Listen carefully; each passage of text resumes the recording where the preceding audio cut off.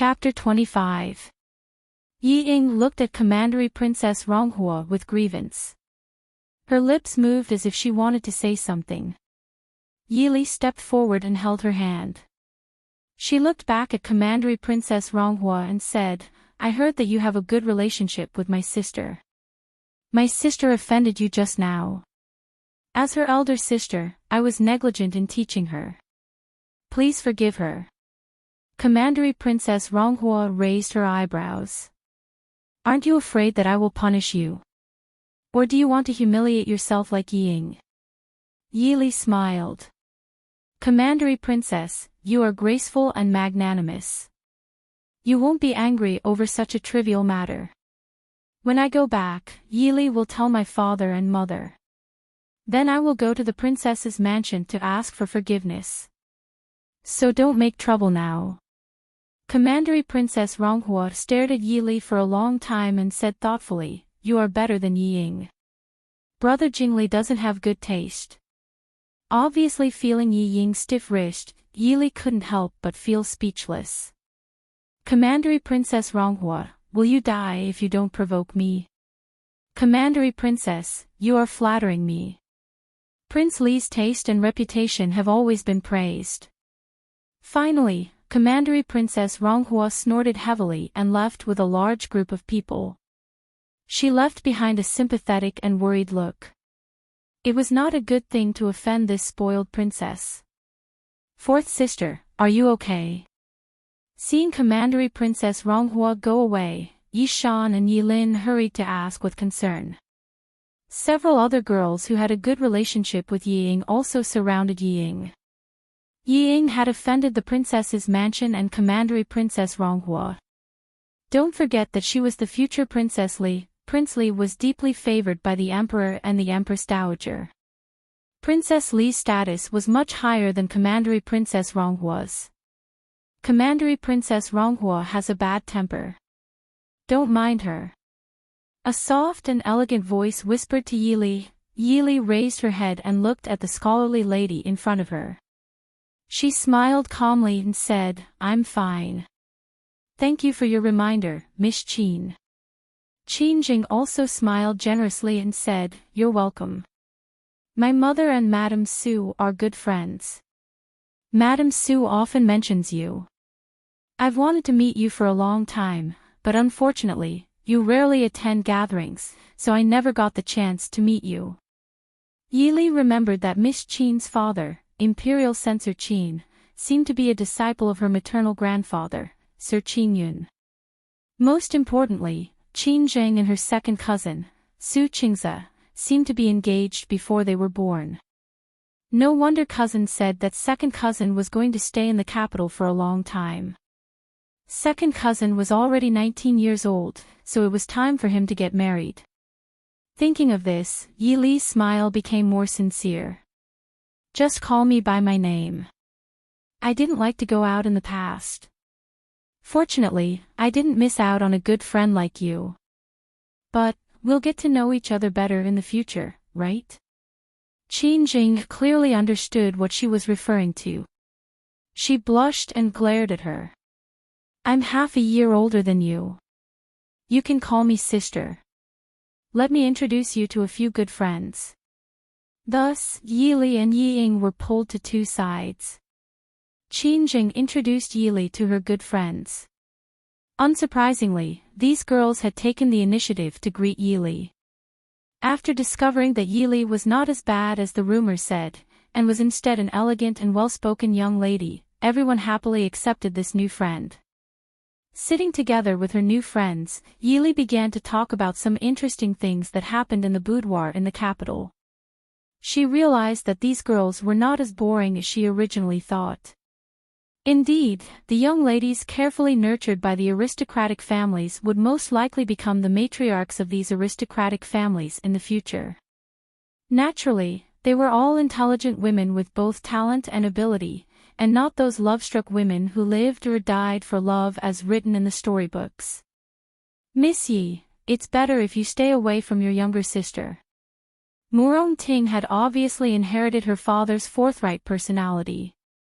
She glanced at Yi Ying, who was practicing with someone not far away, and said, "Don't worry." Yili raised her eyebrows and said, "What do you mean?" Murong-Ting waved her hand and said, "Yi Ying's reputation is not very good right now. I heard that Zhaoyang Royal Princess did not want to send an invitation to her at all. Who knows how she persuaded the virtuous Zhaoyang Royal Princess to personally speak on her behalf. Zhaoyang Royal Princess is an upright person and hates those who do not follow the rules. If you get too close to her, Zhaoyang Royal Princess might take her anger out on you." Yili knew that Yi Ying's reputation was not very good now, but she was still a little surprised that it was bad to this extent. She thought that the requirements for women in this era were not as strict as in the ancient times of her previous life. If it was a normal betrothal, it would be fine. Even if someone was jealous, it would not be good to say anything. Another young lady from Duquo's mansion frowned and said, "She's already intimate with her future brother-in-law before she's even married. How can a sister like that stand?" Previously, Princess Ronghua and Yi Ying had the best relationship, but after the betrothal, Princess Ronghua and Yi Ying fell out.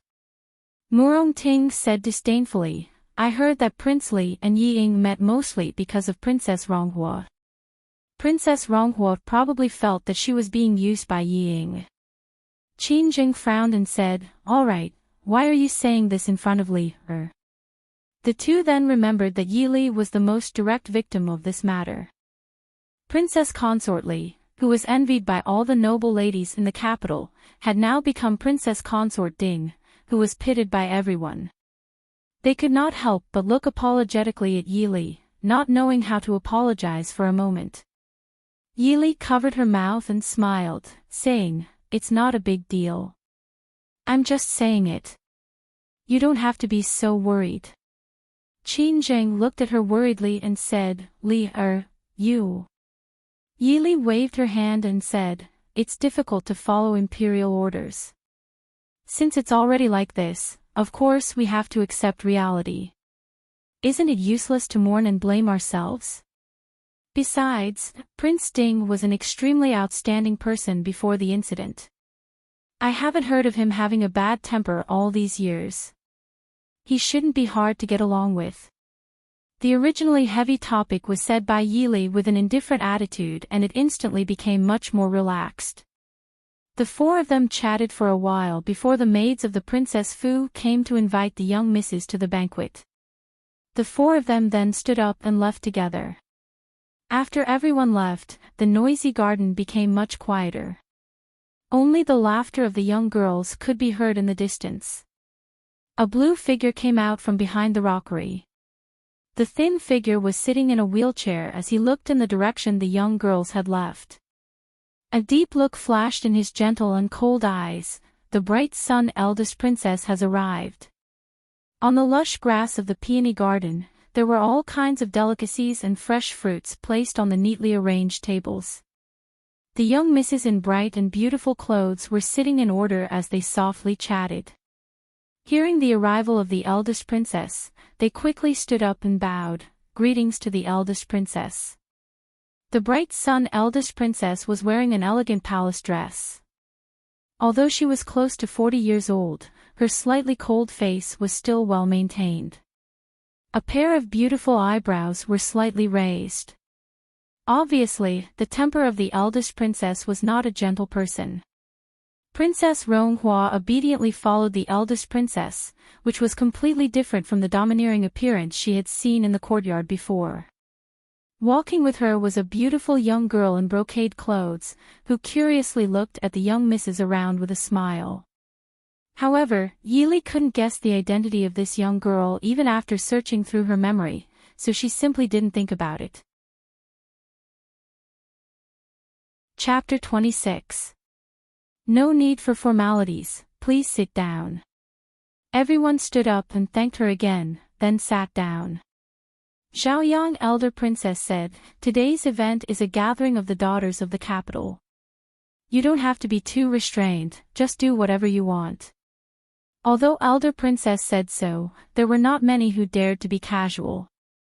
Princess Ronghua sat next to Elder Princess, holding her arm and acting like a spoiled child. Elder Princess's cold face softened a little. Obviously, Elder Princess, who had no children, was very fond of this little niece. Who is the girl next to Elder Princess? She is so beautiful. The noble maidens looked curiously at the beautiful girl beside the eldest princess, whispering and exchanging their opinions with their good friends. Some of them even looked at Yi Ying vaguely. Yi Ying's smile was a little forced. The girl sitting on the right side of Zhaoyang Elder Princess was obviously not inferior to Princess Ronghua. And her appearance was far better than Princess Ronghua. Yi Ying claimed to be the most beautiful girl in the capital, but the girl in the brocade dress was delicate and bright. Unlike Yi Ying's delicate and slender appearance, she was more attractive. A beautiful woman would always notice a woman more beautiful than herself first. Who is that girl? Yi Ying's title as the most beautiful girl in the capital is gone. Murong Ting covered her mouth with her sleeve and laughed. Hua Tianxiang looked at her and smiled. She is the niece of Zhaoyang Princess's husband. Zhaoyang Princess's husband. Isn't that? Qin Zheng was also a little surprised. She hesitated and said, which princess of Nanzhao Kingdom? Zhaoyang Elder Princess's husband was a hostage from Nanzhao Kingdom to Dechu State. It was said that Zhaoyang Elder Princess and her husband loved each other and would only marry him. The late emperor had no choice but to marry his most beloved sister to a hostage. After the marriage, the husband and the princess were deeply in love with each other. Who knew that the husband would die of illness in less than 3 years? Elder Princess swore in front of the late emperor that she would not remarry and would keep her chastity for the rest of her life. Hearing this, Yi Li also looked at Hua Tianxiang curiously. Hua Tianxiang was the daughter of the Duke of Hua and the niece of the Empress, so it was not surprising that she knew some things that others did not. Hua Tianxiang glanced at the eldest princess and the beautiful girl and shook her head. That's the youngest daughter of the current Nanzhao king, the #1 beauty of Nanzhao, Princess Xixia. I heard that Nanzhao produces beauties. This Princess Xixia is indeed extraordinary. Hua Tianxiang blinked and looked at Yi Li. She wanted to say something but stopped on second thought. Yi Li raised her eyebrows and looked at her with a smile. What can't you say? Hua Tianxiang smiled. Although this is the first time we've met, I think you're a wonderful person. There's no harm in telling you. This Princess Xixia, apparently, she'll be living in our Dechu state for a long time. Permanent residence. Murong Ting was no longer interested in watching the song and dance. She looked at Hua Tianxiang in confusion and said, this Princess Xixia seems to be about the same age as us. If she were to stay for a long time, wouldn't that mean that Princess Xixia planned to marry into the Dechu state? The marriage between the two countries was a major event. Why was there no news of it outside? Hua Tianxiang coughed softly. She covered her mouth and said in a low voice, Princess Xixia came to the Dechu state by herself. Do you still remember that last year, His Highness Prince Li went to Nanzhao? You're saying? Murong Ting was so shocked that she almost couldn't control her voice. Qin Jing secretly pinched her to calm her down. Seeing that the people at the two tables couldn't help but look over, she quickly pretended to be dignified and calmly took a sip of the 100-flower fruit wine in front of her. Seeing that no one was paying attention to her, Murong Ting smiled apologetically at the other three. Hua Tianxiang and Qin Jing obviously knew her personality very well, and they smiled without care. Murong Ting frowned. She looked at Yi Li and said, although I shouldn't say this, I still want to say it. Perhaps it really isn't a bad thing to discuss the marriage with Prince Li. Yi Li sipped the faint fruit wine in her cup and agreed with a smile. You're right. Who do you think will be the judges of the 100-Flower Festival this year? Hua Tianxiang asked. Yili only had a general idea of the process of the 100-Flower Festival. She only thought of it as a gathering for the capital's noble ladies to socialize. She shook her head indifferently. Hua Tianxiang angrily poked her with a finger. This is your first time participating in the 100-Flower Festival. No matter what, you have to go on stage and show off your skills. Otherwise, those arrogant fellows will look down on you. Yili blinked her eyes and looked at the dancers on the stage. You want me to go up and sing and dance? I'll scare people. I don't know how to dance. Moreover, she wasn't someone who wanted to show off. There weren't any celebrity talent shows these days. Qin Jing explained softly, most noble ladies won't choose to sing and dance. However, the 4 arts, poetry, and songs all have to be competed. Every year, the top 3 winners will receive a very precious prize. Prize? You're all participating. Murong Ting said embarrassedly, other than me, Zheng He and Tianxiang are both very strong. Last year, Zheng He won first place in poetry, calligraphy, and painting. Last year, Tianxiang was first in chess and third in zither. Last year's first place was your 4th sister, the future Princess Consort Li. She was first in zither and dance, and 5th in poetry. Yili glanced at Ying, who was sitting across a table and talking to someone. She smiled and said, I know this. But I didn't know that Zheng He and Miss Hua are both rare talented ladies. Hua Tianxiang waved her hand. Madame Yi was the most talented lady in the capital. This year, Zheng He and I won't be participating. We'll be depending on you. Yili was helpless. I'm really not good at these things. Qin Jing held her hand and smiled. This year, Yi Ying will definitely participate. Li He can't lose to her. Hua Tianxiang was also in high spirits. That's right. Yili must avenge me. Last year, I worked so hard, but I lost to Yi Ying. So embarrassing. Murong Ting didn't forget to join in the fun. She looked at her eagerly. In martial arts, I can take first place every year. Unfortunately, no one can compete with me. Li He, you have to work hard. Yili didn't know whether to laugh or cry at these new people she met. She really wasn't good at these things. Although she had been taught by her mother since childhood, she knew some things.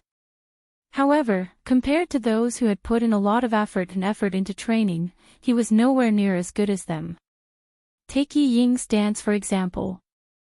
Although she didn't see it, it was said that there were 5 or 6 dance masters who were specially hired for Yi Ying. Every dance was specially choreographed, and Yi Ying had indeed put in a lot of effort in this aspect.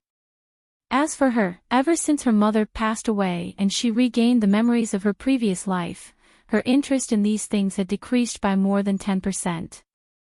Moreover, Madame Wang wouldn't specially hire good masters to teach her.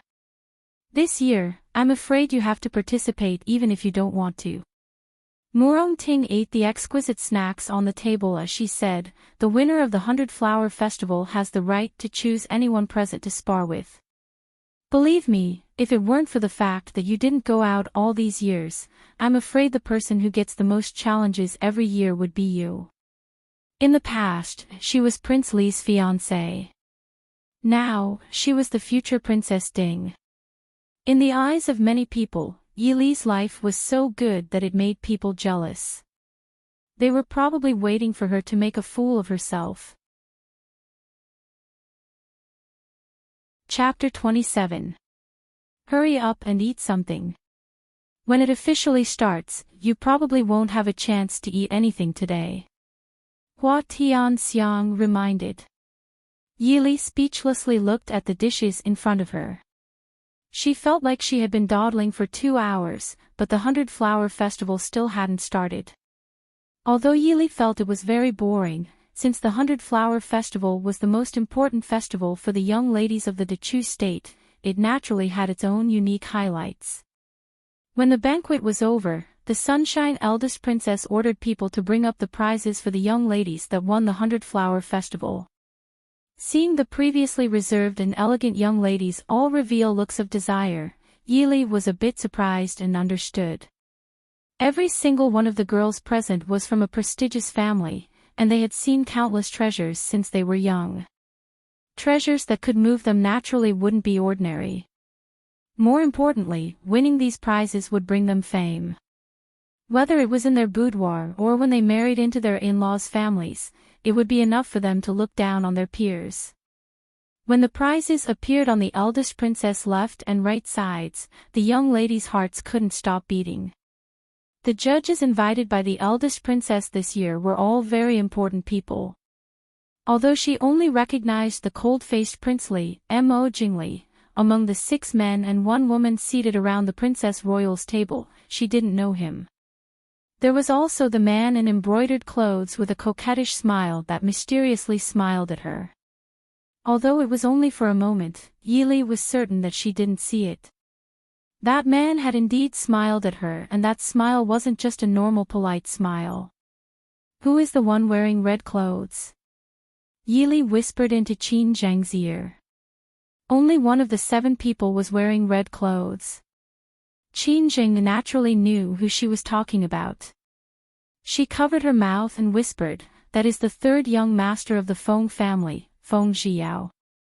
It's said that his natural disposition is dissolute and he was born of a concubine, so he isn't liked by the Feng family head. There were rumors 2 years ago that the Feng family head kicked him out of the Feng family. However, his zither skills are indeed the best in the capital." Seeing them whispering to each other, Mu Rongting also came over and said with a smile, "The eldest princess has really put in a lot of effort this year, actually inviting so many famous people." Hua Tianxiang looked at the front with a dignified expression, but she didn't stop talking. The prizes this year are also very generous. The Beauty Retaining Pearl, the Purple Phoenix Hairpin, and the Snow Melody Zither bestowed by the late emperor. If it weren't for the fact that my skills aren't as good as Yi Ying's, I would have given it a try. Hua Tianxiang admired the snow guqin in front of her with some regret.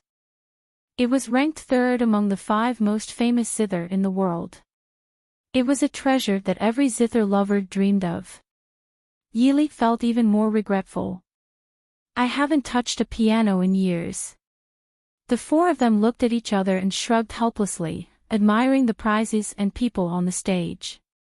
Qin Zhang continued to introduce the people present to Yili in a low voice. "Those on the stage, that old mister is the head of the Imperial College, old Darren Suzhou.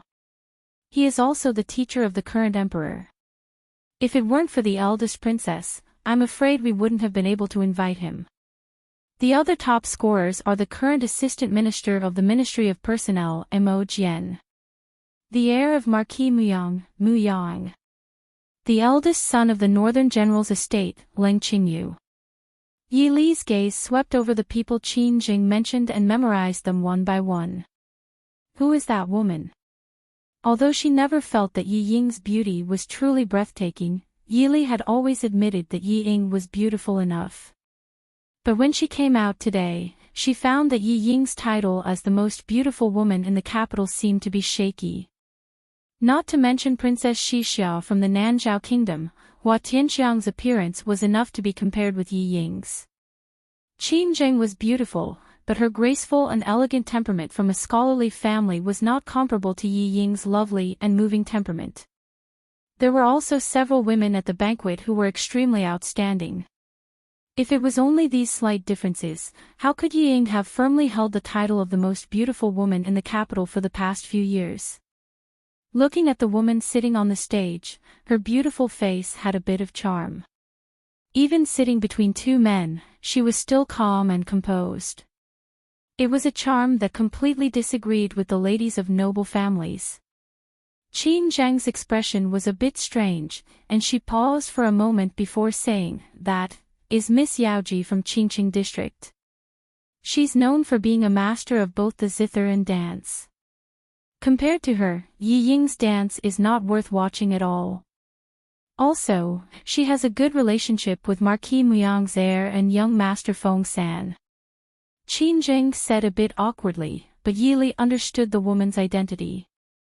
Seeing her sitting between Marquis Muyang's heir and young Master Feng San with bright eyes and a natural smile, she only felt that this girl was a strange woman. While the four of them were talking and laughing, the eldest princess announced the official start of the 100-Flower Festival. Yili was originally a bit curious about how to compete in the zither, chess, calligraphy, painting, poetry, singing, and dancing events at the same time. But it was clear that everyone was very clear about the process of the competition. The tables with brushes, ink, paper, and inkstones were placed at the edge of the venue, and the ladies who were interested in participating in calligraphy, painting, and poetry came forward.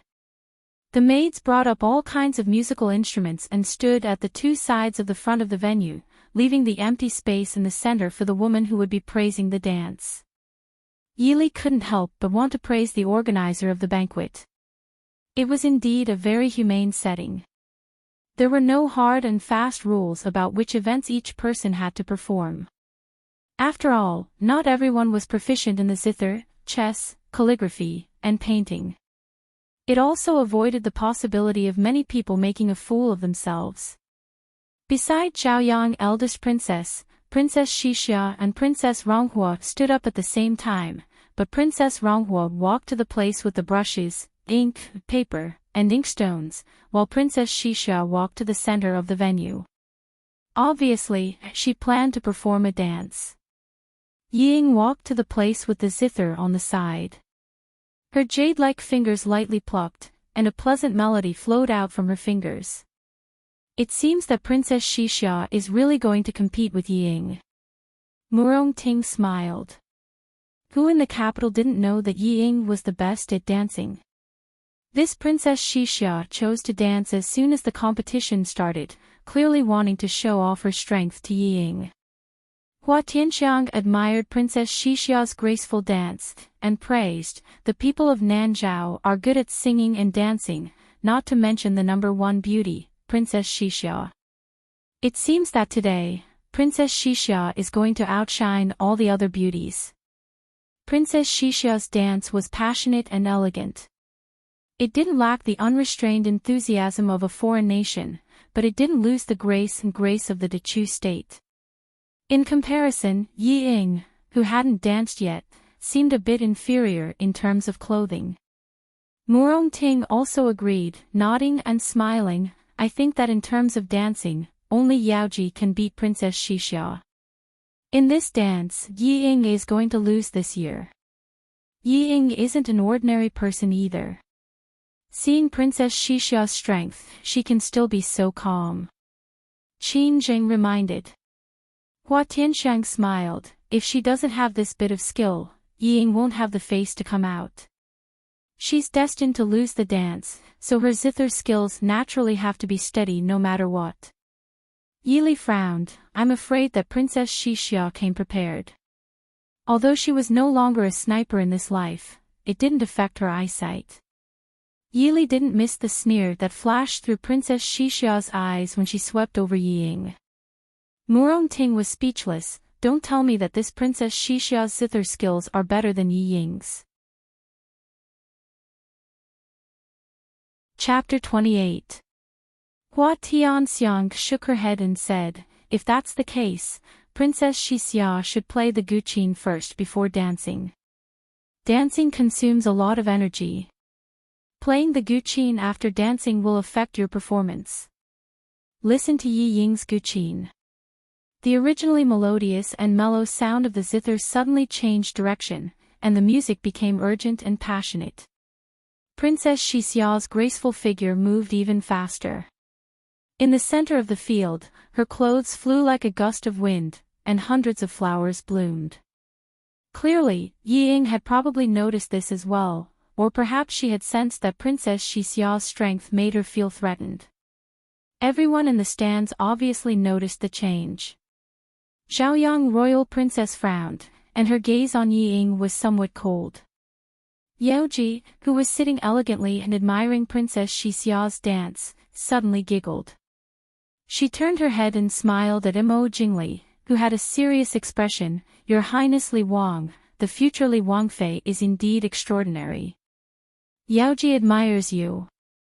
Mo Jingli's face was cold. He didn't even look at Yaoji. He just frowned. In his eyes, Yaoji, who came from a dance troupe, was not worthy of speaking to him. Naturally, he didn't pay attention to Yaoji's words. Yaoji didn't care about his disregard. Her beautiful eyes moved and she smiled sweetly. The number one beauty of the capital lives up to her reputation. But she lacks hospitality. Yaoji's voice wasn't loud, but Yiying was sitting at the place closest to the stands. Yaoji's words passed into Yiying's ears. Suzhe, the Imperial College's principal, who hadn't said anything, also snorted. If Yiying didn't need to care about Yaoji's words, Suzhe's attitude made Yiying's heart tremble. Her smooth fingering paused. Although she quickly reacted, Feng Zhiyao, who was sitting next to Yaoji, gradually frowned. He smiled faintly and said, I originally thought that after a year, Li Wangfei's Guqin skills would have improved. I didn't expect. Yili naturally couldn't hear what the people in front were saying. Although Yili was proficient in lip reading, she didn't plan on sharing it with others. Therefore, what Qin Zheng and the others saw was that Yi Ying's expression was even uglier than Princess Xixia's, who had just been schemed against during the dance. Princess Xixia ended the scene with a perfect posture. She glared fiercely at Yi Ying, then turned around and returned to the side of Zhaoyang, eldest princess. The fragrant sweat on her forehead also showed that she was not as relaxed as she appeared. After all, Yi Ying's song was too different from the sudden turn before and after. She was unprepared and did not make a fool of herself on the spot because of her superb dancing skills and adaptability. Since she dared to scheme against her, she would definitely teach her a lesson. After nearly 4 hours of competition, the winners of each skill were finally decided. Yi Ying's results were slightly worse than last year's. Although she did her best to display a flying immortal dance, she barely tied with Princess Xixia for first place. However, young Master Feng San, who was known as the Zither Master in the capital, vetoed it. He lost to Lu Ruyun, the daughter of the Lu family, and was placed second. After that, she got third place in the poem competition, but it was difficult to hide Yi Ying's aggrieved and defeated expression. On the other hand, Princess Xixia, as an outsider, shone brightly in the later competitions. She got third place in Zither, first in calligraphy, and second in chess. As a result, Princess Xixia became the champion of this 100-flower festival with 2 first places, 1 second place, and 1 third place. Zhaoyang, eldest princess, was clearly very satisfied with this result. The judges in the stands also praised this foreign princess a bit more. Just as old Master Suzhou was about to announce the results of the 100-flower festival, Princess Xixia bent down and whispered a few words in Zhaoyang princess's ear. Then she stood up and bowed apologetically to old Master Su. She turned around and looked at the gloomy Ying below the stage. A cold smile flashed across her face. Everyone, please forgive me. Xixia requests to redo the dance competition with 4th young Miss Yi. Princess Xixia said in a clear voice. The venue suddenly became noisy. Feng Zhiyao lazily leaned in his chair and looked at Princess Xixia with a smile. To be able to see the dance of the princess and the capital's number one beauty again, I believe everyone here will be very happy. But, why do you want to redo it? Princess Xixia raised her head and proudly said, doesn't your central plane say that there is no first place in literature and no second place in martial arts? Although this dance is not the same as martial arts, this princess is not used to being on the same level as others. As she spoke, she disdainfully glanced at Yi Ying. She was just short of saying that Yi Ying did not deserve to be on the same level as her. Below the stage, Yi Ying's face immediately turned pale. Her slender figure was on the verge of collapsing. In the eyes of everyone present, Princess Xixia was unavoidably going too far in bullying others. Princess Xixia did not care about other people's gazes. She only stared at Ying. Feng Zhiyao lazily swept his phoenix eyes over Mo Jingli, who was sitting on the side with a gloomy expression. He smiled and said, "Your Highness Princely, what do you think? After all, fourth young Miss Yi is your fiancé." Mo Jingli glanced at Ying below the stage. There was a slight fluctuation in his cold eyes. He faintly said, "Is Princess Xixia dissatisfied with Yaoji's judging?" Yaoji smiled sweetly. Suddenly, she was very charming. If Princess Xixia has an even more beautiful dance, Yaoji is naturally willing to appreciate it. But I don't know if I have the honor. Mo Jingli was silent. Although he did not know much about dancing, Mo Jingli naturally knew that Ying and Princess Xixia's dancing skills should be on par with each other from Yaoji's previous results. But dancing was a skill to be appreciated with one's eyes. Even if the two people's skills were almost the same, Princess Xixia's enthusiasm was obviously more moving than Yi Ying's grace and elegance. This situation could be called a high standard and a low standard. If Yi Ying lost to Princess Xixia again. Mo Jingli's handsome straight eyebrows gradually furrowed. Seeing that he did not speak, Xiaoyang royal princess on the main seat frowned with some displeasure. Jingli. Ah, there was a low cry from below the stage. Then there was the crisp sound of porcelain falling to the ground. Everyone looked towards the sound. The maid beside Ying was kneeling on the ground and begging for mercy. Yi Ying's face was pale as she covered her left arm. Her left arm was already wet. It was obvious that the maid who served tea had accidentally spilled the tea on Yi Ying. Mo Jingli got up and jumped down from the stands. He pulled Yi Ying into his arms and kicked away the maid kneeling on the ground. Get lost. On the stage, Princess Royal's face suddenly turned ashen. Mo Jingli had kicked her maid from her Princess Royal's residence. Someone, invite the imperial physician to treat Miss Yi. The young ladies present couldn't come back to their senses when they saw this sudden turn of events. Although each of them tried their best to maintain their manners as young ladies from noble families, it did not prevent them from privately exchanging their opinions in various ways. TSK, Miss Li, you have to be careful. Your sister is ruthless. After a few hours of sitting, Mu Rongting's address for Yi Ying had evolved from Miss Yi Li, to the intimate Miss Li. If it was really that maid who had accidentally spilled the tea on Yi Ying, Mu Rongting would not believe it even if she bet on her brain that she did not like to read. How could it be so coincidental that Princess Xixia had just issued a challenge and Yi Ying was scalded? Hua Tianxiang frowned. I don't know why, but I have a bad feeling. Chapter 29. Yi Li raised her eyebrows. Before she could speak, she heard Yi Ying, who was also in Mo Jingli's arms, say to Princess Xixia in a weak and regretful voice, "Princess, I'm really sorry. I'm afraid Yi Ying can't compete with the princess. Since the princess isn't convinced, how about asking sister to replace Yi Ying? Sister is the legitimate daughter of the minister's manor.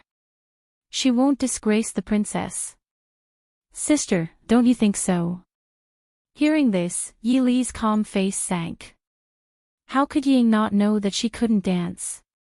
If she lost, it would be because Yi Li was useless and disgraced the minister's manor, not because she wasn't as good as Princess Xixia. Not only did she avoid the possibility of losing to Princess Xixia, but she also successfully made Yi Li lose face in her first party. It was indeed a good plan. Just do as Ying said. Mo Jingli impatiently ordered. Without waiting for the imperial physician to arrive, he directly picked up Yi Ying and prepared to leave the venue.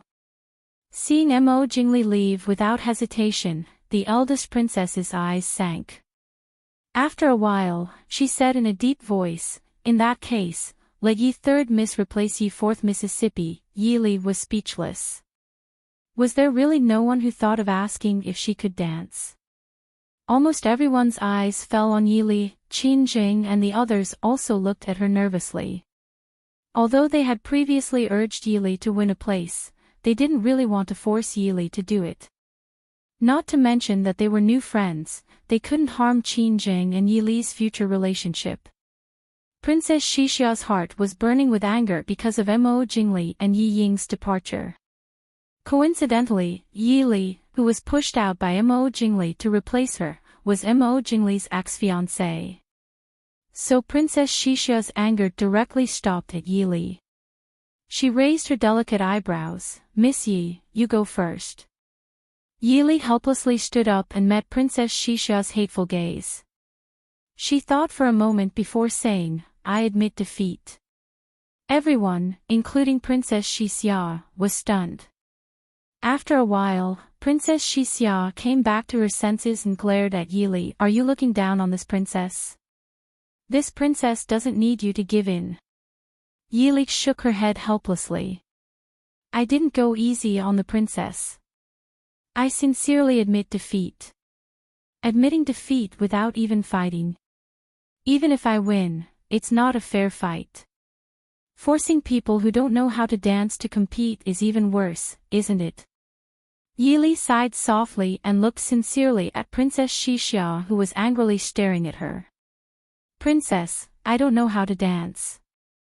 "So, you were played by Yi Ying." His Highness King Li and the future Princess Consort Li are really creative to want someone who doesn't know how to dance. Feng Zhiyao's voice sounded lazily, his voice filled with schadenfreude. Princess Xixia was also stunned. "Why don't you know how to dance?"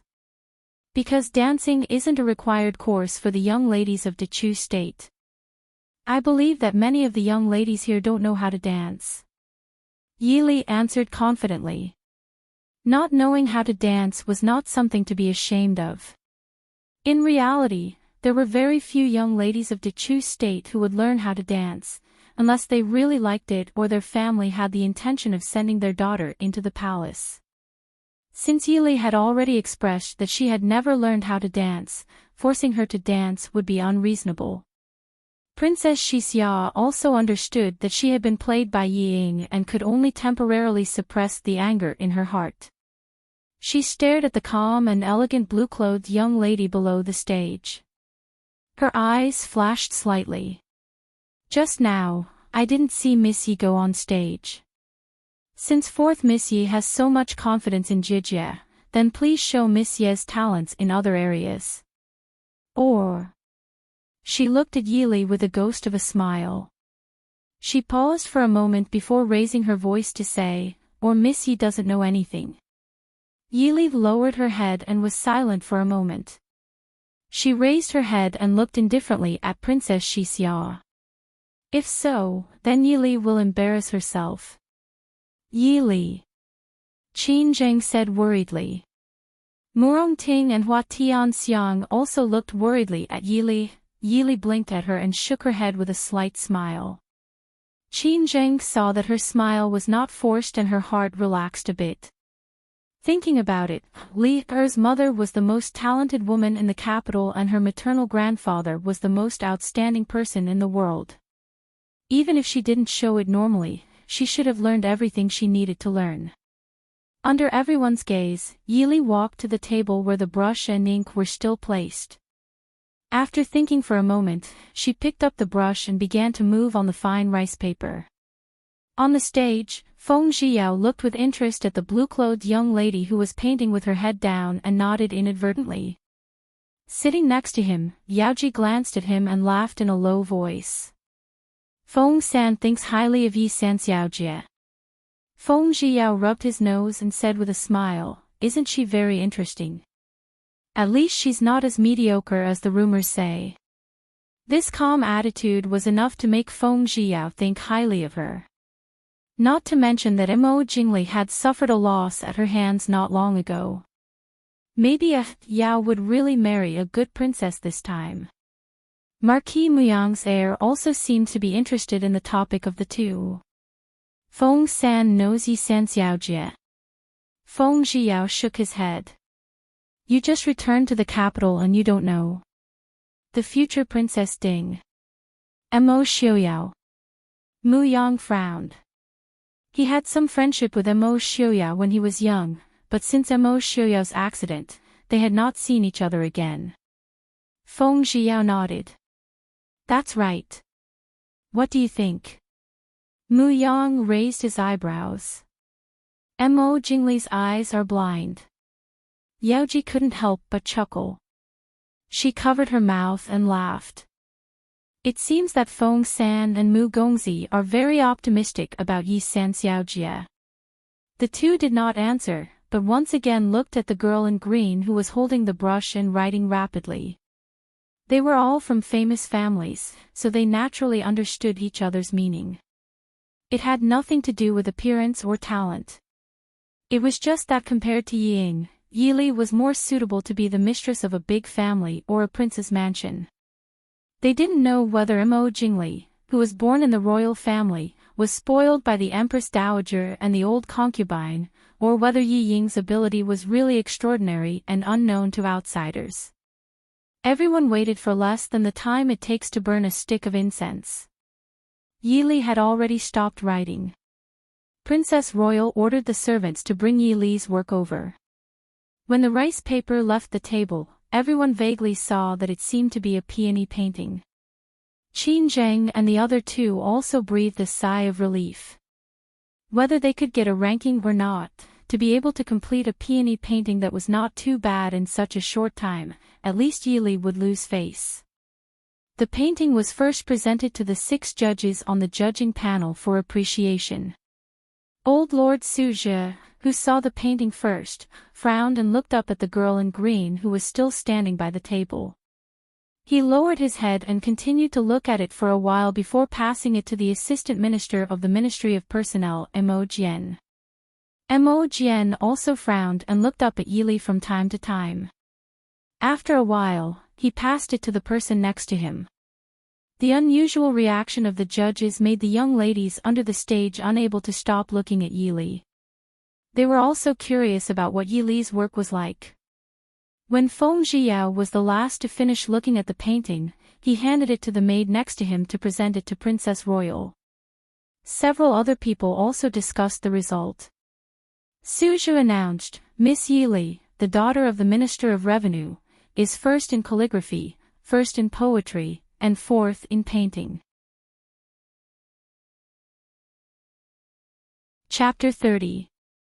Li Li. Hearing the result, Mu Rongting called out with joy. Everyone else also looked at Yili with surprise. Yili bowed slightly to the person on stage before returning to her seat. Mu Rongting raised her hand to slap her and said with a smile, You said you couldn't do it, but you hid your skills well. Yili gave a bitter smile, it was just a trick. Hua Tianxiang smiled and said, No matter what, you should be happy. Li Li, congratulations. Qin Jing pursed her lips and nodded to her with a smile. Yili returned a smile. Princess Xixia's expression changed when she heard Suzhi's words. She didn't care about etiquette and walked over to the Sunshine eldest princess to look at Yili's painting. After a while, she raised her head and looked at Yili with a complicated expression, not saying anything. The eldest princess's maid brought the painting down for all the young ladies to look at. After all, because of Yili's work, the competition's ranking had changed, so everyone had to be convinced. The girl who had already won first place in poetry came from a scholarly family and was very reasonable. After seeing Yili's painting, she stood up and said with a smile, Losing to Master Qin Yun's descendant is a glorious defeat. Her good upbringing and demeanor made people look at her even more highly. Mu Rongting received the painting and quickly opened it to share with her friends. Qin Zheng gave a sigh of praise, Good poem. Falling to the last crimson, called the 100-Flower King.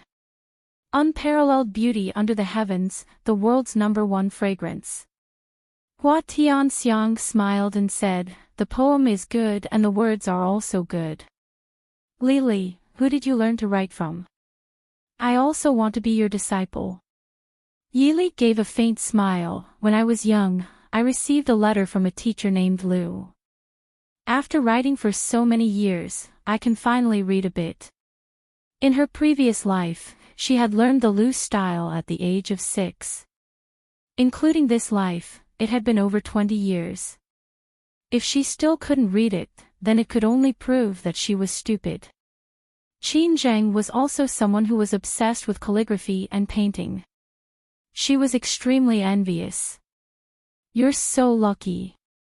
Li said that you have to send me an invitation later. Yili nodded. The original post is gone. Can I write it? It's a deal. I'll be waiting for you. Me too. Hua Tianxiang and Murong Ting didn't want to be left behind. Yili promised to give each of them a portion. I also admit defeat. Everyone else acknowledged the judge's conclusion. Even if Princess Xixia was unwilling, she could only grit her teeth and accept it. Zhaoyang Crown Princess looked at Princess Xixia's unwilling appearance and sighed. She pulled her in front of her and patted her to comfort her. Xixia had just arrived into Chu state, but she was still young and hot-blooded. She didn't know if this temperament was good or bad. Since that's the case, then, the champion of this year's 100 Flower Festival will be the third young miss of the Minister of Revenue's residence. Since no one had any objections, Old Master Su Zhi announced the final result of this year's competition on behalf of the judges. Feng Zhiyao smiled like a spring breeze and added, of course, if there's anyone who isn't convinced, they can continue to challenge third young Miss Yi. I believe third young Miss Yi will be very happy to accept the challenge. Isn't that right? Yili raised her head and happened to see Feng Zhiyao winking at her. Although he looked frivolous, she could feel that he didn't have any ill intentions. The champion of this year's 100 Flower Festival, Yili, under the urging of Qin Zheng and the others, slowly stepped onto the high platform. She personally received this year's prize from Princess Royal. The beauty pearl, purple jade hairpin, snow zither that all beautiful women dreamed of. Yili didn't feel guilty about winning the prize in a way that could almost be considered cheating. Of course, there was nothing to be proud of. Between losing face and cheating, of course she would choose the one that was more beneficial to her. Third young Miss Yi, I didn't expect Minister Yi to have such an outstanding daughter. Princess Royal looked at the girl in green in front of her and looked at Yili with some disappointment. I had some friendship with your mother in the past. If you have free time in the future, you might as well come to the Princess Royal residence for a walk. Yili respectfully smiled and said, thank you, Princess Royal. It's Yili's fortune to be invited by Princess Royal. Good child, go. Princess Royal sighed and said to Yili. Yili bowed to the eldest princess, then turned to the judges and bowed slightly. Only then did she turn around and leave with the gift. What did you say? Yili 100 Flower Festival. Yi Residence, Yi Ying's returning snow pavilion. Yi Ying's always gentle and elegant voice had an indescribable grating to it. In the elegantly decorated parlor, the servant girls kneeled on the ground and fearfully replying to young miss, that is indeed the rumor outside. Third young miss has already returned to the residence. Also, the imperial censor residence, Qin family, Su family, Huaguo residence, Yang Wei general's residence, prime minister's residence, and minister of rights residence all sent gifts to congratulate third young miss on winning. A crack finally appeared on Yi Ying's beautiful face. With a wave of her hand, she swept all the things on the table to the ground. The servant girl kneeling at the front didn't dare cry out in pain and quickly said, young miss, please calm down. Calm down what? Yili, how could that bitch Yili become 100 Flower Festival's champion? Ying shouted in disbelief. She pushed Yili out because she knew that her mother didn't specially hire anyone to teach her. She would definitely lose face against Princess Shi Xia, who even she wasn't sure she could win. At that time, even if she didn't become 100 Flower Festival's champion this year, she would lose without a fight, so it wouldn't be shameful. More importantly, at that time, everyone would know that only she, Ying, was the Yi family's most outstanding daughter. Even if Yili was the Su family's granddaughter, she still couldn't compare to her. Even though she was furious, Ying quickly calmed down and recovered her usual elegance and gentleness. She stood up and said, "Get up, let's go see mother." The servant girls in the parlor secretly breathed a sigh of relief. Those who had to clean up the mess cleaned up, and those who had to follow Ying hurriedly tidied up their appearance and followed Ying to see Wang Shi. Inside Rong Li sat quietly, allowing old Madame Yi, Minister Yi, and Wang Shi to size her up. Old Madame Yi looked at Yili with a loving smile and said, "Yili is indeed our Yi family's legitimate daughter. Now you're amazing. Our Yi family has produced 200 Flower Festival's champions. In this capital, who doesn't praise us for teaching our daughter well?"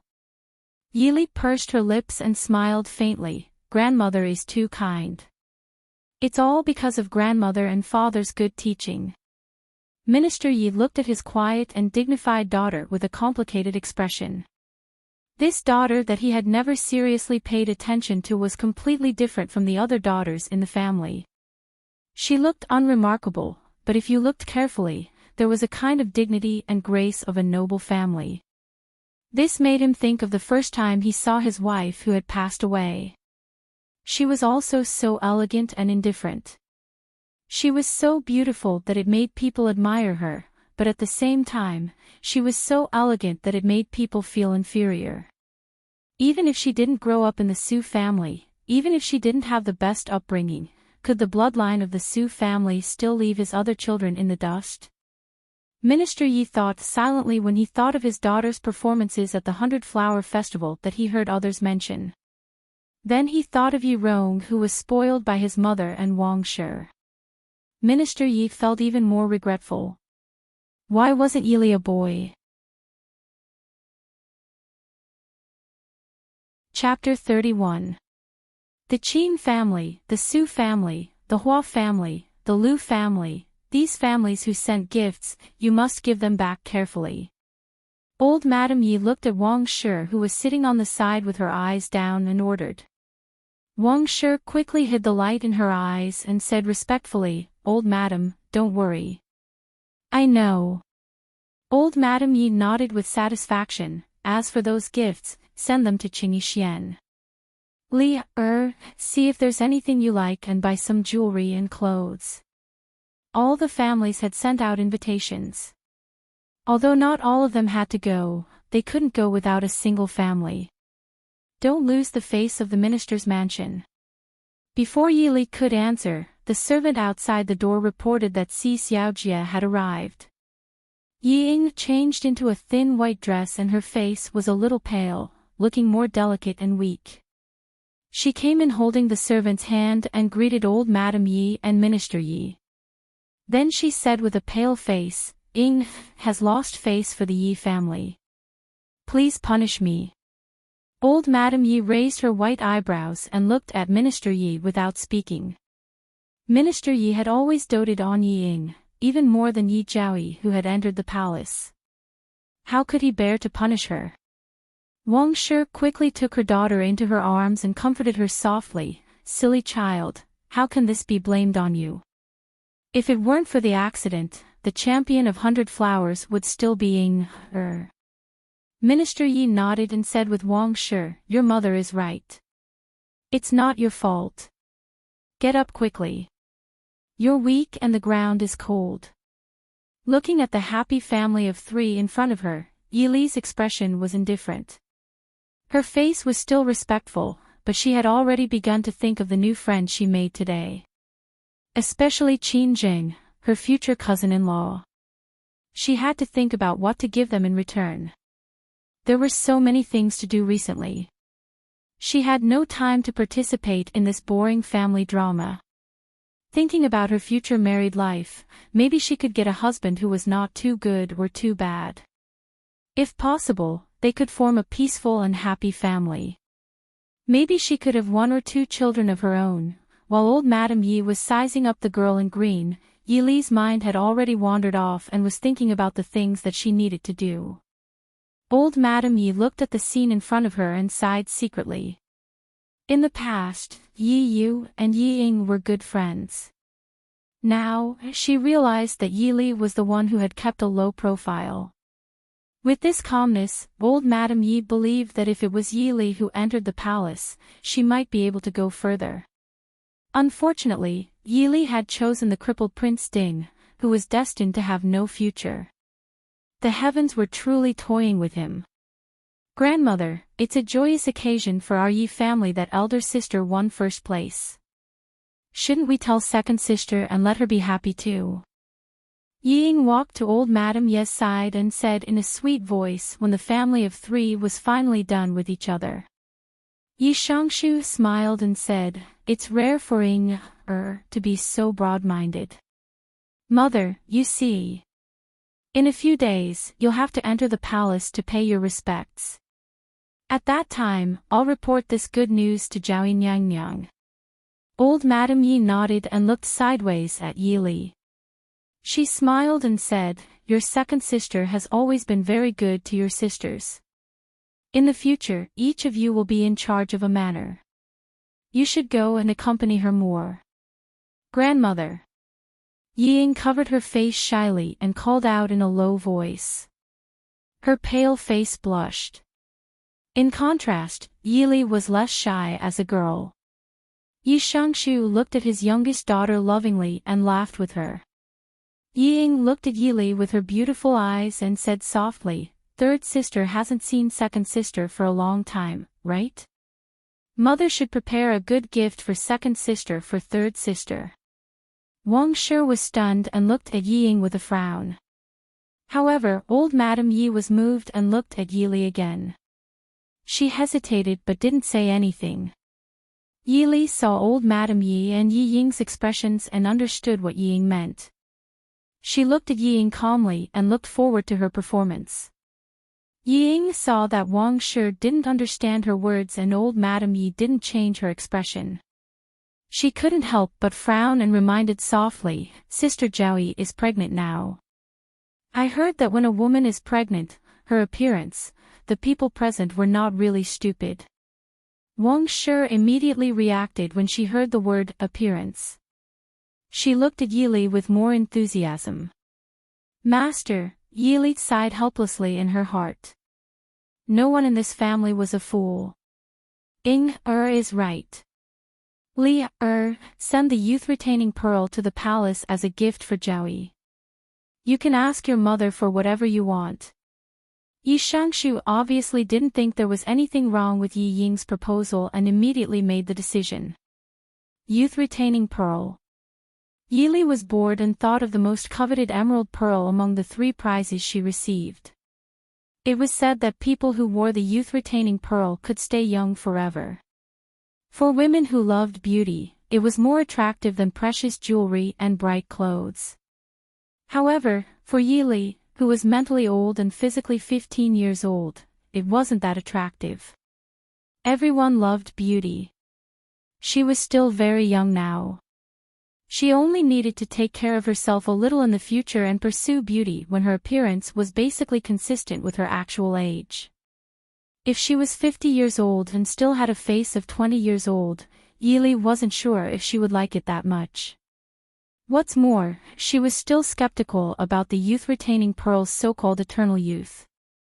At least, although the original owner of the youth retaining pearl, Xiaoyang elder princess, was younger than her peers, she was far from being in her prime.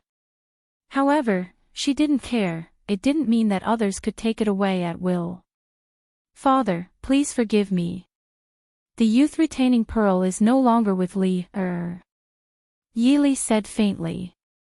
"How is that possible?" Yi Ying exclaimed and then looked at Yi Li suspiciously.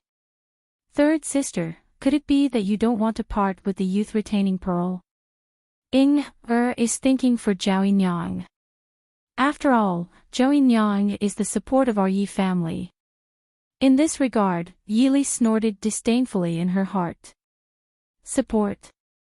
How many aristocratic families that could stand firm for 100 years relied on nepotism? Fourth sister, you're thinking too much. It's just a pearl.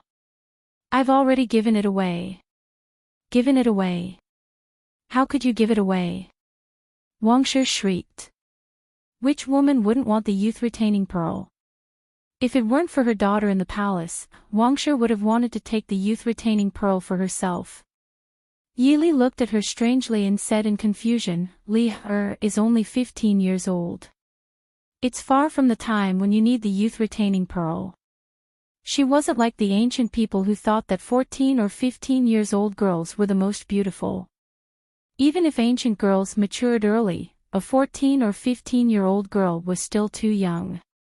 Even someone as beautiful as Ying couldn't compare to a 20-year-old girl like Yaoji. Old Madame Ye's eyes darkened. She looked at Yili and said, Who did Li give it to? Let's see if we can exchange it back. Even if we can exchange it for something more precious. Yili frowned and looked at old Madame Yi without blinking. Her expression was a bit strange. Exchange it back. Chapter 32. Old Madame Yi was already a shrewd person. How could she not know how rude it was to ask for a gift back after giving it out? But the beauty retaining pearl was very useful to Zhao Yinyang. She believed that in 2 days, when the news of the 100-Flower Festival reached the palace, Zhao Yinyang would ask them for it. Moreover, she didn't plan to ask for it back in the name of the Yi family. In the end, Yili would personally ask for it back. Of course, old Madame Yi suspected that this was just Yili's excuse. Yili didn't want to take it out at all. Squeezing out a kind smile, old Madame Yi said softly, Good child, grandmother knows this is a bit rude. But you also know how important this beauty retaining pearl is to Zhao Yinyang. Zhao Yinyang has a hard time in the palace. If she has the beauty retaining pearl and can get the emperor's favor. Yili frowned and said helplessly, But grandmother, I've already sent the beauty retaining pearl and snow zither to eldest uncle. Minister Ye's face darkened. He angrily stared at Yili and said, Nonsense. What does your eldest uncle need the beauty retaining pearl for? If it was someone else, Minister Yi might have sent people to stop them. But Minister Yi didn't have the guts to stop them from giving something to his deceased wife's eldest uncle. Master Qingyun had 2 sons and 1 daughter. The second son, Su Hongyan, was the only one in the Su family who was still in the government. In fact, the one who made Minister Yi feel the most pressure was his eldest uncle, Su Hongyu, who had left the capital 10 years ago. At the same time, he was the most famous scholar in the world. Unlike imperial censor Su, who was refined yet sharp and principled, this great scholar, who was praised by the world and said to have surpassed his master, always had a cultured and elegant demeanor. However, if he didn't like someone, that person would definitely suffer a fate worse than death. This was also the reason why Minister Yi didn't dare to send Yirong to Lishan Academy even though they were in-laws. This brother-in-law of his was not as upright as he looked on the outside. Back then, he had deeply experienced this. Yili smiled faintly and said, A few days ago, eldest uncle wrote a letter saying that grandfather's pine organ was broken a few days ago. So when Li heard the sound of the snow, she was happy and immediately sent someone to deliver it to grandfather. At the same time, I also remembered that the beauty retaining pearl was of no use to Li, so I decided to send the beauty retaining pearl to eldest aunt. Of course, she also sent the purple jade hairpin, which was said to have health benefits, to second aunt. Minister Ye's face was distorted again. He didn't know why, but when he heard that the pine organ that his daughter gave to his father-in-law was broken, he suddenly felt an inexplicable chill on his back. He was also angry and guilty in his heart. Therefore, she couldn't put on a tough attitude towards Yili. She just scolded reluctantly, "You, child, why didn't you discuss it with your parents?" Yili raised her eyebrows carelessly. Was it because her father had been an official for too long that his brain was not working well, or did he really think that Madame Wang was virtuous? To give a gift to the former father-in-law, he still had to discuss it with the concubine's second wife. After discussing it, could she still give it out? It's Li who didn't consider it. It's eldest uncle who said that grandfather was angry.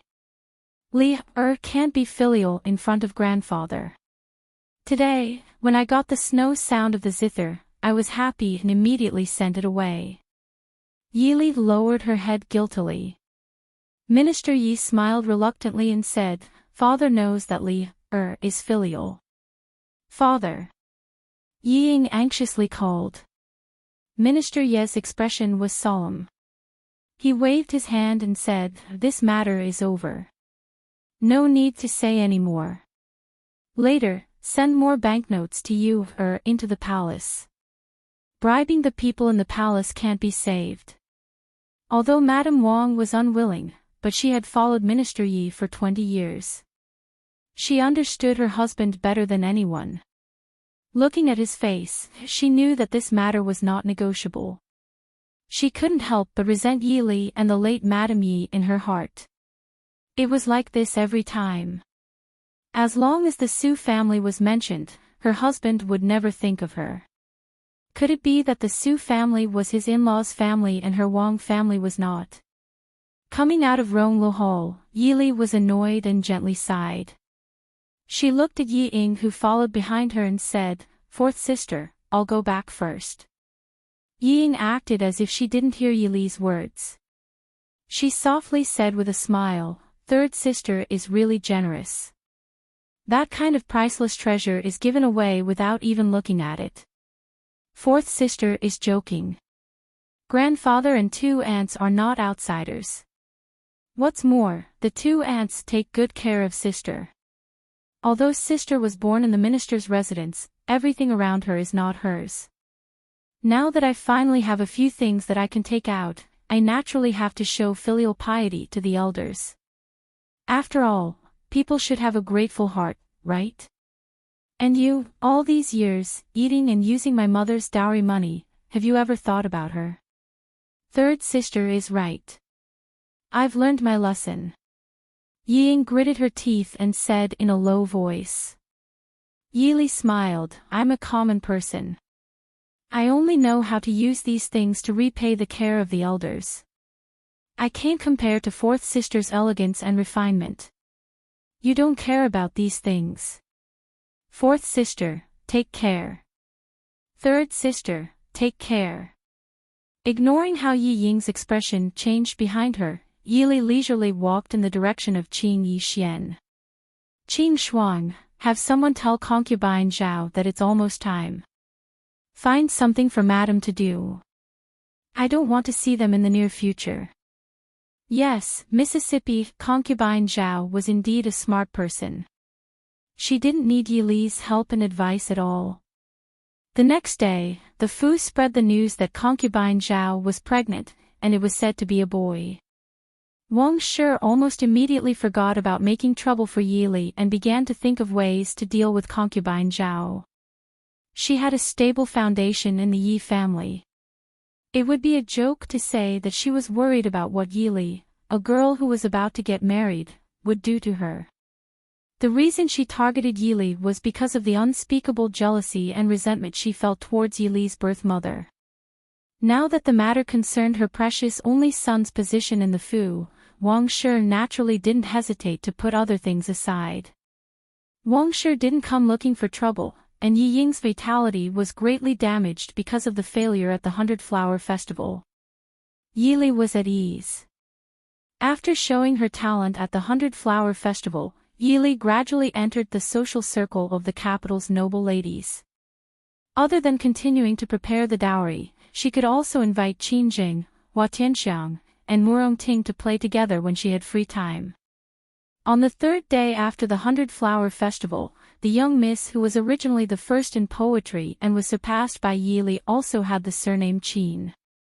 She was the sister of the capital's magistrate, Qin Mu. Qin Yuling also sent an invitation to Yili. Although they didn't have much contact, Yili had a good impression of this iron-faced magistrate's sister. After exchanging letters a few times, they became more familiar with each other. Yili, who was in a good mood, didn't mind concubine Zhao coming to her Qin Yixian from time to pay her respects. She naturally knew what concubine Zhao was thinking. As long as she abided by her promise, Yili wouldn't break her promise. She would naturally ensure that she reached Yunzhou safely and gave birth to the child. On this day, Yili agreed to Qin Zheng's invitation to go shopping. Yili had been idle for the past few days and was preparing to buy some books for herself. She had read most of the books her mother had left behind. However, Yili was clear about her own abilities. Even if she had a photographic memory and memorized all the books in this world, she would never be able to become a talented woman like Qin Zheng, who was proficient in zither, chess, calligraphy, painting, poetry, and song. To put it simply, she didn't have the talent, even if her mother was once the most talented woman in the capital. More importantly, with the memories of her previous life, her thinking and vision had long been fixed. Even after so many years, she still couldn't understand the artistic conception and thinking of the ancient people. Therefore, she could write a few limericks. If she wanted to write an outstanding poem, it was basically impossible. Thinking like this, Yili felt that her grandfather, who had forced her to memorize so many ancient books, was really too wise. At least, he allowed her to pull out 2 poems from her mind to make up the numbers when she couldn't refuse. Chapter 33. Sister Qin, Tianxiang, Murong. When Yili arrived at the appointed tea house, Qin Zheng and the other 2 had already arrived and were drinking tea and chatting happily. Qin Zheng looked back at her and smiled. Murong Ting pulled her to sit down. You're finally here. How was it? Did your damn sister make things difficult for you? Yili raised her eyebrows. Sorry I'm late, but why do you think she would make things difficult for me? Not only Madame Wang, but even Yiying had been away for the past few days. How could they have the time to make things difficult for her when they couldn't even see her? It's better to be careful. I heard that Her Highness Zhoui in the palace has been in a bad mood these days. Hua Tianxiang held the teacup with a reserved and elegant smile. Yili blinked her eyes, understanding in her heart. She thanked Hua Tianxiang silently. Hua Tianxiang raised her eyebrows and raised her teacup to her. Murong Ting looked at her good friends around her and couldn't help but laugh.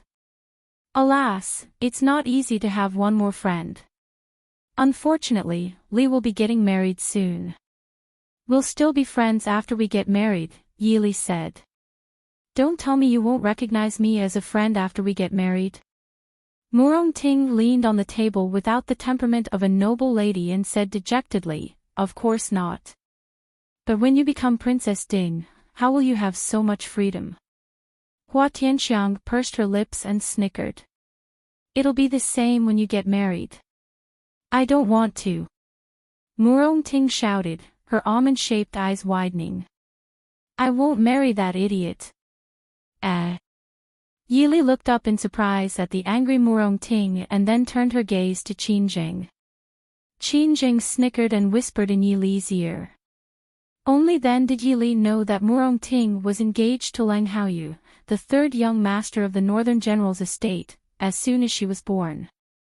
But compared to his eldest brother, Leng Qingyu, who was proficient in both literature and martial arts, Leng Haoyu was a hedonistic son who was good at eating, drinking, and playing. How could Murong Ting, who came from a family of generals and was the only daughter of General Yang Wei, like Leng Haoyu?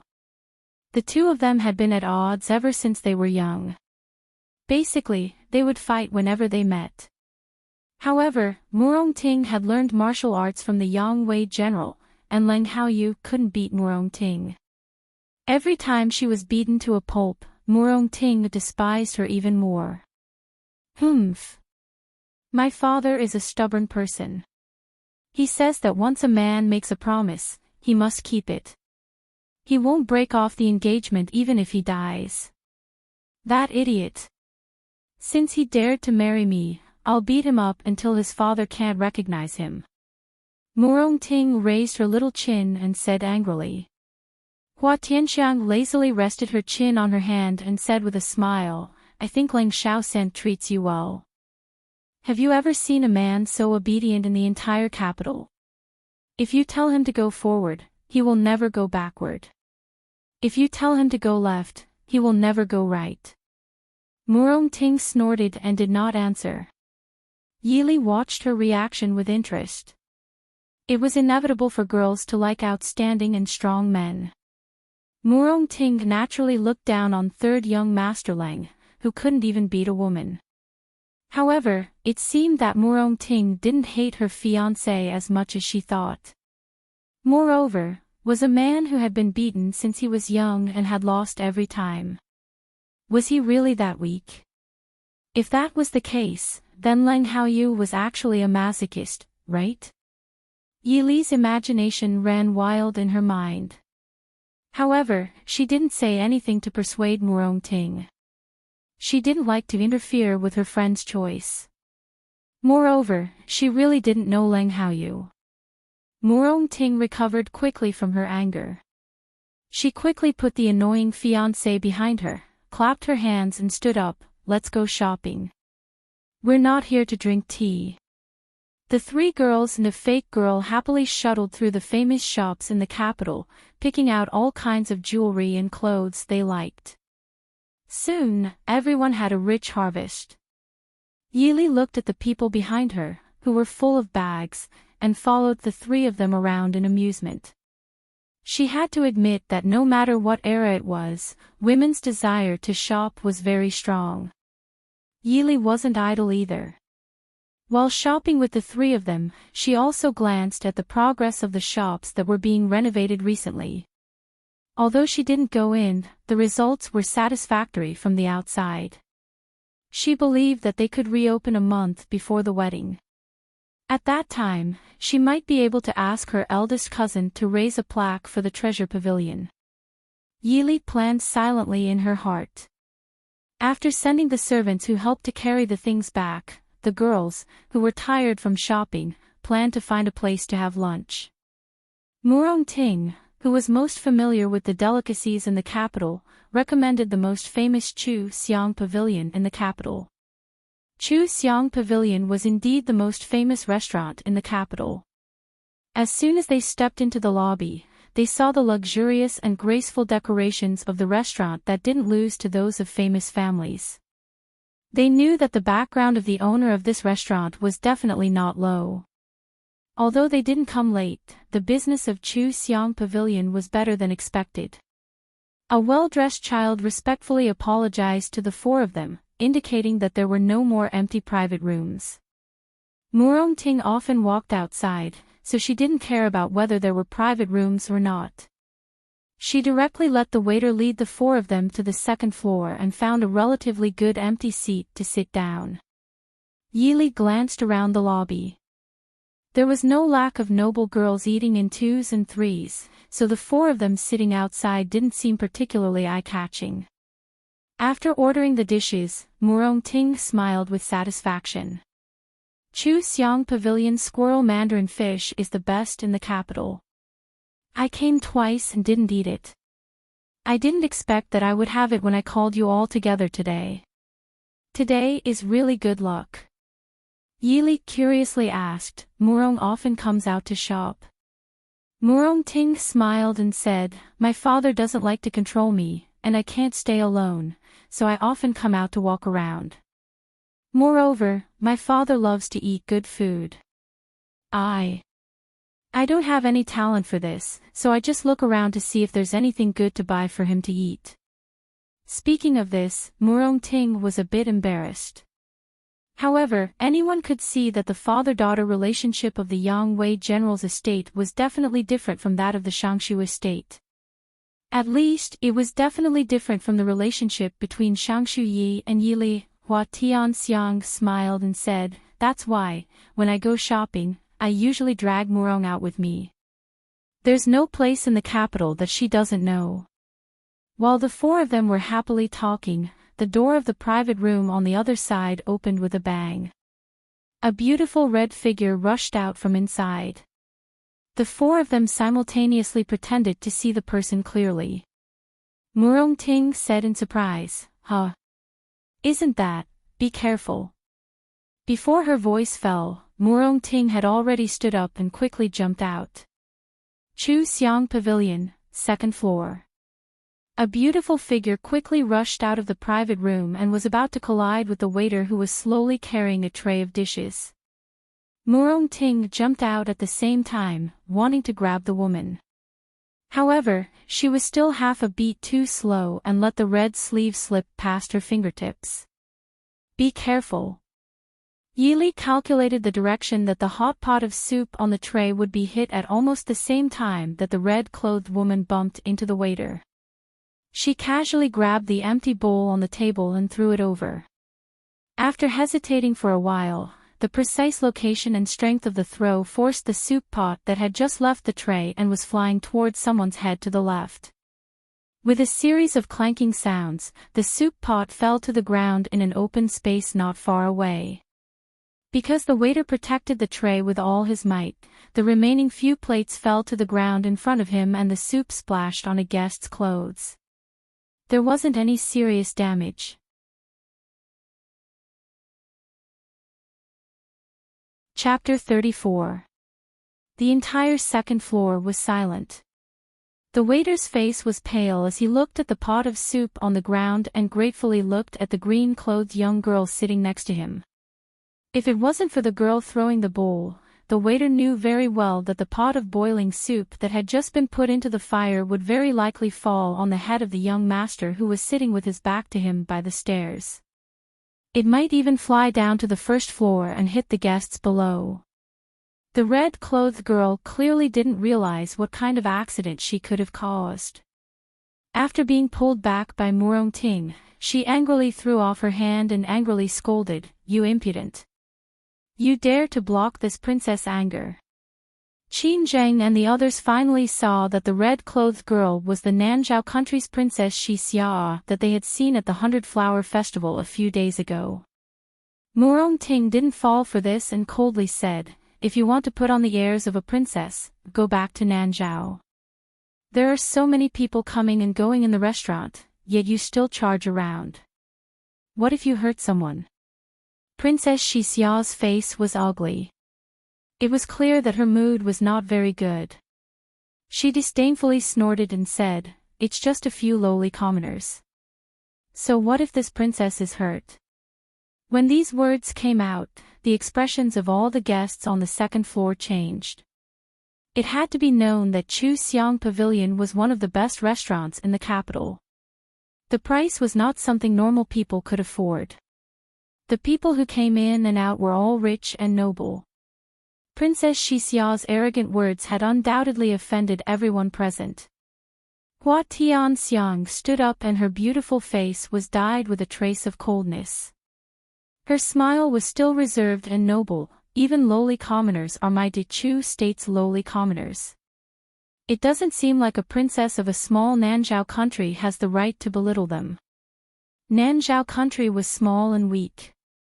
If it wasn't for the three powerful countries that kept fighting each other for several hundred years, the small Nanzhao would have been swallowed up long ago. "You have big guts." Princess Shi Xia's face was gloomy as she angrily stared at Hua Tianxiang. Hua Tianxiang slightly raised her chin and stared back at her without showing any weakness. She was just a princess of a small country. She respected her a bit because of Zhao Yang, eldest princess. Did she really think that the nobles of Chu state were afraid of her? "Princess Shi Xia, you should know what kind of place Chu Xiang Pavilion is. If someone is hurt, I'm afraid Princess Royal will be in a difficult position. Qin Zheng said with a faint smile. Her eyes looking at Princess Xixia did not have the usual gentle aura. Princess Xixia's expression changed slightly. She snorted and glanced at the back of the man whose hair was almost washed by the boiling hot soup. Isn't he fine? Mind your own business. Hua Tianxiang withdrew her gaze from Princess Xixia and smiled at Murong Ting. Murong, forget it. She was a foreign princess after all. She didn't even know how to apologize. We'll just walk around them whenever we see them. Who knows who will be the next unlucky one? Murong Ting looked Princess Xixia up and down in a serious manner.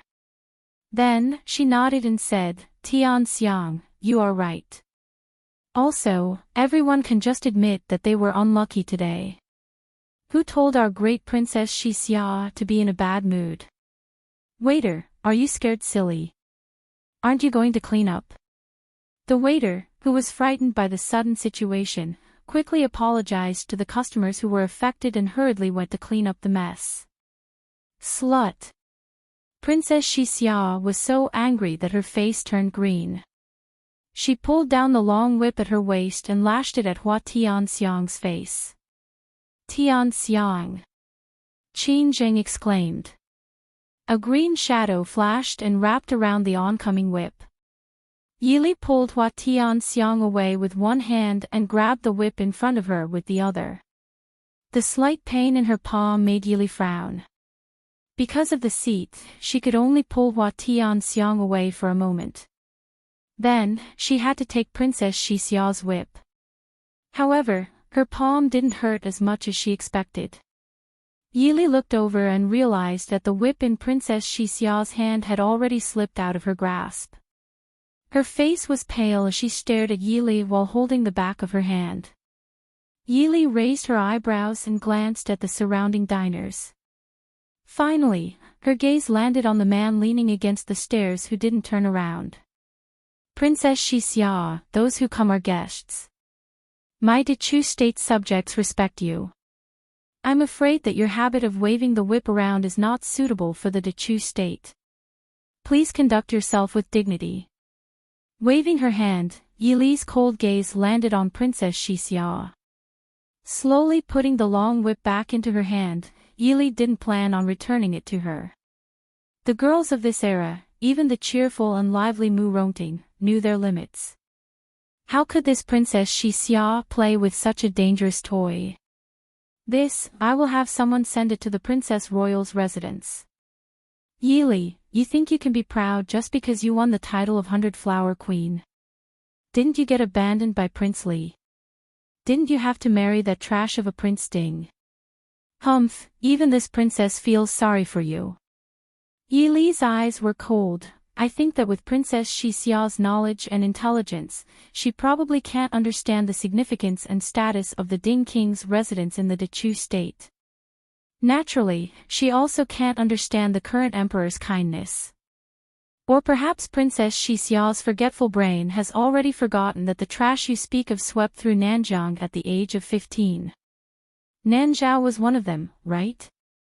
Your Highness the Princess of Nanzhao, who can't even compare to trash, do you still have the face to live? Can you still spout such nonsense here? As for the princess's pity, I probably can't bear it. It's better to keep it for myself. Yili's tone wasn't angry, nor was it hurried. However, it was this kind of slow and leisurely tone that made Princess Xixia's face turn from gloating to green, then purple, then black. Many of the diners present also began to quietly laugh. Hua Tianxiang, who had been frightened by her face being almost disfigured, came back to her senses. She walked to Yili's side and smiled. Li, you've been exposed. How could a small country like Nanzhao know so much? I only hope that with the Princess Royal's guidance, some people will know what a true princess style is. After all, the Princess Royal is the model of a woman in our dynasty. Murong Ting walked over angrily. She had almost lost her courage from not being able to save Hua Tianxiang in time. Now that she reacted, she didn't have a good expression towards Princess Xixia. Tianxiang is right. Princess Xixia is only envious of Lili. Although Lili can't be Princess Ding, she can be Princess Ding. She didn't want a certain princess to travel thousands of miles, hee. After being secretly pinched by Qingjing, Murongting reluctantly stopped her words and replaced them with two laughs. However, the meaning of that unfinished sentence was already clear enough. What's going on? Xixia, what are you doing? The door to the private room was opened again. Mo Jingli looked at this scene with a cold face and sword-like brows furrowed. When his gaze fell on Yili, his face became even more gloomy. Brother Jingli, they're bullying Xia. Seeing Mo Jingli come out, Princess Xixia hurriedly leaned over, a trace of a girl's delicate appearance on her face. Oh, everyone present pretended to be eating seriously, but their ears were pricked up. His Highness Prince Li was going to get married at the beginning of next month, right? Why was he having a tryst with Princess Xixia in a restaurant? Could it be that after His Highness Prince Li abandoned the Yi family's third miss, he was finally going to abandon the Yi family's fourth miss?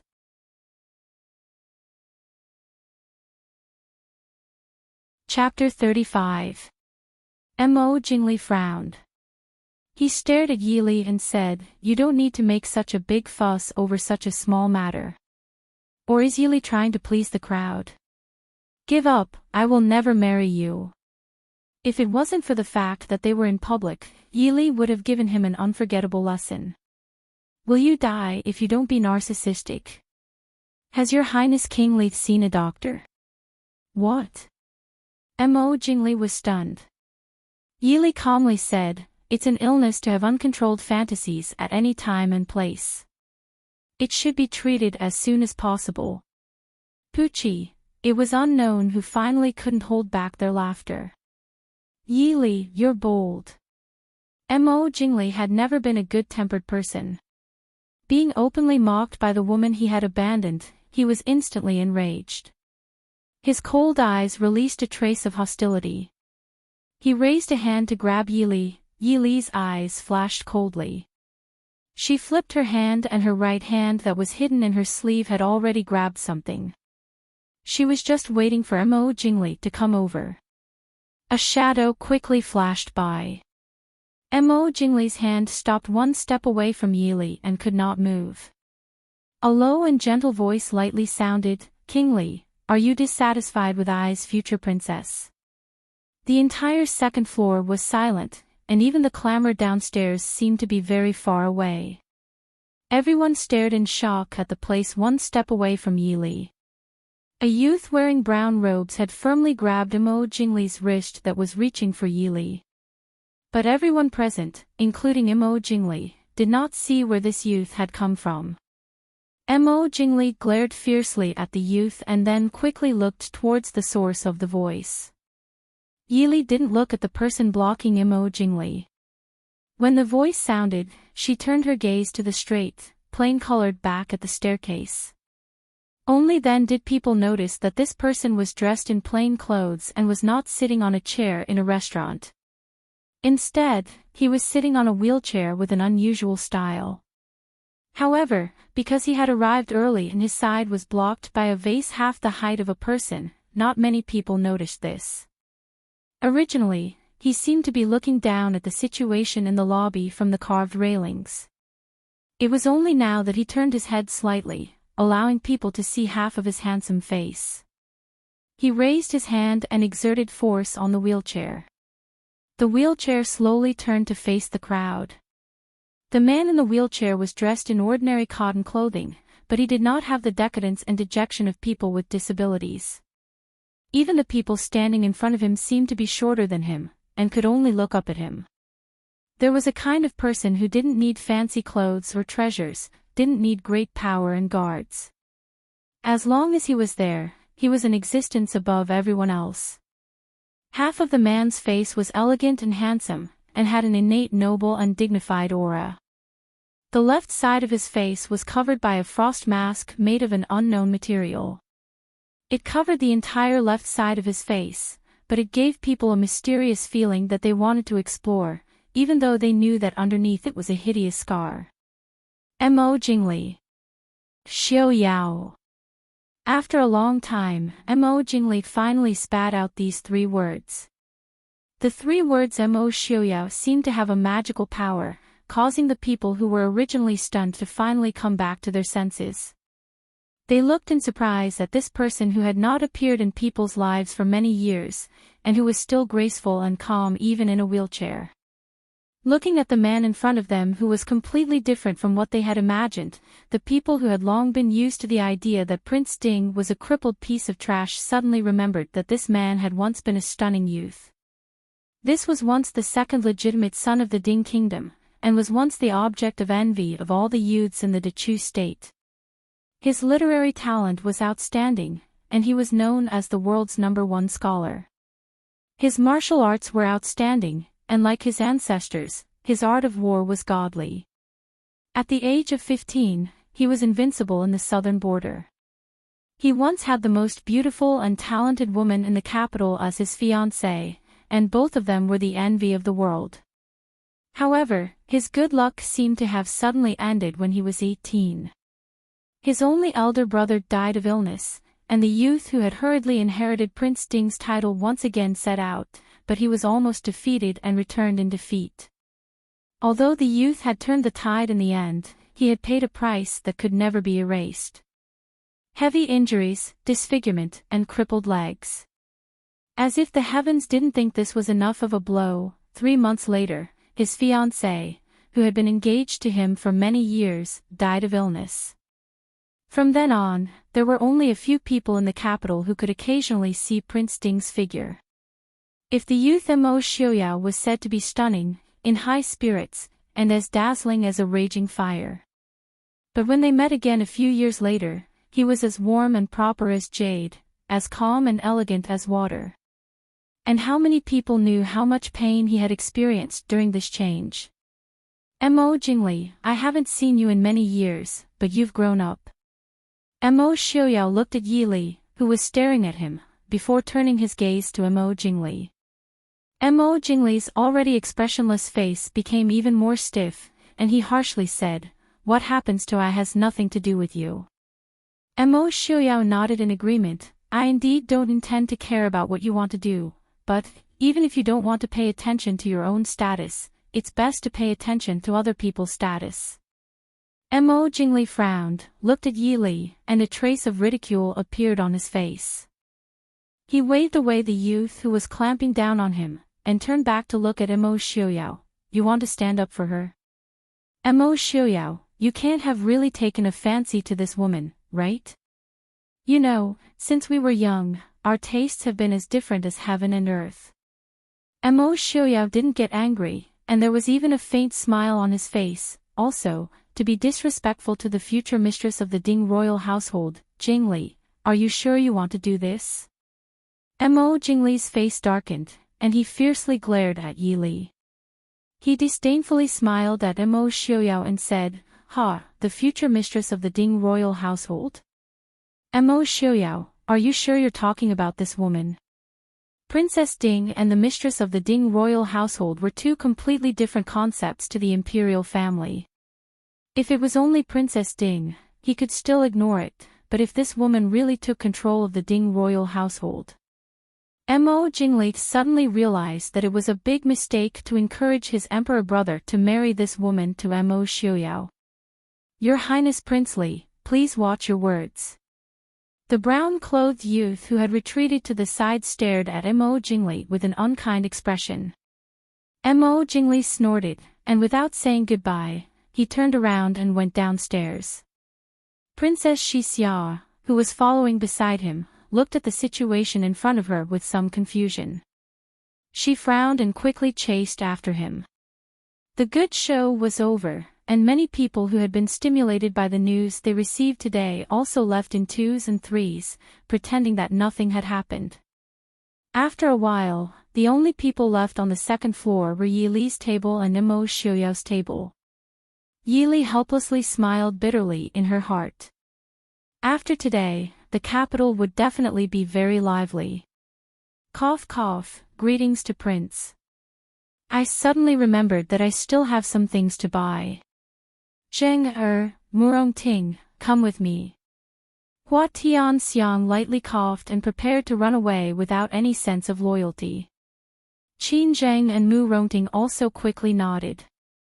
After seeing Mo Xiuyao nod in agreement, they quickly went downstairs. Before Qin Zheng left, she didn't forget to give Yili a worried and encouraging look. Seeing the figures of her good friends disappear at the top of the stairs, Yili sighed in amusement. They wouldn't think that she was embarrassed like other little girls, right? Alright, seeing a fiancé that she had never met in this kind of situation, it seemed that she should express a certain degree of shyness. Thinking about it, Yili decided to give up on such a difficult performance. She raised her head and looked at Mo Xiuyao, who was also sizing her up. Prince, why don't we change places to talk? After all, people still have to do business here.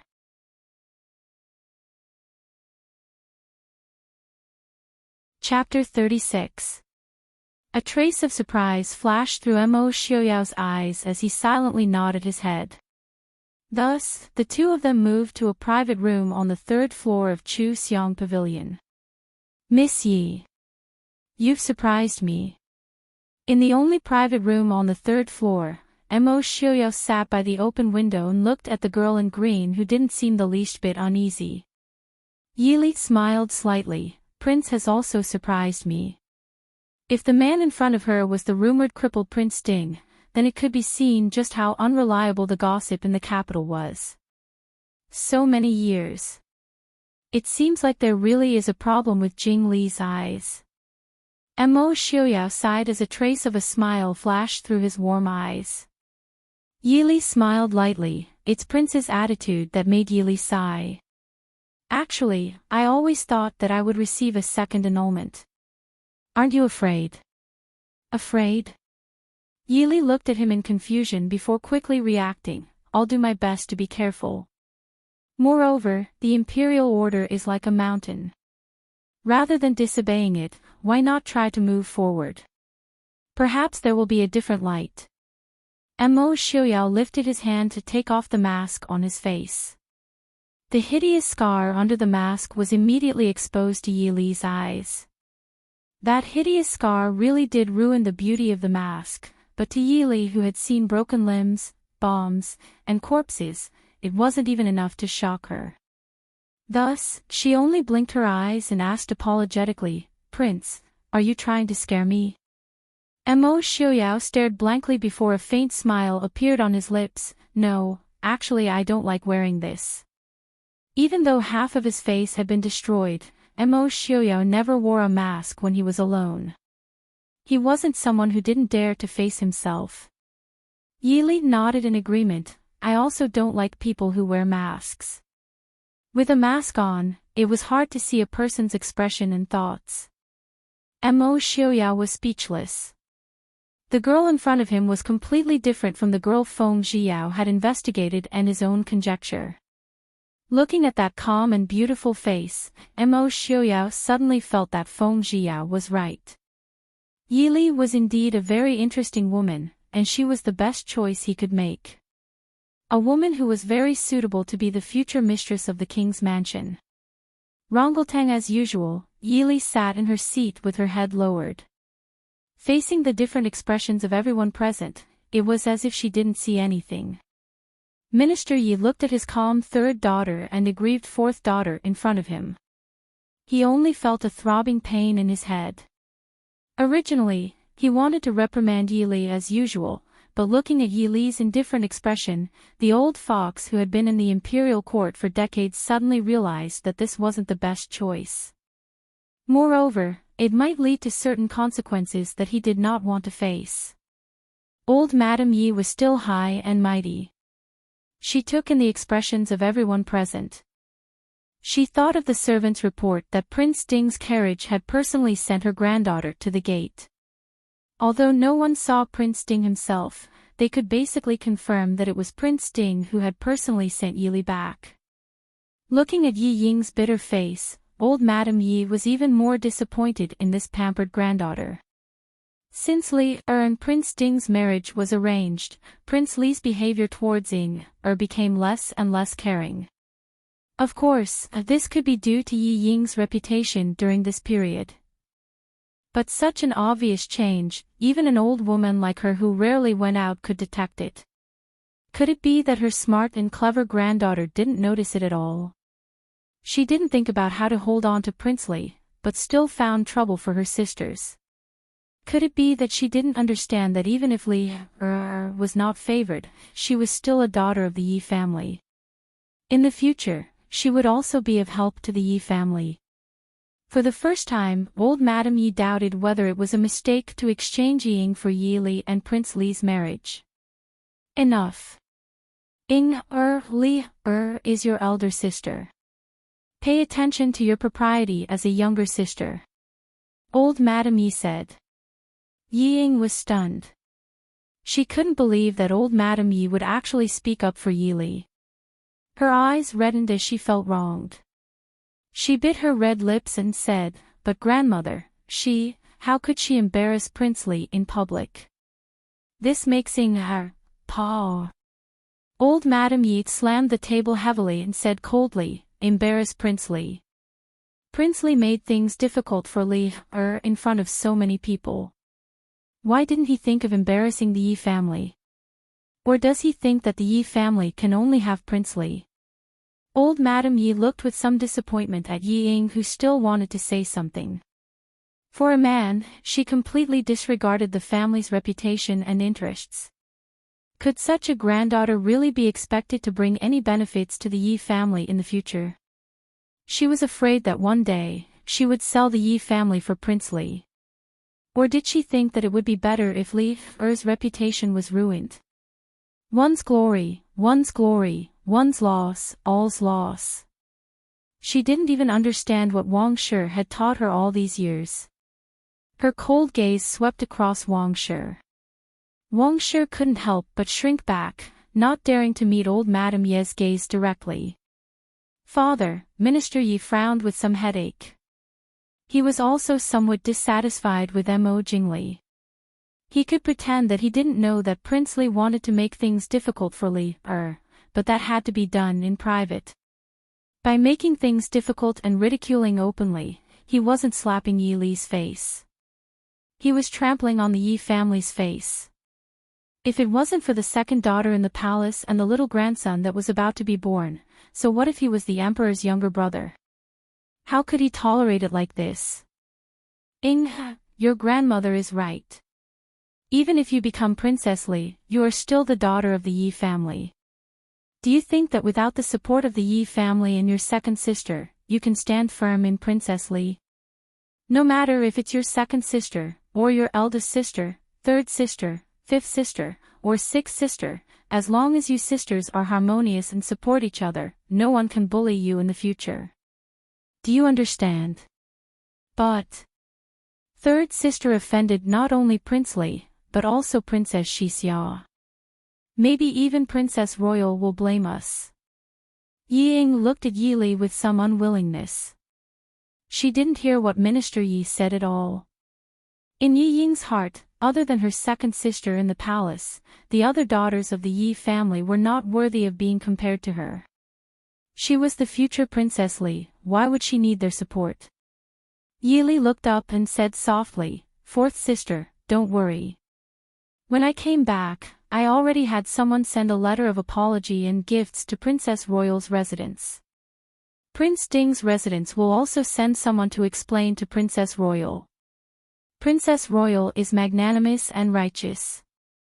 I don't think she will blame us, the younger generation, for such a small matter." Of course, at the same time, Qin's residence, Murong's residence, and Duke Hua's residence also went to apologize. Hearing this, old Madame Yi showed an appreciative smile and said, "Li handled this matter very well.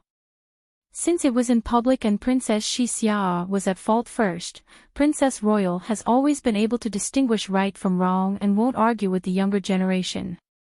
His Highness Prince Ding is also considerate. When he returns, he will send a gift to the Prince Ding mansion, saying that he is thanking Prince Ding for personally sending Li Er back. Let Li Er handle it herself. If you want to send something, just go to the storeroom and get it. After hesitating for a moment, old Madame Yi still handed this matter to Yi Li. She was really worried about Madame Wang. Although the Yi family didn't need to curry favor with Prince Ding's residents, they couldn't make their relationship worse.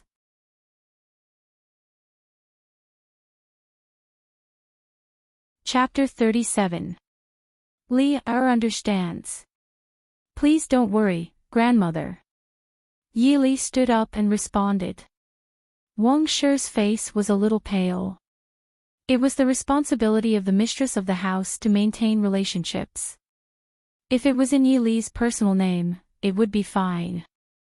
But in the name of the Yi family, she asked Yi Li to do it. It was clearly embarrassing her as the mistress of the house. Old Madame Yi did not give her a chance to speak. She frowned and said, if you have time, you might as well take care of Ing Er's dowry. Don't forget that there are not many days left before the wedding. Yes. Wang Shi responded timidly. Master, old Madame Ye's nanny hurried in. She deliberately looked at Yi Li before walking to old Madame Yi and said, Old Madame, young Master Su and the second, third, fourth, and fifth young masters of the Su family are here to visit. What? Minister Yi was so shocked that he jumped out of his chair. The young masters of the Su family came to visit at the same time. Didn't that mean that his troublesome brother-in-law had also arrived in the capital? Of course, with Master Su's pride, he would never personally visit the Yi family who killed his only baby sister. Old Madame Yi reacted quickly and said, Quick, invite the young Master Su in. Yi Li was also a little surprised. She did not know that her uncle and cousin had arrived in the capital and did not go to greet them. This made Yi Li feel a little guilty. When her uncle was still in the capital, he doted on her the most. After not seeing him for so many years, even Yi Li did not know what to do. Grandmother, Li Er will go and greet them personally. Old Madame Yi nodded and said, Go. Ing Shan Lin go too. She ignored Yi Lin and Yi Shan's surprise and Yi Ying's dissatisfaction. She also did not care what old Madame Yi was thinking. Yi Li got up and walked out quickly. Yi Lin and Yi Shan behind her also quickly followed.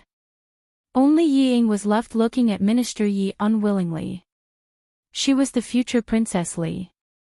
Why should she go and greet Yi Li's cousin? Minister Yi had a headache. This daughter of his was really spoiled too much. Seeing Minister Ye's expression, Yi Ying knew that her father was really angry. She had to bite her lips and turn around to follow Yi Li and others. Before Ing Er's wedding, let her come to Rongla Hall every day to serve me, her grandmother. Old Madame Yi looked at Wang Shi and said coldly. This daughter-in-law still has many things to tell Ing I'm afraid. Wang Shi said uneasily. You teach. Look at what you've taught them all these years. Old Madame Yi said coldly. They don't know when to advance or retreat. Just because she had some talent and looks, she didn't know the immensity of heaven and earth. These are nothing in the boudoir, but once you get married, you will have to take charge of a manor. Can those poems, songs, dances, and schemes that you taught be enough to support the Li Palace's reputation? Minister Yi nodded and said, Mother is right. Zhou Nyang was personally taught by her mother. It is Ing Er's fortune that Mother is able to give her some advice. Seeing that her husband had agreed without hesitation with an irrefutable expression, Wang Shi could only helplessly endure it. Recently, those little bitches have been restless, especially that concubine Mother Zhao. She didn't have time to care about Immerse matters. At the gate of the Yi mansion, two handsome youths came down from the carriage. The youth in front glanced at the housekeeper waiting at the gate of the Yi mansion, and a trace of dissatisfaction flashed in his eyes. He clicked his tongue and smiled at the people in the carriage. It seems that Big Brother's face is not enough. No one came to pick us up. The youth who came down behind him and was 2 years older glanced at him and said, "Did Big Brother let you come to show off?" The youth didn't care and made a face at his brother. "Who cares? I'm here to see sisterly Su Qingyan, pay attention to your etiquette," someone in the carriage said lightly. Su Qingyan blinked at his brother and complained in a low voice, "Second brother is fiercer than Big Brother." Su Qingbai rolled his eyes at him. "If you know he's fierce, why do you keep provoking him?" The head steward of the Yi residence looked awkwardly at the two young masters of the Su family who were talking to each other. These two young masters obviously treated his invitation to the young masters as a passing wind and had no intention of entering, not to mention the young masters who were still sitting in the carriage and had not even seen them. Just as he was hesitating whether or not to go forward and invite them, Yili's excited voice came from the gate behind him. "Is it fourth cousin and fifth brother?" Su Qingbai turned to look at the girl in green who came out quickly. His gaze changed from a bit of a stranger to a warm smile when Yili came closer. I'm fourth brother. Do you remember me?" Yili nodded slightly. Su Qingbai was the closest to her among the 5 children of the Su family. He was only 1 year older than her. So he was the closest to her when they were young. When she lived in the Su family, the two of them also studied and played together. "Fourth brother. He, big sister I'm Qingyan." Su Qingyan didn't want to be left behind and came forward. Yili looked at the handsome youth in front of her and smiled. "Fifth brother has grown up. You really look like eldest aunt." That year when we left the capital, fifth brother was still a child. Su Qingyan's handsome face fell. "Big sisterly bullied me. Big brother, second brother and cousin. Third brother." The curtain of the carriage behind them was lifted and Su Qingfeng jumped down from the carriage. Fortunately, still remembers third brother. Otherwise, third brother would be jealous. 2 young men came out of the carriage. They were the Su family's eldest son, known as the #1 scholar in the world, Su Qingchen, and the Su family's second son, Su Qingze. Su Qingchen was dressed in white. When he saw Yili, his handsome face was dyed with a faint smile. Compared to Su Qingchen's handsome and elegant appearance, the 19-year-old Su Qingze had a more serious and solemn expression. He gave off a cold and distant feeling, but Yili could also feel the warmth in his eyes when he looked at her. "Big brother, second brother," Yili softly called out. She didn't know why, but her eyes were somewhat sour. A strange feeling of not knowing what to do surrounded Yili, who had always thought that she could handle it with ease. Even though there were many sisters in the Yi family, Yili had always felt that she was alone. But suddenly, there were so many brothers by her side. It was as if she had returned to the time when her mother hadn't passed away and her uncle and grandfather hadn't left the capital. It was as if she had returned to her previous life.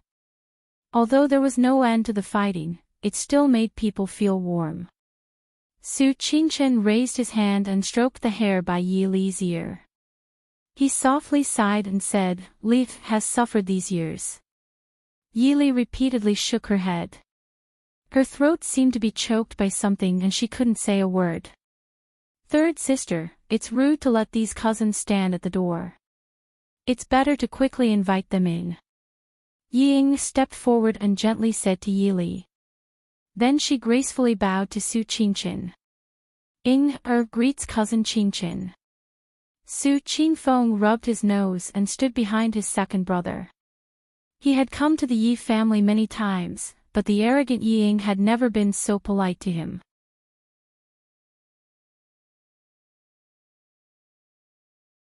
Chapter 38. Yi Ying's expression changed slightly and she forced a smile. Yi Li quickly calmed down and smiled at Su Qingchen. Li Her has been rude. Eldest brother, let's go in. Father and grandmother are waiting for cousins and fifth brother. Su Qingchen nodded.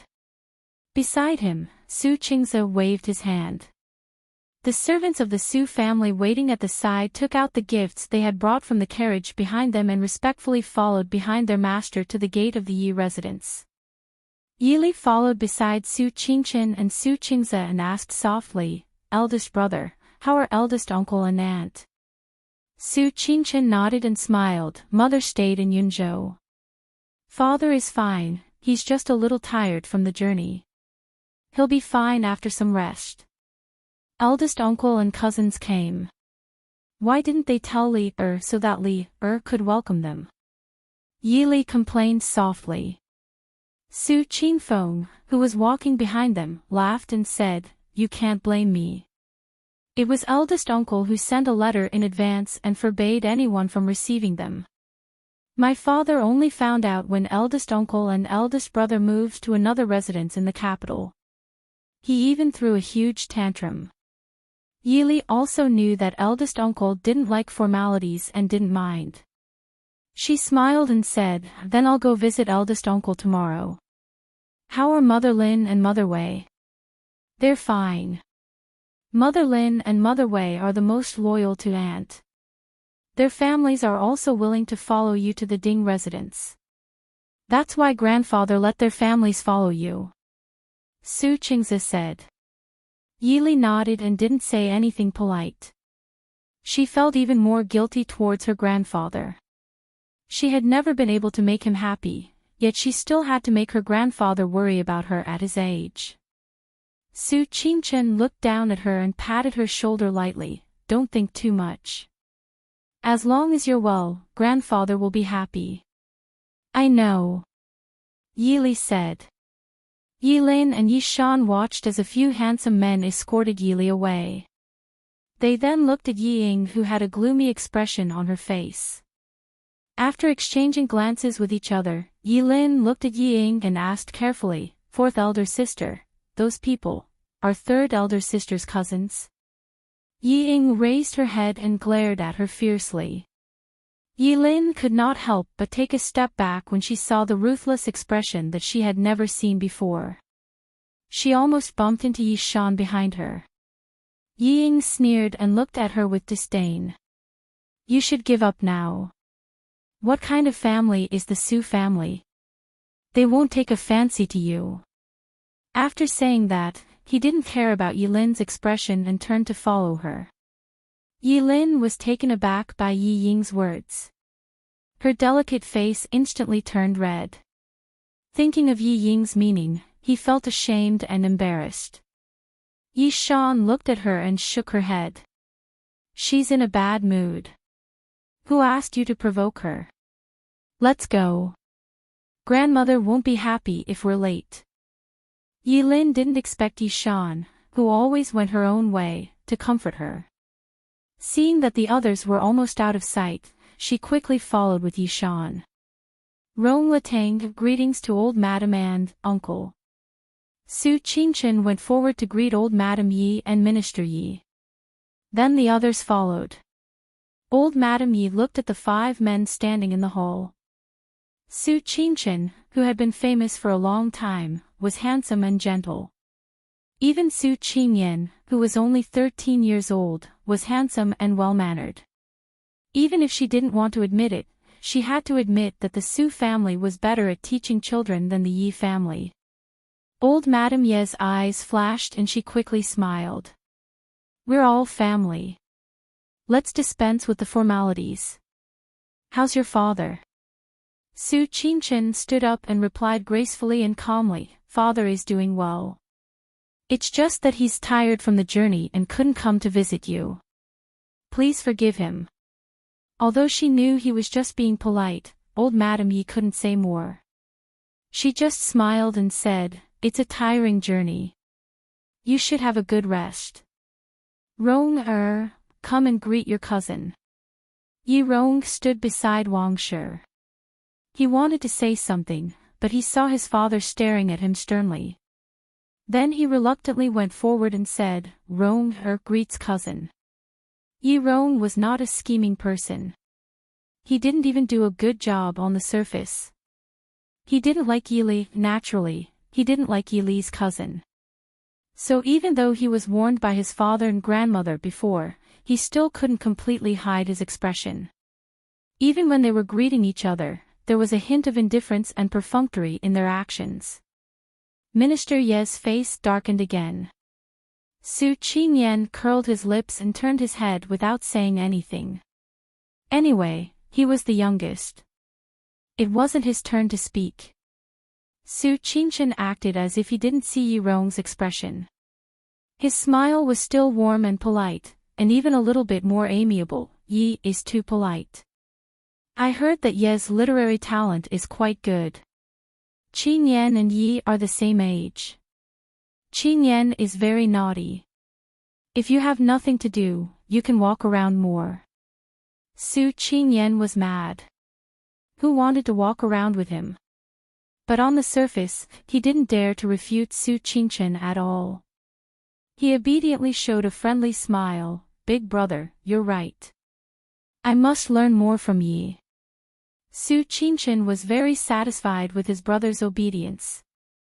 Later, he asked people to send gifts for Yi Rong and the Yi family. Yi Rong suddenly had a better impression of Su Qingyan. Compared with Su Qingfeng, who always picked on him, threatened him, and despised him, Su Qingyan, who didn't look down on him at all, was simply too likable. Su Qingyan, who was forced to make friends, quietly flashed to Su Qingbai's side. He secretly poked his arm, and then gave him a puzzled look. Why does big brother like this fool? Su Qingbai's eyes were upright and fair, because he's stupid enough. How could an idiot think that his big brother would really like the Yi family except for his cousin? The possibility was even lower than that his big brother wouldn't make things difficult for Prince Ding, okay? The young masters of the Su family, led by big brother Su Qingyan, had a cordial meeting with Minister Yi and old Madam Yi. As for Wang, who sat on the side and couldn't get a word in several times, she was deliberately ignored.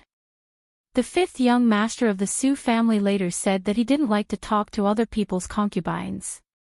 That's right, in the eyes of the Su family, they had never recognized Wang's status as the legal wife. Not to mention the grudge between Wang and the late Madame Su, the Su family itself didn't recognize concubines as the legal wife. Of course, this might also have something to do with the fact that no one in the Su family took in a concubine, except for a few rare cases.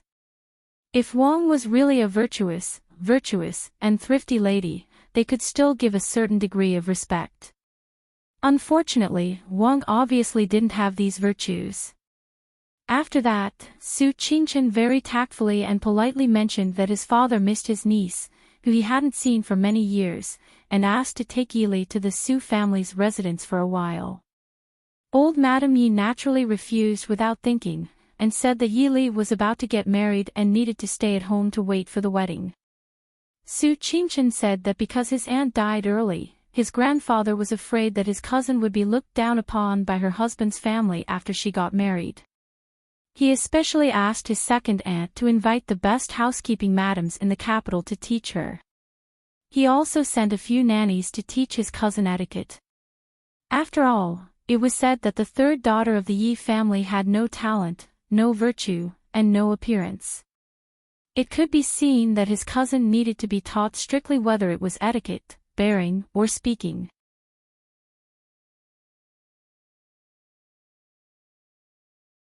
Chapter 39. Seeing old Madame Yi shut her mouth with a look of bitterness that she couldn't say.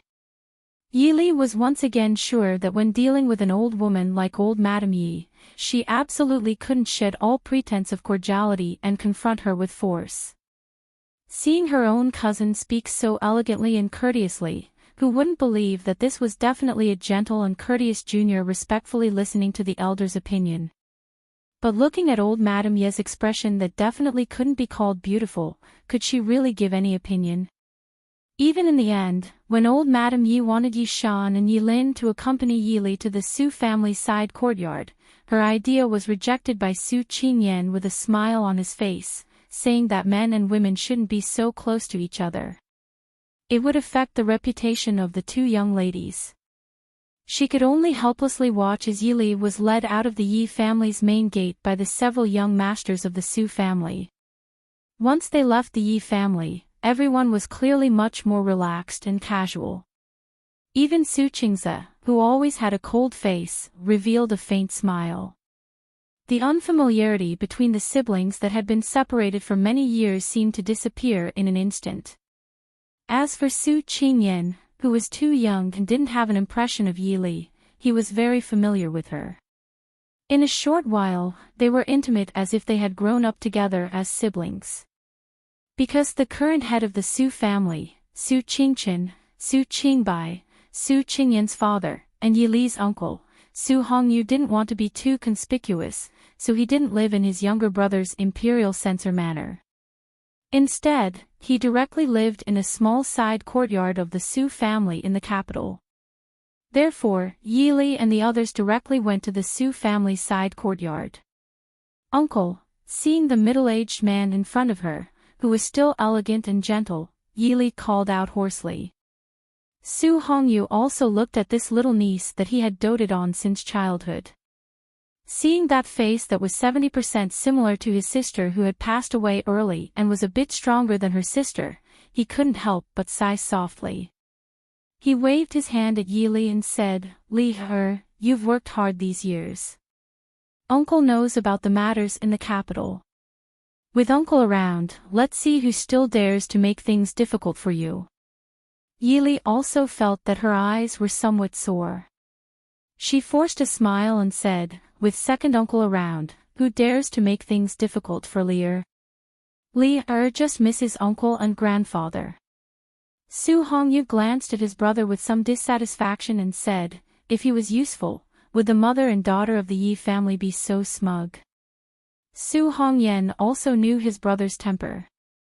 He could only helplessly smile bitterly and said, "Big brother is right. It's your younger brother who didn't take good care of Li, Uncle." Yi Li shook her uncle's arm unwillingly. She didn't feel any pressure to act coquettishly in front of her uncle. After all, she had been like this since she was young. Who asked her to be a real child at that time? Moreover, he was the only child in the entire Su family who was not afraid of first uncle. Su Hongyu lovingly rubbed the back of Yi Li's head and said with a smile, "All right, uncle was just saying. I haven't seen you for so many years, but you only care about your second uncle. That's not true. Li has always missed uncle and grandfather. Then when your grandfather wants you to go to Yunzhou, you still dare to refuse." After chatting with her two uncles for a while, Su Hongyu had Su Qingyan bring her to the room that had already been prepared. At the same time, she could see the two mamas who had been waiting for a long time. Yi Li also knew that her uncle and cousin probably had something to talk about. She obediently followed Su Qingyan. Yi Li's room had already been prepared. It was in a quiet and secluded courtyard in the innermost part of the residence. The residence of the Su family, whether it was the imperial censor's residence or the former Su residence in the capital, was all simple and elegant. It also suited Yi Li's feelings very well. As soon as she stepped through the door, someone immediately came up to greet her. "Miss." Two mamas dressed in plain clothes came up to greet her. When they saw Yi Li, they couldn't help but be stunned. Their eyes filled with hot tears. "Mama Lin." "Nanny." Yi Li called out. Mama Lin was a personal maid who had followed her mother since childhood. She was almost 50 years old this year. Yi Li's nanny was also a child of the Su family. She was also 40 years old this year. Yili still remembered that when she forcibly sent Mama Lin and Mama Wei back to the Su family, the two of them knelt in front of her and begged her. They would rather die than leave. Since then, until she met Qing Shuang, there had been no one she could trust around her. However, Yili didn't regret it. Because she was very clear that at that time, she had just recovered her memory and her mind was still in a mess. Moreover, her body was also very weak. It was impossible for her to protect these two people who were sincerely good to her. Miss. The two mamas quickly walked to Yili. Mama Lin said with tears in her eyes, Miss has finally grown up. You look so much like Miss. Wei Mama's feelings for Yili were even deeper. After all, she was the one who personally took care of Yili since she was young. Sob. I'm sorry, eldest Mississippi. I've left eldest Miss alone in the Yi residence for so many years. Fortunately, Miss is fine. Yili sighed in her heart. She was still a little clumsy to deal with such a situation. She could only persuade the two mamas clumsily. Su Qingyan looked at Yili's somewhat stiff appearance and secretly laughed. At the same time, he was sure that the Yi family had mistreated his cousin. Ahem. Mama Lin, Mama Wei, you will be with Sister Li in the future. It's not very soon. Why don't we go inside and talk slowly? After being reminded by Su Qingyan, the two mamas quickly wiped their faces and nodded repeatedly. Fifth young master is right. We were careless. Quick, miss, see if you like your room. If you don't like it, we can change it. Watching Yili being pulled away by the two mamas, Su Qingyan, who had been forgotten, was stunned for a moment. He rolled his eyes at the sky and turned to walk out. Yili was pulled into her room and received the enthusiasm of the two mamas. On the other side of the courtyard, the atmosphere in the study was somewhat cold. Su Hongyu sat behind the desk and looked at his younger brother. The smile on his lips made Su Qingfeng and Su Qingbai, who were hiding behind him, couldn't help but shiver. So, His Highness Prince Li thinks that Li is not worthy of him and turned to seduce the Yi family's fourth young Mississippi. And the Emperor thinks that Li's reputation of 3,000 to 5,000 gold and the shame of being abandoned by Prince Li can be used to humiliate Prince Ding. Everyone's lips couldn't help but twitch. Seduce. Eldest uncle, you are a great scholar. Can't you speak more elegantly? Su Hongyan nodded and said, it is indeed so. As if he still felt that the atmosphere in the study was not low enough, Su Qingchen, who was sitting at the lower end, had a smile that was even more graceful than his father's as he took out a letter from his sleeve and said, just earlier today, Li Wang publicly stated at Chu Xiang Pavilion that no matter how much Li Er tries to please the crowd, he will definitely not marry her. Shiver. Su Qingyan, who had just slipped in, inconspicuously moved behind his fourth brother. Su Hongyu took the letter and looked at it for a while. He didn't say anything for a long time. Just as Su Hongyan was about to speak with some worry, he heard Su Hongyu laugh and say, not bad. You are truly worthy of being my Su family's daughter. As he said this, he directly handed the letter to Su Hongyan. Su Hongyan's lips twitched as he tried not to laugh. He had always stayed in the capital. How could he not know that this niece of his was definitely not as elegant as she appeared to be on the surface? But to be this fierce was rare. She was probably really provoked by Prince Li.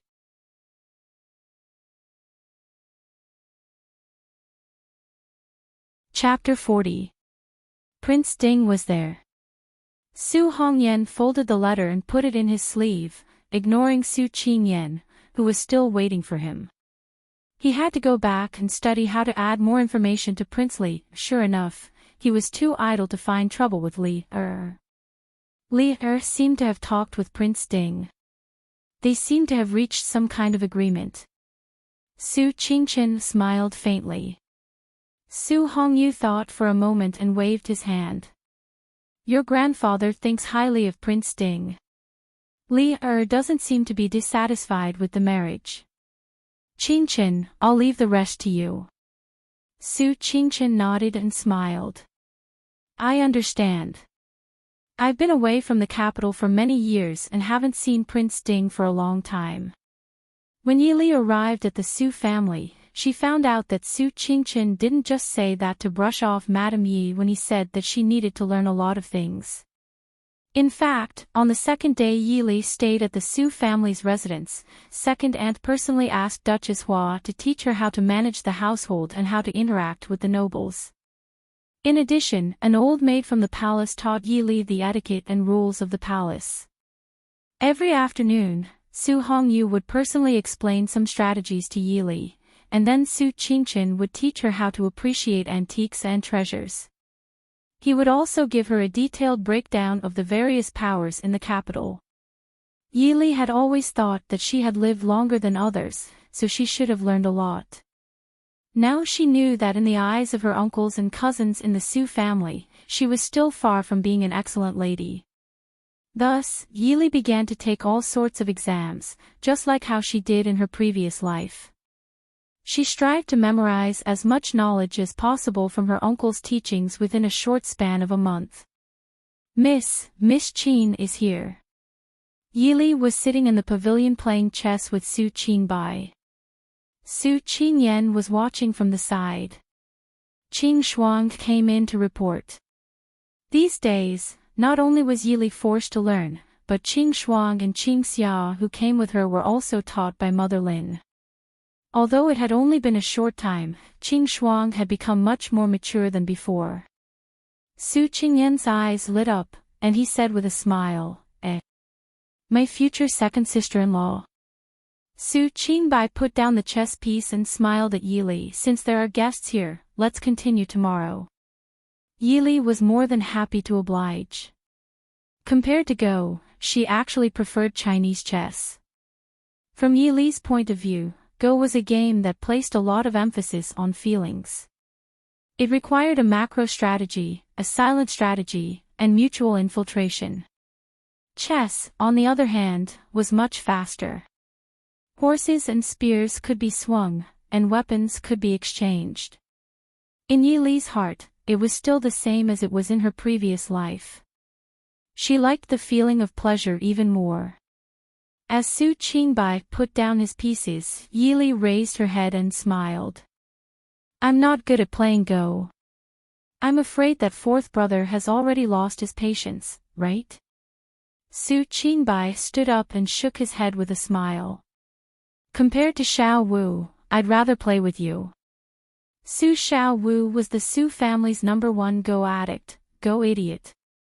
He was terrible at playing Go, but he was still obsessed with it. It was a pity that even the servants in the Su family disdained to play Go with him. Hearing Su Qingbai's words, Su Qingyan looked at Yili with a mournful expression. Yili couldn't help but twitch her mouth. She really didn't know if fourth brother was praising her or insulting her. Qin Zheng was quickly invited in, and Su Qingbai also took Su Qingyan out. Li, it seems like you're doing well in the Su family. Qin Zheng stood outside the pavilion and smiled at Yili. Yili's face was ashen as she pulled Qin Zheng in. I never knew that I still had so many things to learn. Qin Zheng covered her mouth and snickered. Auntie passed away early, so you naturally have more to learn. Which one of us didn't grow up from elementary school? Moreover, you're not marrying into an ordinary family, but into the Ding royal estate. You can't blame Uncle Su and the rest for being so meticulous. Yili thought of the 2 military strategy books that she still had in her study and couldn't help but frown. Those who didn't know would think that she wasn't getting married but going to war.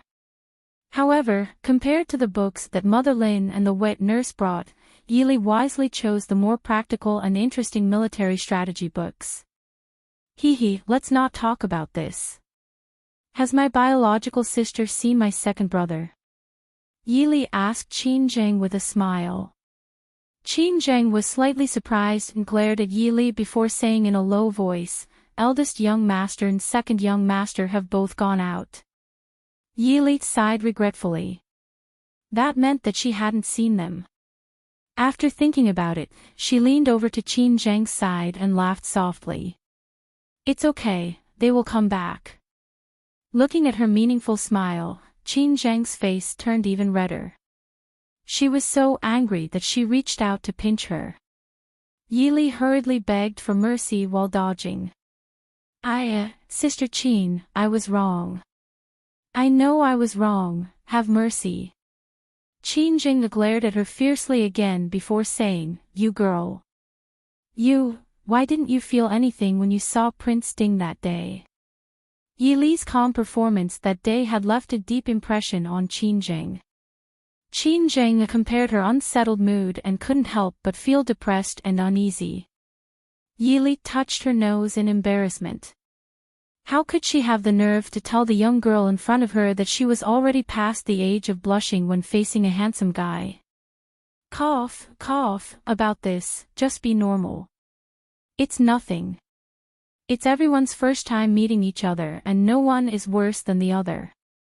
Yi Li persuaded. Qin Zheng angrily rolled her eyes at Yi Li. She finally understood that Yi Li, this weirdo, didn't understand the delicate and beautiful thoughts of a girl. Yi Li cried out, "Who doesn't understand?" While Yi Li was living a busy and happy life in the Su family's residence, the Yi family and the Li Palace were in deep water. The matter of that day at Chu Xiang Pavilion spread through various channels in the capital. Of course, there were all kinds of conjectures from the masses. There were even people in the gambling houses who were betting on when Li Wang would abandon fourth young Miss Yi again. The news of Li Wang and Princess Xixia's affair also inexplicably spread. The Princess of Nanzhao and the Prince of Dechu State fell in love at first sight, but because of their respective identities, they separated. The princess's old love was hard to forget, but the lover who came from thousands of miles away already had another beauty in his arms. Such a sad love tragedy, it was almost written into a storybook and sung in the tea-houses and wine shops. Because of this, Ying found Mo Jingli to complain tearfully. It just so happened that Mo Jingli was in a terrible fix and the two parted on bad terms. As a result, the rumors became even more turbulent. "Prince, Imperial Concubine Dowager invites you in." Mo Jingli stepped into the palace with a gloomy expression. The steward who had been waiting for a long time quickly came forward to report. Mo Jingli nodded. He was originally going to return to his own place, but he turned and walked towards Xian Zhao Grand Concubine's courtyard. "Mu Fei." Xian Zhao Grand Concubine supported her forehead as she sat on the soft couch, her expression somewhat ugly. Seeing Mo Jingli come in, she forced out a smile and said, "Li is here. Come and sit. Does Mu Fei have any orders?" Mo Jingli walked to the seat below the Imperial Concubine and asked. The Imperial Concubine shook her head and said, "Mu Fei just wants to ask you how things are going. Seeing that the wedding date is approaching, if something happens again, it will not look good for the emperor." Mo Jingli said in a deep voice, "Mu Fei, don't worry. It's just some rumors, nothing will happen." Xian Zhao Grand Concubine frowned and said, "Originally, Mu Fei did not agree to you marrying Yi Ying. But seeing that she is Yi Zhaoyi's younger sister, I endured it. Now, things had become so unseemly. Can she still hold up the Li Palace's face in the future?" Mo Jingli's cold eyes flashed with a trace of light and said respectfully, "She is not sensible. In the future, I will have to trouble Mu Fei to teach her well." Xian Zhao Grand Concubine waved her hand and said with some annoyance, "Forget it. Since things have come to this, I can only do this. Go and tell Yi Ying that these days, I will be well behaved and wait for the wedding. Since I want to be the Li Palace's Wang Fei, I need to be praised as a Wang Fei. Especially, don't provoke her third sister."